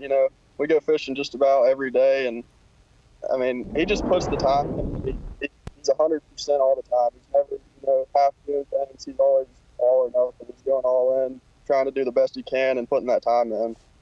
Putting time in is definitely a key to college and high school fishing. Hayden, we were talking about you catching probably the most fish of anyone yesterday, and you were just lacking that big bite. Tell us about how on the afternoon of day one, you started to get things rolling, you started catching a bunch of fish, and then you rolled that into day two. It just seemed like you were missing like a solid morning bite. Tell us about how the 2 days of practice you had and then 2 competition days, how you kind of, evolved this week. Yeah, so actually after practice, I thought my morning bite was going to be pretty good. That was actually like what I had the most confidence going in. But, as everyone that knows, there's always changes. You always got to adapt. And my morning bite didn't pan out either day. And yesterday morning, I kind of ran and tried to do the same thing. I typically hate trying to run the same thing and expect different results, but I did it anyways, and it didn't work out again. But did catch a lot of fish yesterday, just like that big bite. And that big bite's really what separates you out here. I feel like you get a 3-4 pound bite, you win your round and keep advancing. And that's all I liked yesterday, but it was a fun day. Caught a bunch of fish, just couldn't get that big one, like you said. That's what you had on day one, the 3-4 that really put you over the top and had you rally. Now, do you get to share any information with Tucker Smith before going into this day? Not today. I couldn't today. We talked some in practice, because we were both competitors, but once I got eliminated, I couldn't talk to him anymore. Right, okay. Hayden, tell us about Auburn University. We're talking about the scholarship programs. It looks like Easton has a smallmouth, but it will not cull. We're talking about scholarship programs and the advancements of that efforts in college fishing. But then you guys have an angler run. You guys work on the fundraising yourselves. Tell us about the freedom that gives you and also what program that Auburn is building there. Yeah, we've got one heck of a program. We've got a good group of guys, and, being student ran, we all have to, it's a lot of working parts. We're all constantly working to keep the team flowing, working with sponsors and everything like that, which, I think gives you an edge and really helps you in the long run, because the marketing and business side of fishing's a huge part. And, we're kind of getting to interact with sponsors and make all those deals and do all that kind of thing there at Auburn right now. And, our team's something special. We've had some good guys come through the last couple of years, and it's a good time. If anyone's questioning going to college to fish, I would definitely say go to college. I wouldn't trade it for the world. It's been an awesome experience the past 3 years. It's a great pipeline to be able to make your dreams come true. Hayden, you were just 1 day of fishing away from being able to make the Bassmaster Classic, but we know we'll be able to see you in the future. Plenty of opportunity for you to be able to do this with a new partner possibly next year if Tucker moves on to the EQs or to the Opens in general. Hayden, congratulations on a great week. Semifinal finish. There's only just a little bit more you could have asked for. Hayden Marbert from Auburn University, thank you, man, for joining us. Thank y'all for having me. That's so interesting how your tournament can be different than your practice. He really thought that the morning bite was going to be the deal for him, and that was something that he could just never get going. It's very, very interesting. It happens more time than not. That the tournament just doesn't go like you think it should or like your practice went. So I know exactly how he feels. This is Easton's best afternoon. The last hour, he's gained 1 pound 13 ounces with 3 calls. He got up to 913 with a 112. Then he caught his 2.7 to get to 10 pounds 9 ounces. That's a 12 ounce upgrade. Then a 2.6. 2 minutes later to get to 11.3. There may be 10 ounces. There may be locals or tournament competitors at Milford Lake that are watching this and saying they still haven't hit the best stretch of the lake or the best creek or the best pocket. But with these guys being, for the most part, blind to this lake, showing up and having 2 days of practice in pretty strong winds, it's gotten much lesser during the tournament than it was in practice. That just goes to show you, Jake, if you can find a good spot, not even the best spot on the lake. Easton has found by far, he's going to end up weighing, I don't know, out of his 15 bass over 3 days, probably 10 or 11 of them from this spot. What a crucial moment of his practice. It could have been the first hour, could have been the last hour of practice. Finding this spot has been absolutely important for him. Well, and, it's not just been this spot. He was able to kind of replicate this spot on another spot this morning and was able to catch a few fish. Made an opportunity, saw that opportunity arise with the bird standing on the bank, pulls in there with a spinnerbait and catches 2 good fish.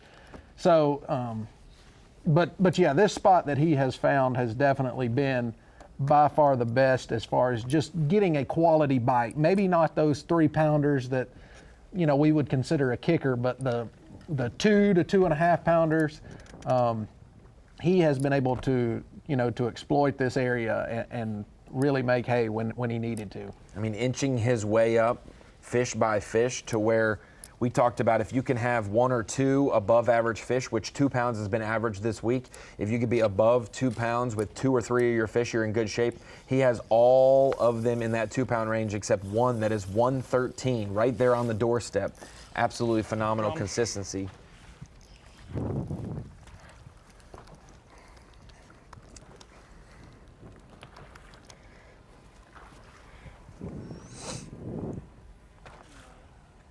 Nasty looking. We have not seen our little buddy today, our little fox buddy. I think that was mid-lake, wasn't it? May have been like that. We still have to figure out. We haven't asked him what he says yet. Yeah. Such, did you hear? No, I did not. I will not. Figured an In a box award-winning or journalist. with a fox. I figured an award-winning journalist would have done his due diligence on what the fox says. Yeah.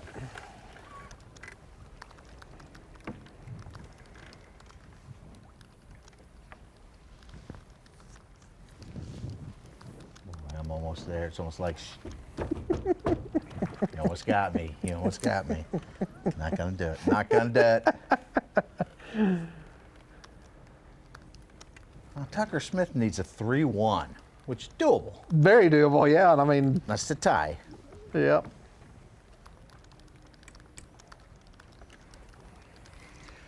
Now that was on day 1. They could have talked on day 2. That's Where correct. did you catch your big fish That's yesterday? correct. That's correct. Or this morning. 1 hour this left, afternoon. Such. What's the probability? I think it's 85-15 right now. 85-15. It's Wow. Every minute it. Well, yeah. Wow. I mean, how often do you? We've seen it at the college events, though. Yeah. I mean, you can throw the bomb to get the 50-yard, get the I'm points, gonna and the text- yardage, Hey. and the touch. I'm going to text Tucker right now and let him know you already think he's out, so that he No, I has don't some think he's motivation out. I for just the think last his hour. odds are lower, right? It is. Come on. Humminbird bird's eye view, breaking it down all week. Beautiful Milford Lake. Maybe a 3-pounder for Tucker Smith. Maybe in the last hour. Yeah! No way! You're watching live coverage of the 2023 Bassmaster College Classic Bracket presented by Lews at Milford Lake. Winding down the day here, we have 50 minutes until line's out. 50 minutes to fish, and then they will make their way to the takeoff ramp right there where the reveal will be done at the Acorns Resort.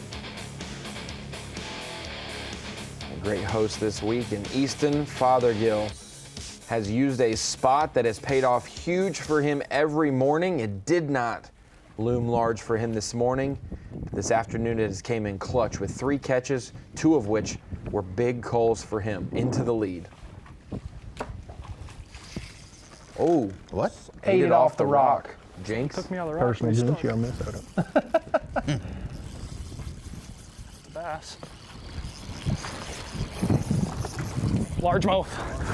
Yes. Wow. He took me on the rock. Did he just break his line when it swung into? How did he not cut me off?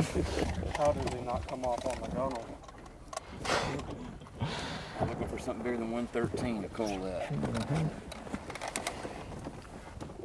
2 pounds, 7 ounces. 2 pounds, 7 ounces. 3 2.7s. And a 2.6. Yes.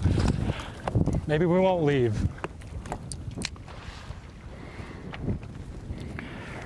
Ten more ounces Yeah, I upgrade. need a whole new leader after that fish. Right there at his near his 12-pound mark that he wants. 11.13. Felt like fishing line. 11.14. Oh, what a small.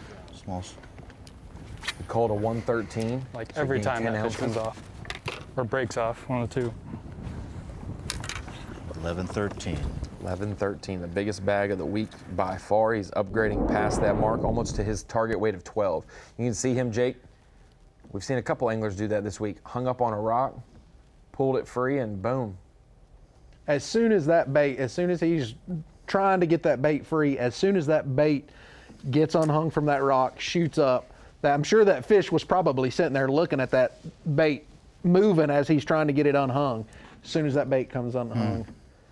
Largemouth. This will be, I can't remember if yesterday's largemouth were in his best 5, but if it was, that's 3 straight days that a largemouth has been a part of his 5 Yeah, fish the 210 on day 1, I remember that size. 210 and a 2.7. That is incredible. 2.7, 2.7, 2.7, 2.6, and 2.2 are his 5 fish.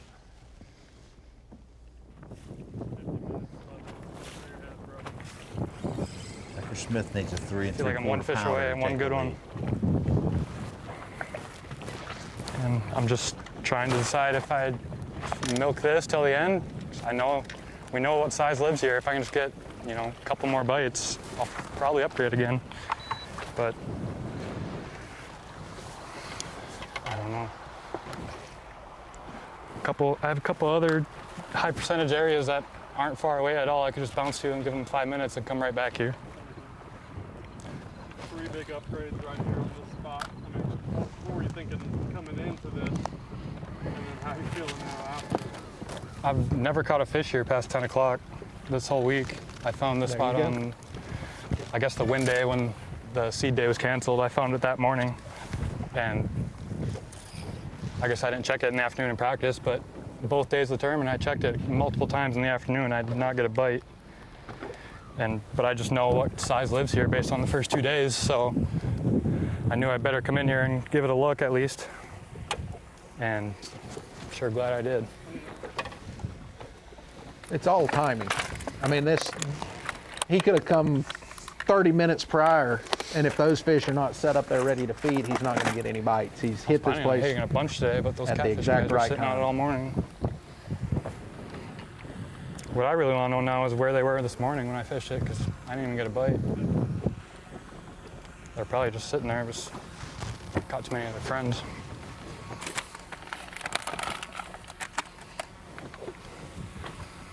To think that he would have been doing day 1 of the seeding day, but instead, because of high winds, they canceled it and said, you can go practice if you want. Here's your ultimate drop dead time. You have to be off the water. He goes and finds this spot that morning, catches a 4-pound largemouth here as well. This spot has produced every day for him in a big way. And to answer his question, if the studio has to vote, no, don't leave. This is your best spot. Never leave biting fish, right, Jake? Don't leave fish to find fish. I think that's our buddy Dawson Lenz. That's his motto. From North Alabama. Don't leave fish to find fish. He had some other words in there, but we just didn't want to say what we were saying.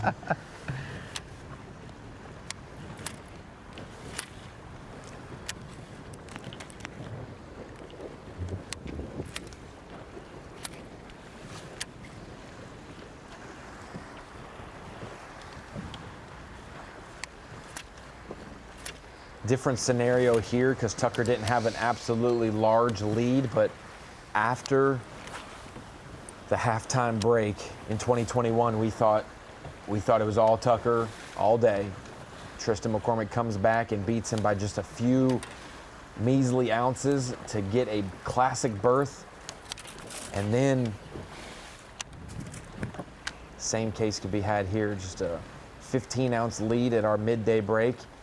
No upgrades for Tucker since then. It's 9:19. Meanwhile, Easton, I believe, has caught four bass or 5 bass, and 4 of those have culled. 11-13, you said? Easton, correct me if I'm wrong, would almost be leading with just what we've seen him catch this afternoon. Since noon, yeah. yes. 2.7, 2.6, 2.7, 1.7, 1.12. No doubt, that's still one of the biggest bags of the week. What a week it's been for Easton Fothergill. He's just at 45 minutes away from making the Bassmaster Classic and having his dream realized. What a storybook season. Team of the year, absolutely crushing it in the points race all season long. Gets a top 5 at the national championship. Has to deal with headaches to great proportions. has brain surgery and makes it to the bracket after getting cleared last week medically, and Jake Whitaker by far been the most consistent angler for 3 straight days. Such, we said yesterday that if Easton didn't get an afternoon bite figured out, right, he was done. Well, today he has had the best afternoon, period, we've seen all tournament. He has relocated the fish that were there at this spot the first 2 days. They did not bite this morning for him there, but he was able to scramble around, catch some fish this morning to help him, get where he's at now. But the move back to the place where he has done most of his damage this afternoon. 3 fish over 2 pounds this afternoon. Good for him. Since Exactly noon, what he's you got want. 4 fish over 2 pounds. If you count those last 5 fish, he'd be over 10 pounds. Wow. 4 2-pounders, 2 2.7s, 2.6, 2.2, and a 112. Tucker is back to where he started this morning, just north of Easton on the west side of Milford Lake above takeoff. He was throwing topwater early this morning, caught a couple different species, didn't land a keeper, moves down the lake, lands a keeper, and then goes to his honey hole and starts to put in, and that's where he gathered the lead early in the day here. It looks like Easton's making a run in the background there. Or maybe it's a camera boat. Now, Tucker Smith caught the 4.8 yesterday, so he's not out of it. He's One absolutely swing, not out of it. Not out of it, but you're probably at 90-10 now to have a big fish, that big a fish late in the Because at this point in the day, competition. he's going to need probably 2 coals, not just one giant fish. 312 would get him right there, What 1 time, ounce ahead. What time did Brody catch his big one the first day? It was right after our 1 hour break, or it was right at the end of the 1 hour break. So I would say around the 11:45 mark, right, something right earlier Central 11, Time. So we've not seen a big one caught this late. Not And say it won't happen, but for sure. And Tucker, I think Hayden was the only one who caught one over 3 pounds in the afternoon. Brody's was during our midday break. His was just before it because Tucker's was very early, 9:30. on yes, day 2. because he had 3 fish and was trailing, but it was a big one. Brody's 4.6 was what, after 11, before noon.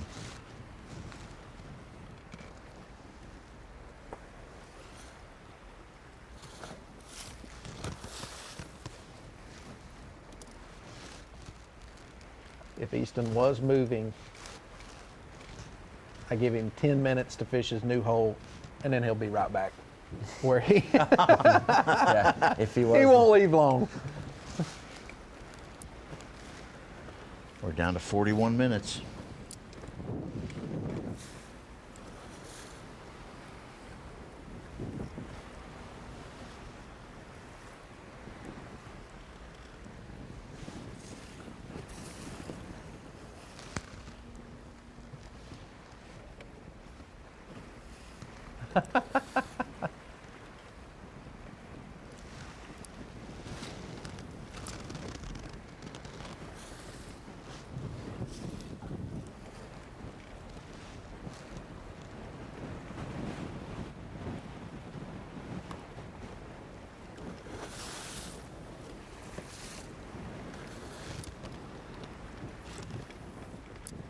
Yep.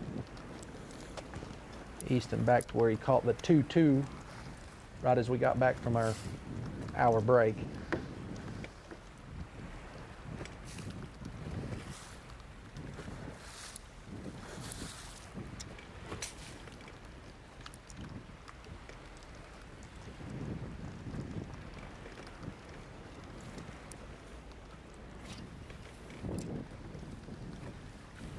Two-two's his smallest now? Yes, that same fish. Yeah. Wow.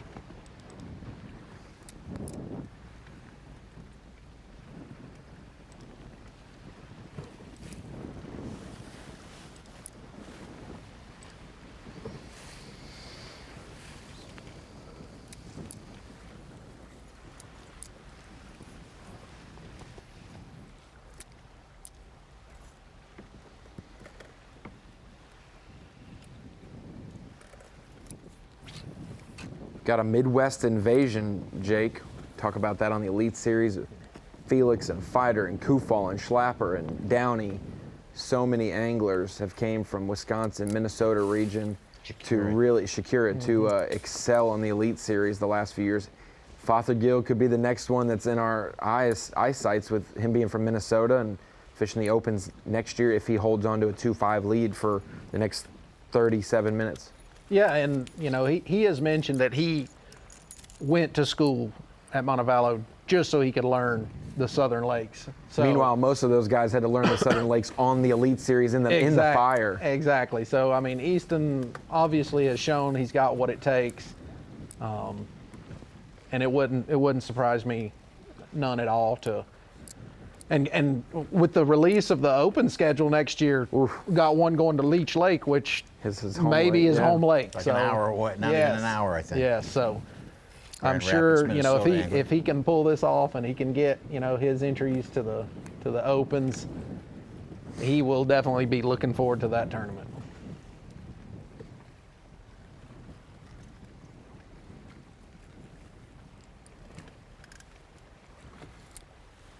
What's impressed you? Have you got to see any of these other anglers? Or Austin's obviously been around at a touring level for a while, but with these Midwest, what's the deal with it? Is it their ability to fish ultra shallow, dirty, grassy, largemouth places as well as having the smallmouth in their home state, just the ability to fish both ways? Well, and I mean, I think if you look at Minnesota, it's got a ton of lakes. Obviously, the smallmouth are there. But also, I mean, there's fantastic largemouth fishing there too. Sure. I mean, the frog and the flipping, and so I mean, it's really, these guys. Back when I would have said that where you grow up and where you live, obviously, helped as far as your learning. But nowadays, guys, they spend so much time and they fish and we have so much access to information now that it's not as big of a learning curve as what it may have used to have been. So, what a call by Easton, Fothergill, and Nick Dumke saying, "Hey, we've had fun fishing together in high school in Minnesota. Let's both go." They actually called the coach, got an opportunity to talk to him, and they were sold by the day. They were won over. Let's go to Montevallo. Let's fish these Southern Lakes and learn. One of their best friends is Bo Browning from Arkansas, who is now down a part of that team. And now this Alabama showdown. We'll call them that by college only. Montevallo University right there on the shore of Lay Lake. Auburn University to the southeast, just a little bit. Got Clint Davis's alum and Steve Kennedy's alum. If you take a look at our bracket with just 34 minutes left in the fishing day, Easton Fothergill, a 2-pound, 5-ounce lead. Probably the biggest lead we've seen today for both anglers having 5 fish limits. Tucker Smith has some work to be done, but all it takes is one big cast or a couple back-to-back casts can get it done for him. We'll be back with more soon. Live coverage of the 2023 Bassmaster College Classic bracket is presented by Lews and by Ranger Boats, Yamaha, Toyota, and by Dakota Lithium.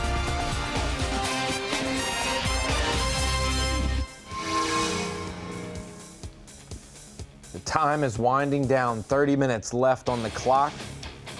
Easton Fothergill now in the lead and has extended the lead over the last 20 minutes over Tucker Smith. Could it be this angler from Minnesota's time? What a storybook season it has been. Team of the year, punching his ticket to the bracket, experiencing a top 5 at the national championship while realizing he has to have emergency brain surgery. To get that taken care of, he rehabs at home, gets cleared medically last week to come and fish the bracket, and has had 3 excellent days of fishing, in charge with a classic berth on the line and hooked up once again.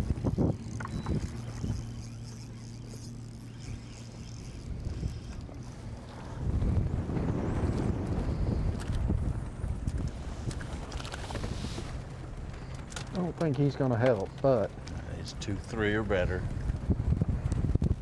He's too skinny. Looks like crazy. How many fish he's caught this afternoon and just nothing yesterday afternoon. Difference a day makes. That's right. You never know. That's fishing, huh? And vice versa for Tucker. He hasn't caught a fish since 9/19 that. Yeah. 1 pound, 3 ounces. That culled.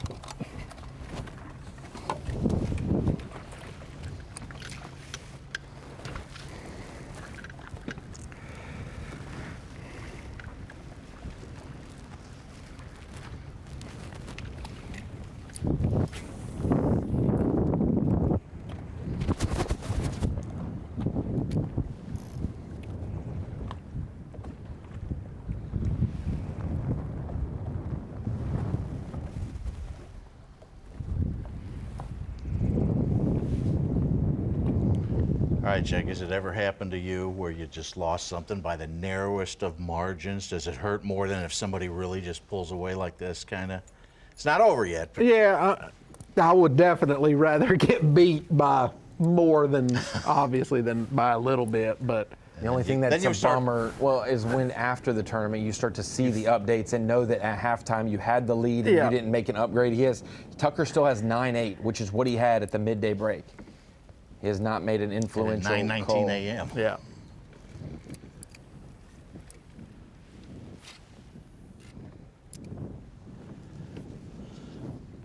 Yesterday, Tucker had that flurry, starting at 11:30 to 12:15. He caught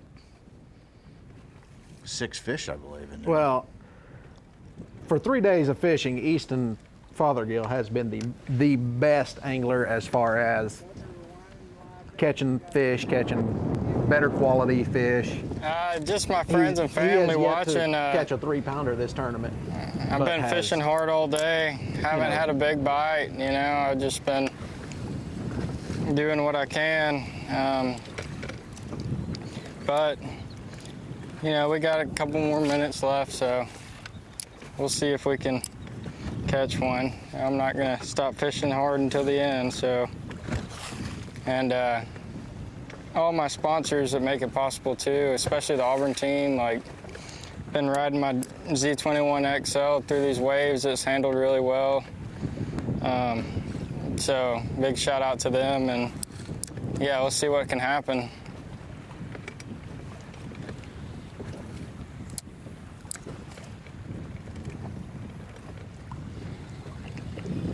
Doesn't upgrade Tucker Smith and he loses, I think it would be way harder if he lost by another 3 ounces. Exactly. This time, because he's going to fish well. He's fished well before. He's going to fish well again. He's going to have a career in fishing. That's exactly right. That's exactly right. This is not the end of the road for Tucker. No, sir.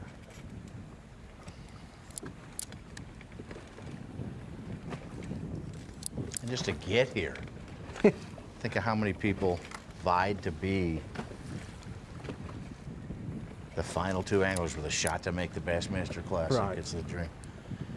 I mean, everything you get close to and come up short, it hurts.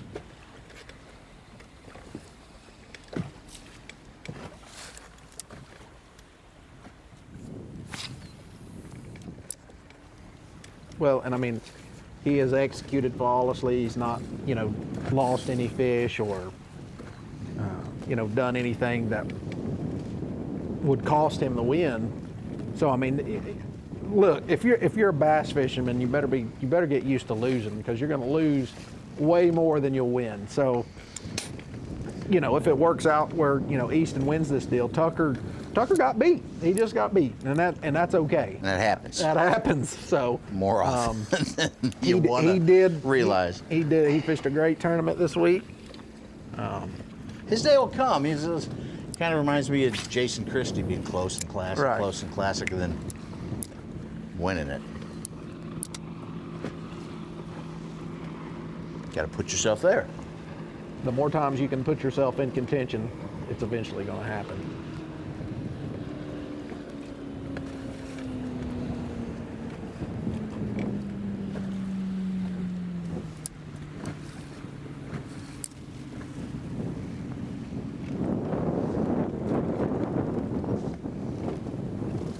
I'll say it's way different now with the bracket having a different location than the championship venue.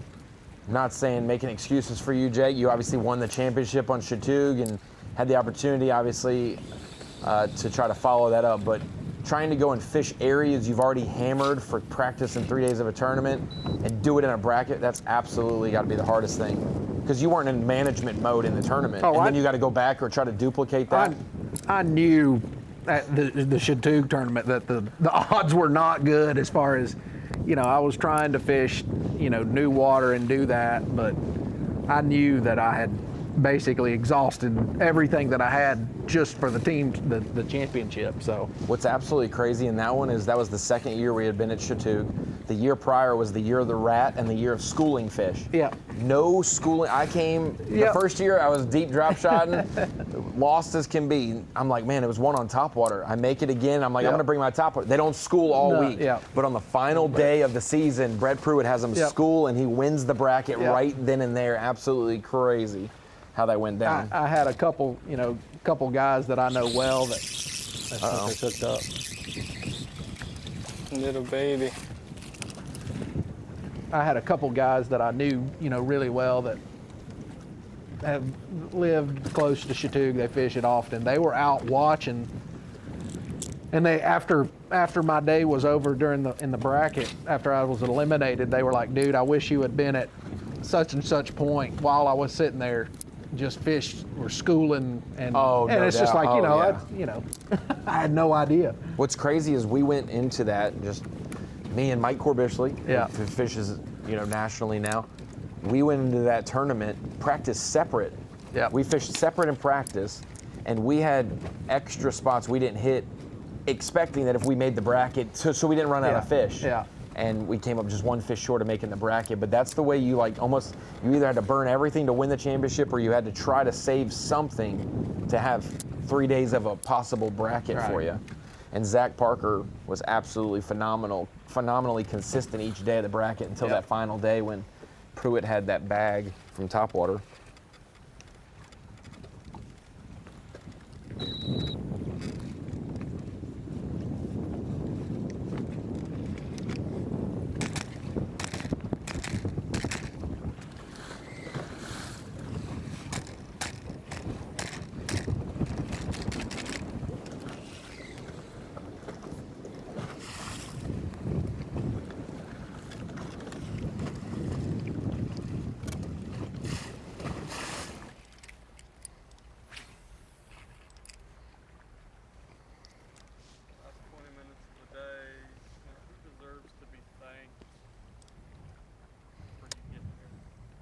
For me getting here, it's pretty much all my family. They're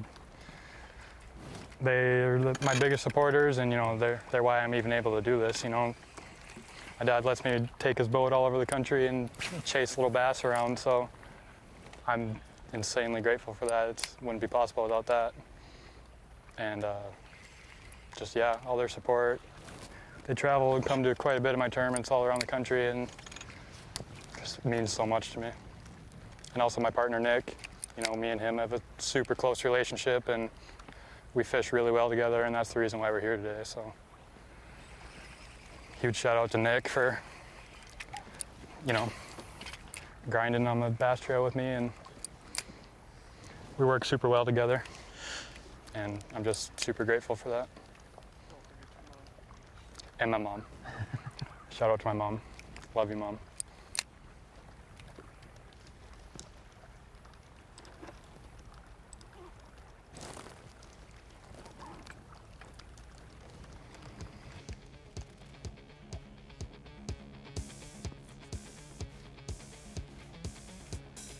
Easton Fothergill giving out the kudos, especially to our #1 fans, our parents. Thank you so much for supporting the dream of college fishing, and they are 20 minutes away from realizing that dream, and he'll make the step, if it holds up, to the Bassmaster Classic 2024. You may have to start booking now to the Fothergill family to Tulsa, Oklahoma. We'll keep an eye on it. 20 more minutes. Live coverage of the 2023 Bassmaster College Classic bracket is presented by Lews and by Minn Kota. power pole, Skeeter boats, Progressive Insurance, and by Rapala. Yeah! No way! You're watching live coverage of the 2023 Bassmaster College Classic Bracket presented by Lews at Milford Lake. 15 minutes left in the competition day. Easton Fothergill versus Tucker Smith. Welcome into the Bassmaster Studios, sponsored by Marathon. We got to say bye to our wonderful co-host of the week, Jake Whitaker. Thanks for hanging with us for 3 days. You got to go get to the airport so you can make it home. We will try to right the ship and watch these last things. Anything you want to say to both Tucker, who looks like he will fall short, and to Easton, who will prevail? Yeah, man, it's been a great week being here with you guys. I appreciate you guys having me, but you know, both of these anglers today have shown that they belong, and Easton has really made it happen today, especially this afternoon. Tucker, this is not the end in the road for you, buddy, but hey, I'm looking forward to see what your future holds. Both guys, again, have been phenomenal this week, and really showed that their fishing skills are at the next level. Jake, appreciate you joining us. We'll let you get out of here and get to the airport safely so that you can fly home and see your family. Two-time College Classic Bracket competitor, Jake Whitaker, 2018 Rookie of the Year. He's pretty awesome, Ronnie. Yeah. You're only saying that because he's still here. I'll wait 10 minutes. Left. I'll get you. Yeah, okay. He left. As we look at the bracket, one of our early matchups, the number 2 seed, Nick Dumpke. That's Easton Fothergill's team partner throughout the year. Thank you for joining us, Nick. I know you'd rather be out there fishing, but at least one of the Team of the Year duo has a chance to make the Bassmaster Classic. Can you tell us a little bit about your guys' dream season as we see Tucker catch one that may upgrade for him? But tell us about Montevallo's dream year. Yeah, it was a blast. Definitely a season that I will never, ever forget. It was something that we had talked about for a long time coming. Getting into our freshman year, our sophomore year, we were still kind of trying to get comfortable, trying to learn our way around the South, and things finally started to click. We just kind of gained our confidence and started to feel a little bit more comfortable wherever we were traveling, and things just happened to work in our favor this year, and it was one of those seasons that we'll definitely never forget. That fish may have culled for Tucker Smith. We'll have to see. He has a 1.6 as his smallest fish right now. Tell us a little bit of. It was 1.6. Okay, so we're getting word there that it's 1.6, the same amount. Not going to call for him upgrade, but tell us about Easton and the tumultuous summer that he had after getting a top 5 in the national championship, and then all of the things that happened. Tell us about Montevallo, the whole team's reaction. I talked to Brody on the phone. You guys are all brothers. It's you spend so much time together. You start to really care about each other, and to have this happen right before the biggest tournament of your guys' lives, what was the mindset of trying to support Easton and also get prepared? Yeah, that was a crazy, crazy ordeal that, it's amazing to see him here now doing what he's doing what he loves, and absolutely killing it. The team is definitely a big part of that. That support group, those guys, like you said, it's a group of brothers. It's not a group of guys that like to go fishing. It's way more than that.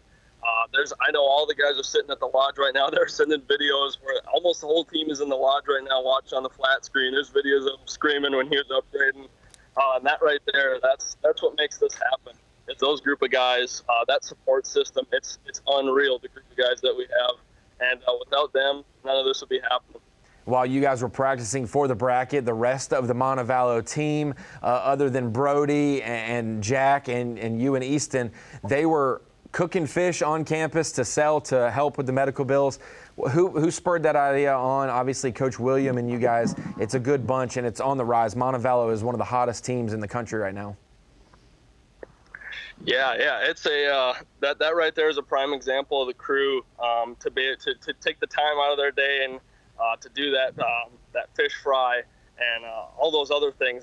There's a million other examples of how these guys, we all support each other. A lot that goes on behind the scenes that'll never get talked about, kind of things. Driving boats halfway across the country when someone breaks down, giving baits to someone, giving some words of advice after a tough day. It's things like that. Yeah, that's just what makes the Montevallo fishing team what it is. Nick, we're watching some of your day one catches. Obviously, you fell short in the bracket, but it could just be a recipe of a tough couple days of practice, not getting dialed in on it. What was the difference between your game plan and Easton's game plan? He's obviously found a sweet spot, one area that has been huge for him, but for the rest of the anglers, it seemed like no one really got, they were all uncertain, unsteady, and had to really find their spots on the lake. You were down towards the dam on day one. What did you see, and how was it different than practice, good or bad? Things kind of got a little bit worse for me, unfortunately. It seemed like a lot of the areas that I had found, a lot of fish had moved out, just seemed to not even be there at all. I was utilizing some forward facing, just to kind of mainly fish the structure, but you could also tell just when areas were lively, just seeing bait, seeing other fish around. You could sometimes see a few smallmouths here and there kind of lingering through the rocks and stuff. And a lot of the areas just seemed to totally die down. I kind of made some wrong decisions, kind of had some wrong rotations, and just hit things at a poor time, and it just was one of those things that wasn't meant to be. But I am extremely thankful that it's looking like it's Easton's time to be. I remember Drew Cook saying at one of the events, that's one thing that stood out, is when it's your time, it's your time, and it's looking like that for Easton. And with all the crazy fish catches he's had, calling like he has, late in the day, never giving up, thick and strong, that's one thing he is crazy good at, is just sticking to it, keeping that solid mindset of just going, never giving up. And it's showing here, and I got fingers and toes crossed that he could take this thing home. 8 minutes left on the clock. Tucker Smith would need a 3 3/4 pounder on one swing of the bat to be able to beat him. But a phenomenal week for Montevallo as a school. I guarantee you Coach William and others are waiting to make reservations in Tulsa, Oklahoma to probably be there to support Easton. Your guys' first representative at the Classic in terms of a college bracket champion. Congratulations to the team, to the school. You and Easton have been partners for 8 years now, it seems. And that's great to see that camaraderie. Good luck, Nick. You've already got a great job in the industry. Maybe fishing can become your job one day as well, but awesome opportunity. And don't give it away. Don't tell Easton he's won at Acorns Resort. Let it be a surprise. And tell everybody to just simmer down for 5 minutes. Yeah. I'll try and keep it in. I'll try. Thank you for having me, Ryan. Awesome. Nick Dumpke from part of the Team of the Year at the University of Montevallo for the Bassmaster College Series. As we see his partner and best friend, 7 minutes from a dream realized, Such. It's at 99.1% right now, It's Ronnie. getting It there. is down to the last seconds. I don't know how you don't give it away when they get to the ramp. I really don't. Let's see how. Want to know how I wouldn't give it away? Hey, can I back your truck down for you so that I don't have to see you, but I can help assist you? Just status quo. I'll get the truck. I'll back it in for you. You just pull it up at the ramp. And Well, you think all the teammates, if your parents are there, somebody's going to just have that face. I mean, all right, everybody, blank face. That's why how do you they've do had that? all day long the watch party. They know who's the most emotional, and you're like, okay, you got to go to the porta potty for 5 minutes and let him get over here by Glenn before you ever show your face at the crowd. They did a great job last year for Lewis Minetti. All of his flotilla and buddies, they did a great job to not expose the victory for him. And that moment is one of the purest moments. I've always said this. This is the best way to keep it a surprise if you're not going to have a weigh-in with 5 fish. But that moment at the Bassmaster Classic, or any elite event, as Easton's hooked up again, where it's 2 anglers, 1 bag of fish to determine it. There's that line I caught earlier. Caught some fishing line. That is the purest moment in fishing, when you and another guy are standing there and the scales read a certain number and you either win or lose. That is. Boy, I don't like how they draw it out. And they keep going, all right, let's talk to you again. No, weigh the fish. Come on, weigh the fish. I want to know now. Right now.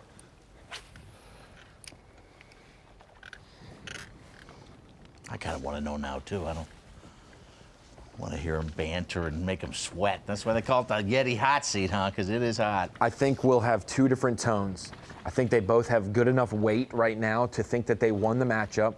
I think that Tucker going this long without an actual upgrade is going to have him more on the pessimistic side. Easton's last hour, he's almost at his target weight, but he is definitely going to be more positive. He's going to go hit one more spot, it looks like, because he still doesn't think that he's won with 4 minutes left. They never do. They never do. Ooh.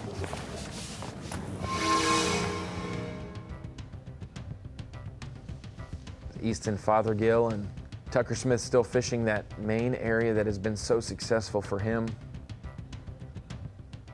As Easton's going to make a run across the pocket to another point.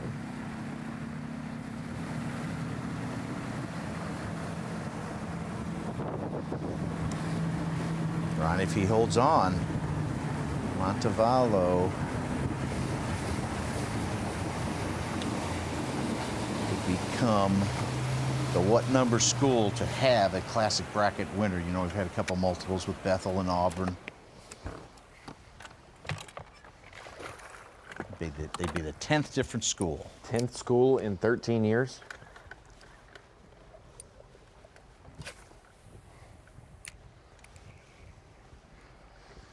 And Auburn would have, Tucker Smith would have helped Auburn tie Bethel at 3.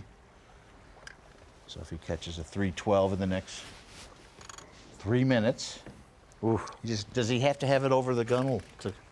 Yes. And weighed. Does it have to be weighed too, or just over inside the boat? Inside the boat as the clock counts down. Man, I hope Mike Burtis, if that's the case, counts loud. 5, 4. Just kidding. We need to hear it.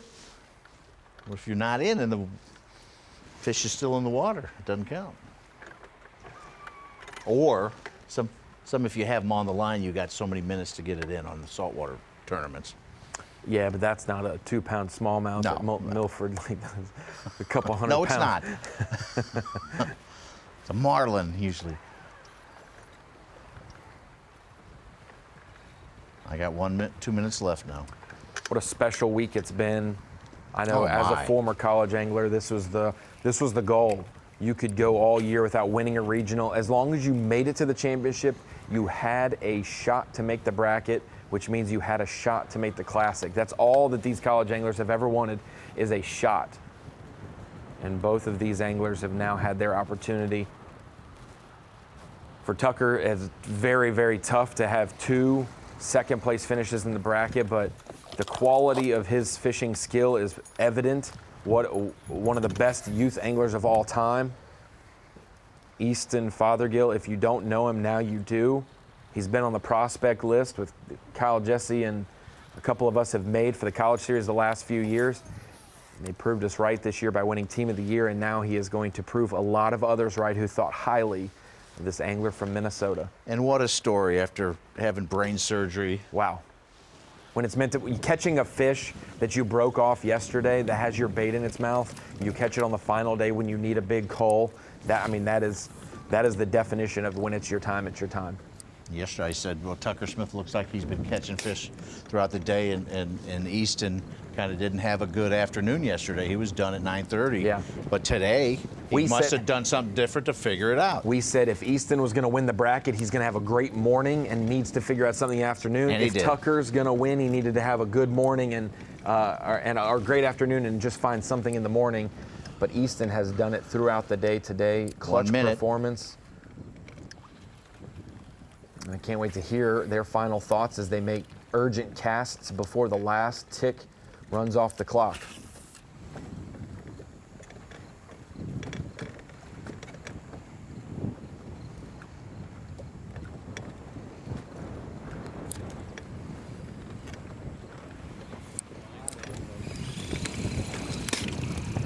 I have 3 o'clock on my phone. Yep. Yeah. Gave it all I got. Hi.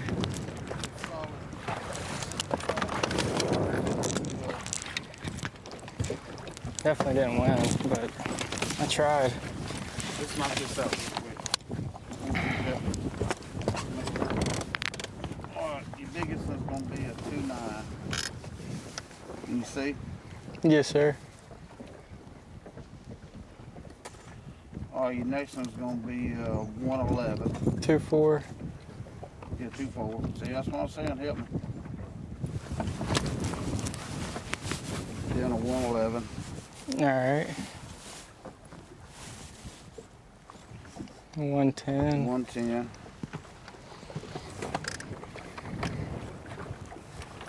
And then up 1.6.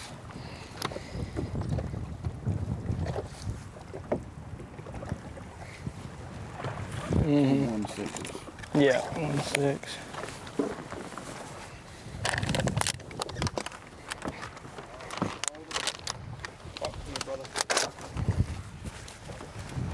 I don't know, I got this feeling, one bite short. I don't know why, 'cause I got the biggest bag I've caught all week, but that's just my feeling I got. So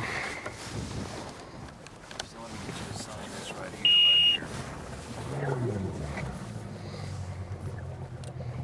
You can check it. And here's your top 5.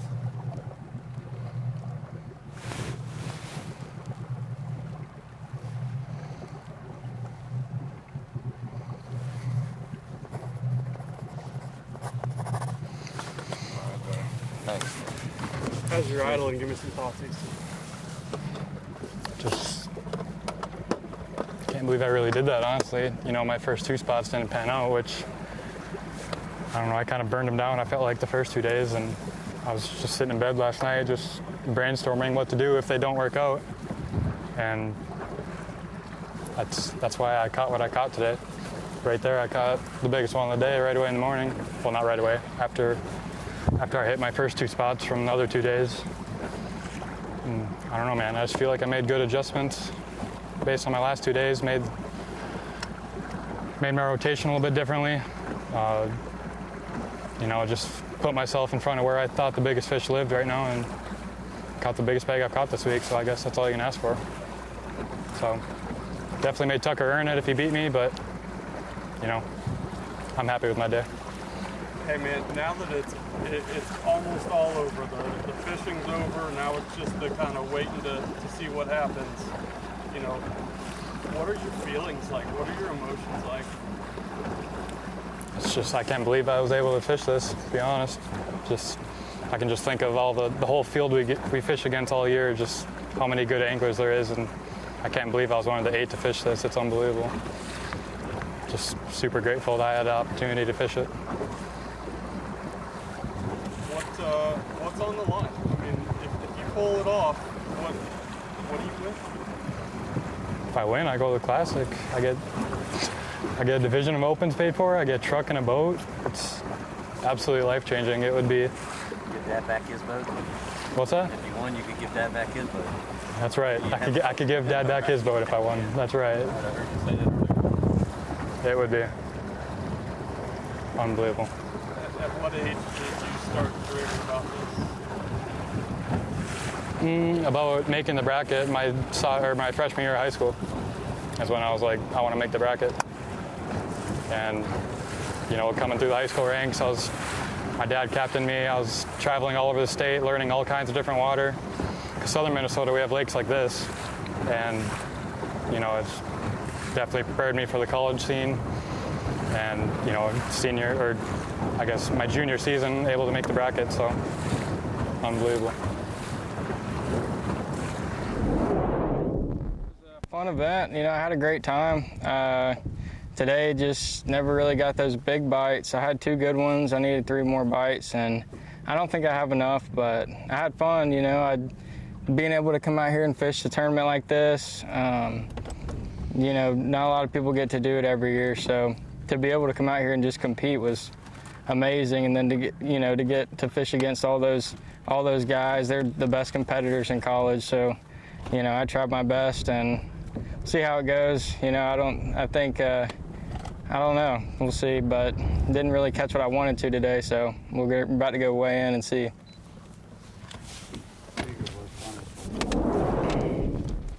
These anglers all have a frog in their throat. They don't want to utter the words that they think they won and they ended up not winning. Both of them were skeptical. 2 of the best days we've had, though, weight-wise of the bracket. One of these guys won it, and it was Easton Fothergill. We'll be back for the reveal in just a minute.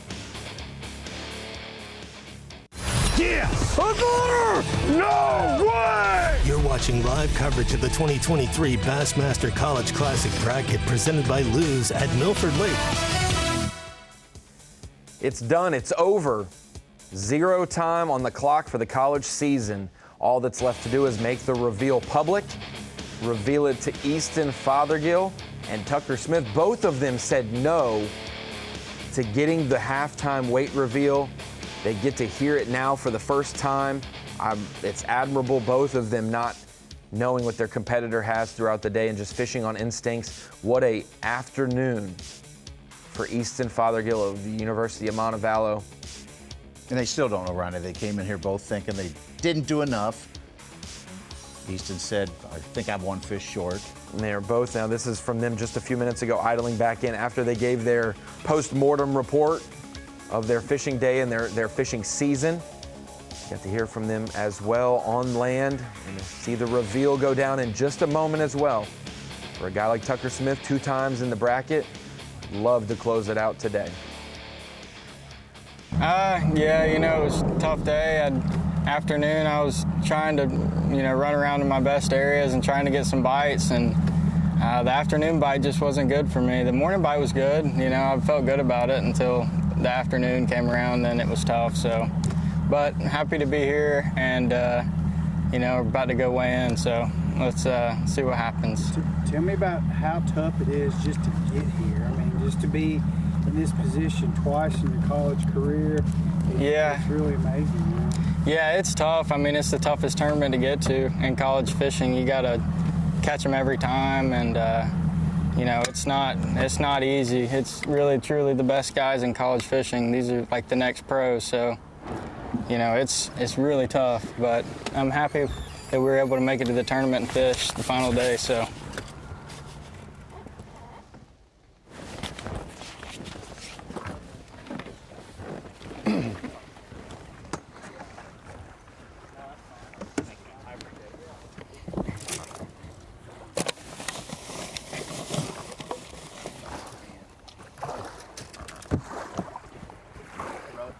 What up, man? Whenever you go up there, we're going to have both of y'all stand behind the trailer and like not talk to anyone. It's tough. You want to talk to parents and friends, but we want to have you be all the emotions be raw. All right. Thank you.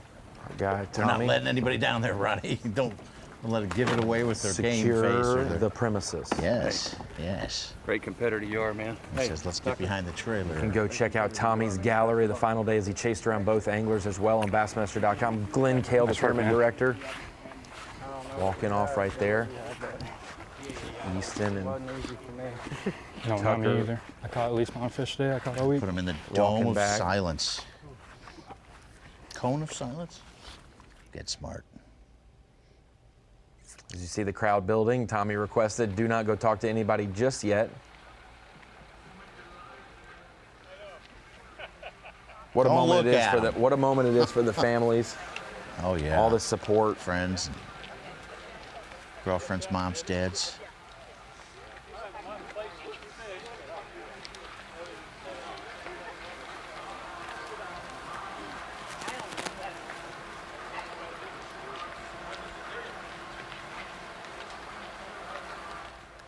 Sitting out back. Sequestered. You can only say so much. Yeah, I had a tough day. I caught some small fish. Had, you know. You think it was albino? It was albino. You think so? Talking about the catfish they caught today. Yeah. Pretty rare an albino catfish. I am not up to snuff on catfish stats to know.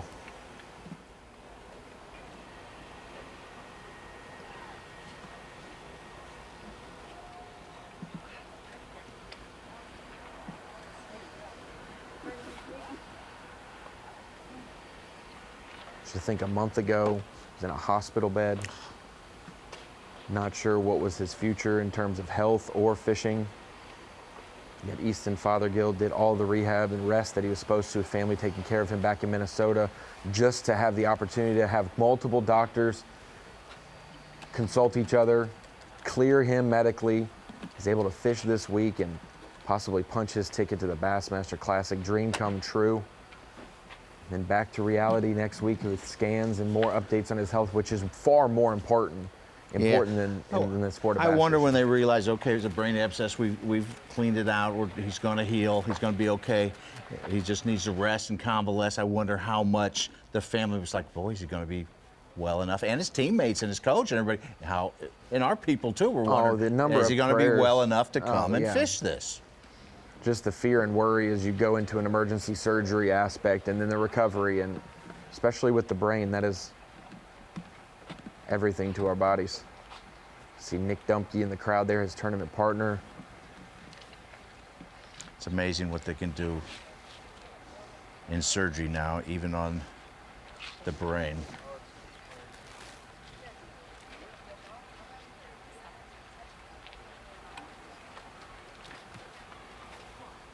Won't be the last time we hear from Tucker Smith.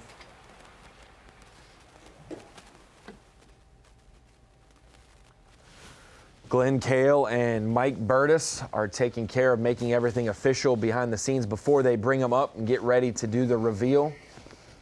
So let's take a look at the day and how we got here. We are waiting moments away from the reveal of Easton Fothergill's victory in Bassmaster College Series Classic bracket today. He started off somewhat strong, a little slower than his past days, but by far Suchi has been the best angler in the morning. Caught a couple key ones early, caught a 2-7. That was really his biggest fish all day long. The afternoon, midday, he was 15 ounces behind at halftime. This flurry coming back to his best spot of the week, doing it in the afternoon, a 2-7, a 2-6, 1-7, and 2-7, all from this area. Basically culled out everything he caught earlier in the day to take the lead and have a sizable margin. Yeah, from noon to about 2:10, he caught more than 10 pounds of his weight. Like you said, the starting with the 2-2, a couple 2-7s and the 2-6, and he had that 2-7 from 7:49 in the morning. Catches a bonus largemouth late as well. Meanwhile, Tucker Smith, who had tough mornings and great afternoons the first 2 days of this tournament, comes in with a strong start in the morning, catches a bonus fish on top water. Then he goes straight to the spot where he caught a 4.5 pounder on day 2 of competition to help him get to the championship round. He catches a few fish there as they now wait on each side of the stage for getting called up. Tournament director Glenn Cale speaking. It was an amazing week. It was an amazing season. Final just moments. to wrap this up, it's hard just to try to put a bow on this thing, but I will tell you that it was an honor to watch all the kids and all the anglers, from the guys and gals that fish with us here at College Bass, the Bassmaster on the college here at College Bass, the Bassmaster on the College Series stage. It's amazing. And I want to say thank you on behalf of Bass and the Anderson family and the tournament department, Chris Bowes, Hank Weldon, Lisa Talmadge, GL Compton, and myself. That sums up the whole tournament department. So I want to say thank you guys for always supporting Bass and being here. But this is what happens. When you put something together, the platform, it draws the best kids in the country, and it just happens to so be here right here today. We're standing with 2. After all the kids that have competed, these are the best 2 kids in the country right here today. They beat their peers. It's not easy.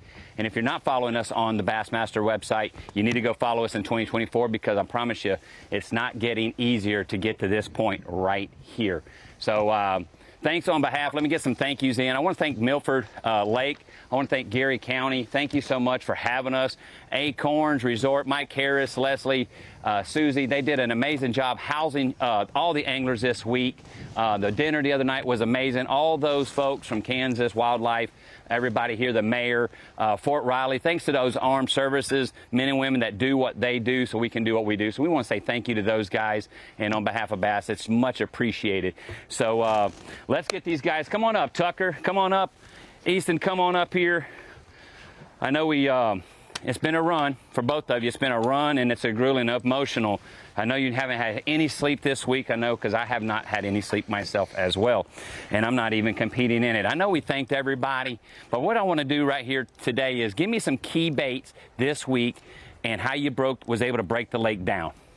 Yeah, so I kind of started on the bottom end when I first got here, and started throwing a Ned rig around and a top water in the mornings, and that's what I was catching most of my fish on. Threw a couple different other baits, you know, drop shot, other stuff like that, but most of my fish came on the Ned rig, off rocky points and off those rock shelves. You did a little, you tweaked it up while I was watching this morning right off the gate. You went a little bit new this morning, which was cool because the wind hadn't beat up a lot of those areas, which I thought was a very smart play, and definitely have nothing to hang anybody's head about either way this thing shakes out, because you guys are true winners and competitors, because, man, you guys caught them. You made live this week. Let's give these guys a big round of applause today, because live was jacked up. It was awesome. Back and forth all day long. Real quick, some quick thank yous before we go over to Easton. Yeah, I'd just like to thank my family and friends for coming, the team, Bassmaster for putting it on. You know, it's been a great week. Had a lot of fun, caught a lot of fish, but we'll see how it shakes out. Okay, good deal. Easton, key bait, I was able to ride with you today. Great, the way you broke the lake down. And it looked like from what we watched all week long, you guys were very consistent to what you guys had confidence in. You ran a little bit of new water today. You said to try to maybe mix something up, you had to go swinging for the fences. And to make sure, because you kept mentioning all day long, you know Tucker's going to bring it, Tucker's going to bring it, and you didn't want to leave anything else and no stone unturned out there. Key baits, and how did you break this Lake Milford down? Yeah, so the first thing I did out here was I started running the steep breaks, the channel swing banks, and immediately started getting bites. And then after that, I tried to further dial it in, and I dialed it into what kind of rock they like on those channel swing banks, which is chunk rock, like basketball-sized boulders. And once I figured that out, I just graphed for a long time. And I also found a bunch of stuff on Google Earth, which I caught them on. But key bait, first day was a small swim bait with an underspin head. And all 3 days, some key fish on a spinnerbait. But first day, a swim bait with a spinnerbait, and then the next 2 days was a little finesse football jig, and then a tube. So you mentioned it today. You mentioned it as well. The competition to get here, it's not easy. The competition to get to this point, just to make it to the national championship, and then maybe be one of the top 4 teams in the country, to put yourself here with an opportunity. How tough is the competition that fishes this college Bassmaster Series program? Yeah, me and Nick have talked about it all the time. You know, winning team of the year is something we had never thought we were even capable of doing. And then me today, even making the final day, it's even more crazy. It just, all these guys are so good, you know, and it's just unbelievable. Mix of emotions. I can sense it on all of these guys up here. The competition doesn't get easier, and it's not going to get any easier. How tough is it? You guys, national champions, winning that thing this year. You've also been a team of the year. What does it mean, man, to do that and you're beating your peers? Yeah, I mean, it means everything. These guys are the best in the country. Like y'all were saying, you know, it's not just a bunch of group of guys that get together that, you know, don't know how to fish. All these guys are the best. And to be able to make it to this tournament especially, you have to really, really catch them. And it's really, really special to make it to this tournament. So to be able to fish on the final day was something special, you know, and I'll cherish it for sure. Championship Monday. Let's give these two competitors one more round of applause.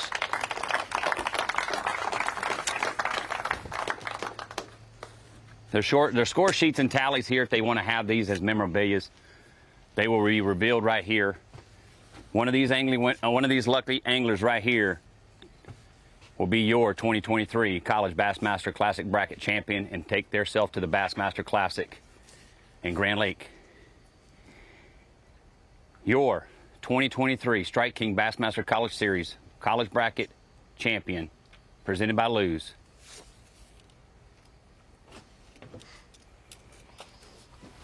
Congrats.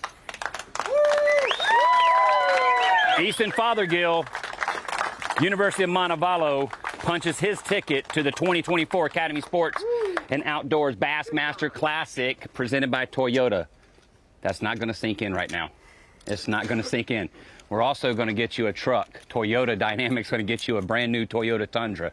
We're going to get you one of them brand new Z20 Nitros, brand new. We're going to rig it out. We're going to get it all decked out in your school colors. Guess what? Earlier you said Dad let you borrow his boat. Where's Dad at? Dad, you get your boat back. Dad let him borrow his boat, drive all over the country. So guess what? Now you can give Dad back his boat. You got your own, my friend, and you are a classic champion and a classic bracket champion, and you are classic bound, my friend. Congratulations, brother. Mom, Dad, y'all can come up here and love on this man right here. Come on up here. I'm going to make it official real quick. Let me make it official. Let's make this thing official right here. And then you can set that thing down right there if you want to, and then let's hold this thing real high and proud right there, just like we do on Championship Sunday. Right there. Let's hold that up big. We're also going to give you $7,500 on behalf of Bass and Strike King. We're going to give you guys $7,500 as well to make sure that happens. That makes traveling a little bit easier right there.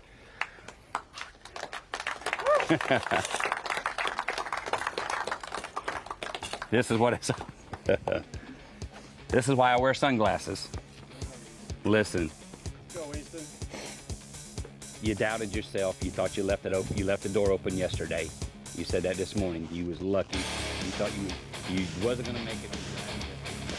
Easton Fothergill, your champion, 2023 Bassmaster College Series Classic Bracket, presented by Lews. You see the final matchup there, 2 pounds 5 ounces is the difference between winning and second place. Fothergill going to the Bassmaster Classic, representing the University of Montevallo.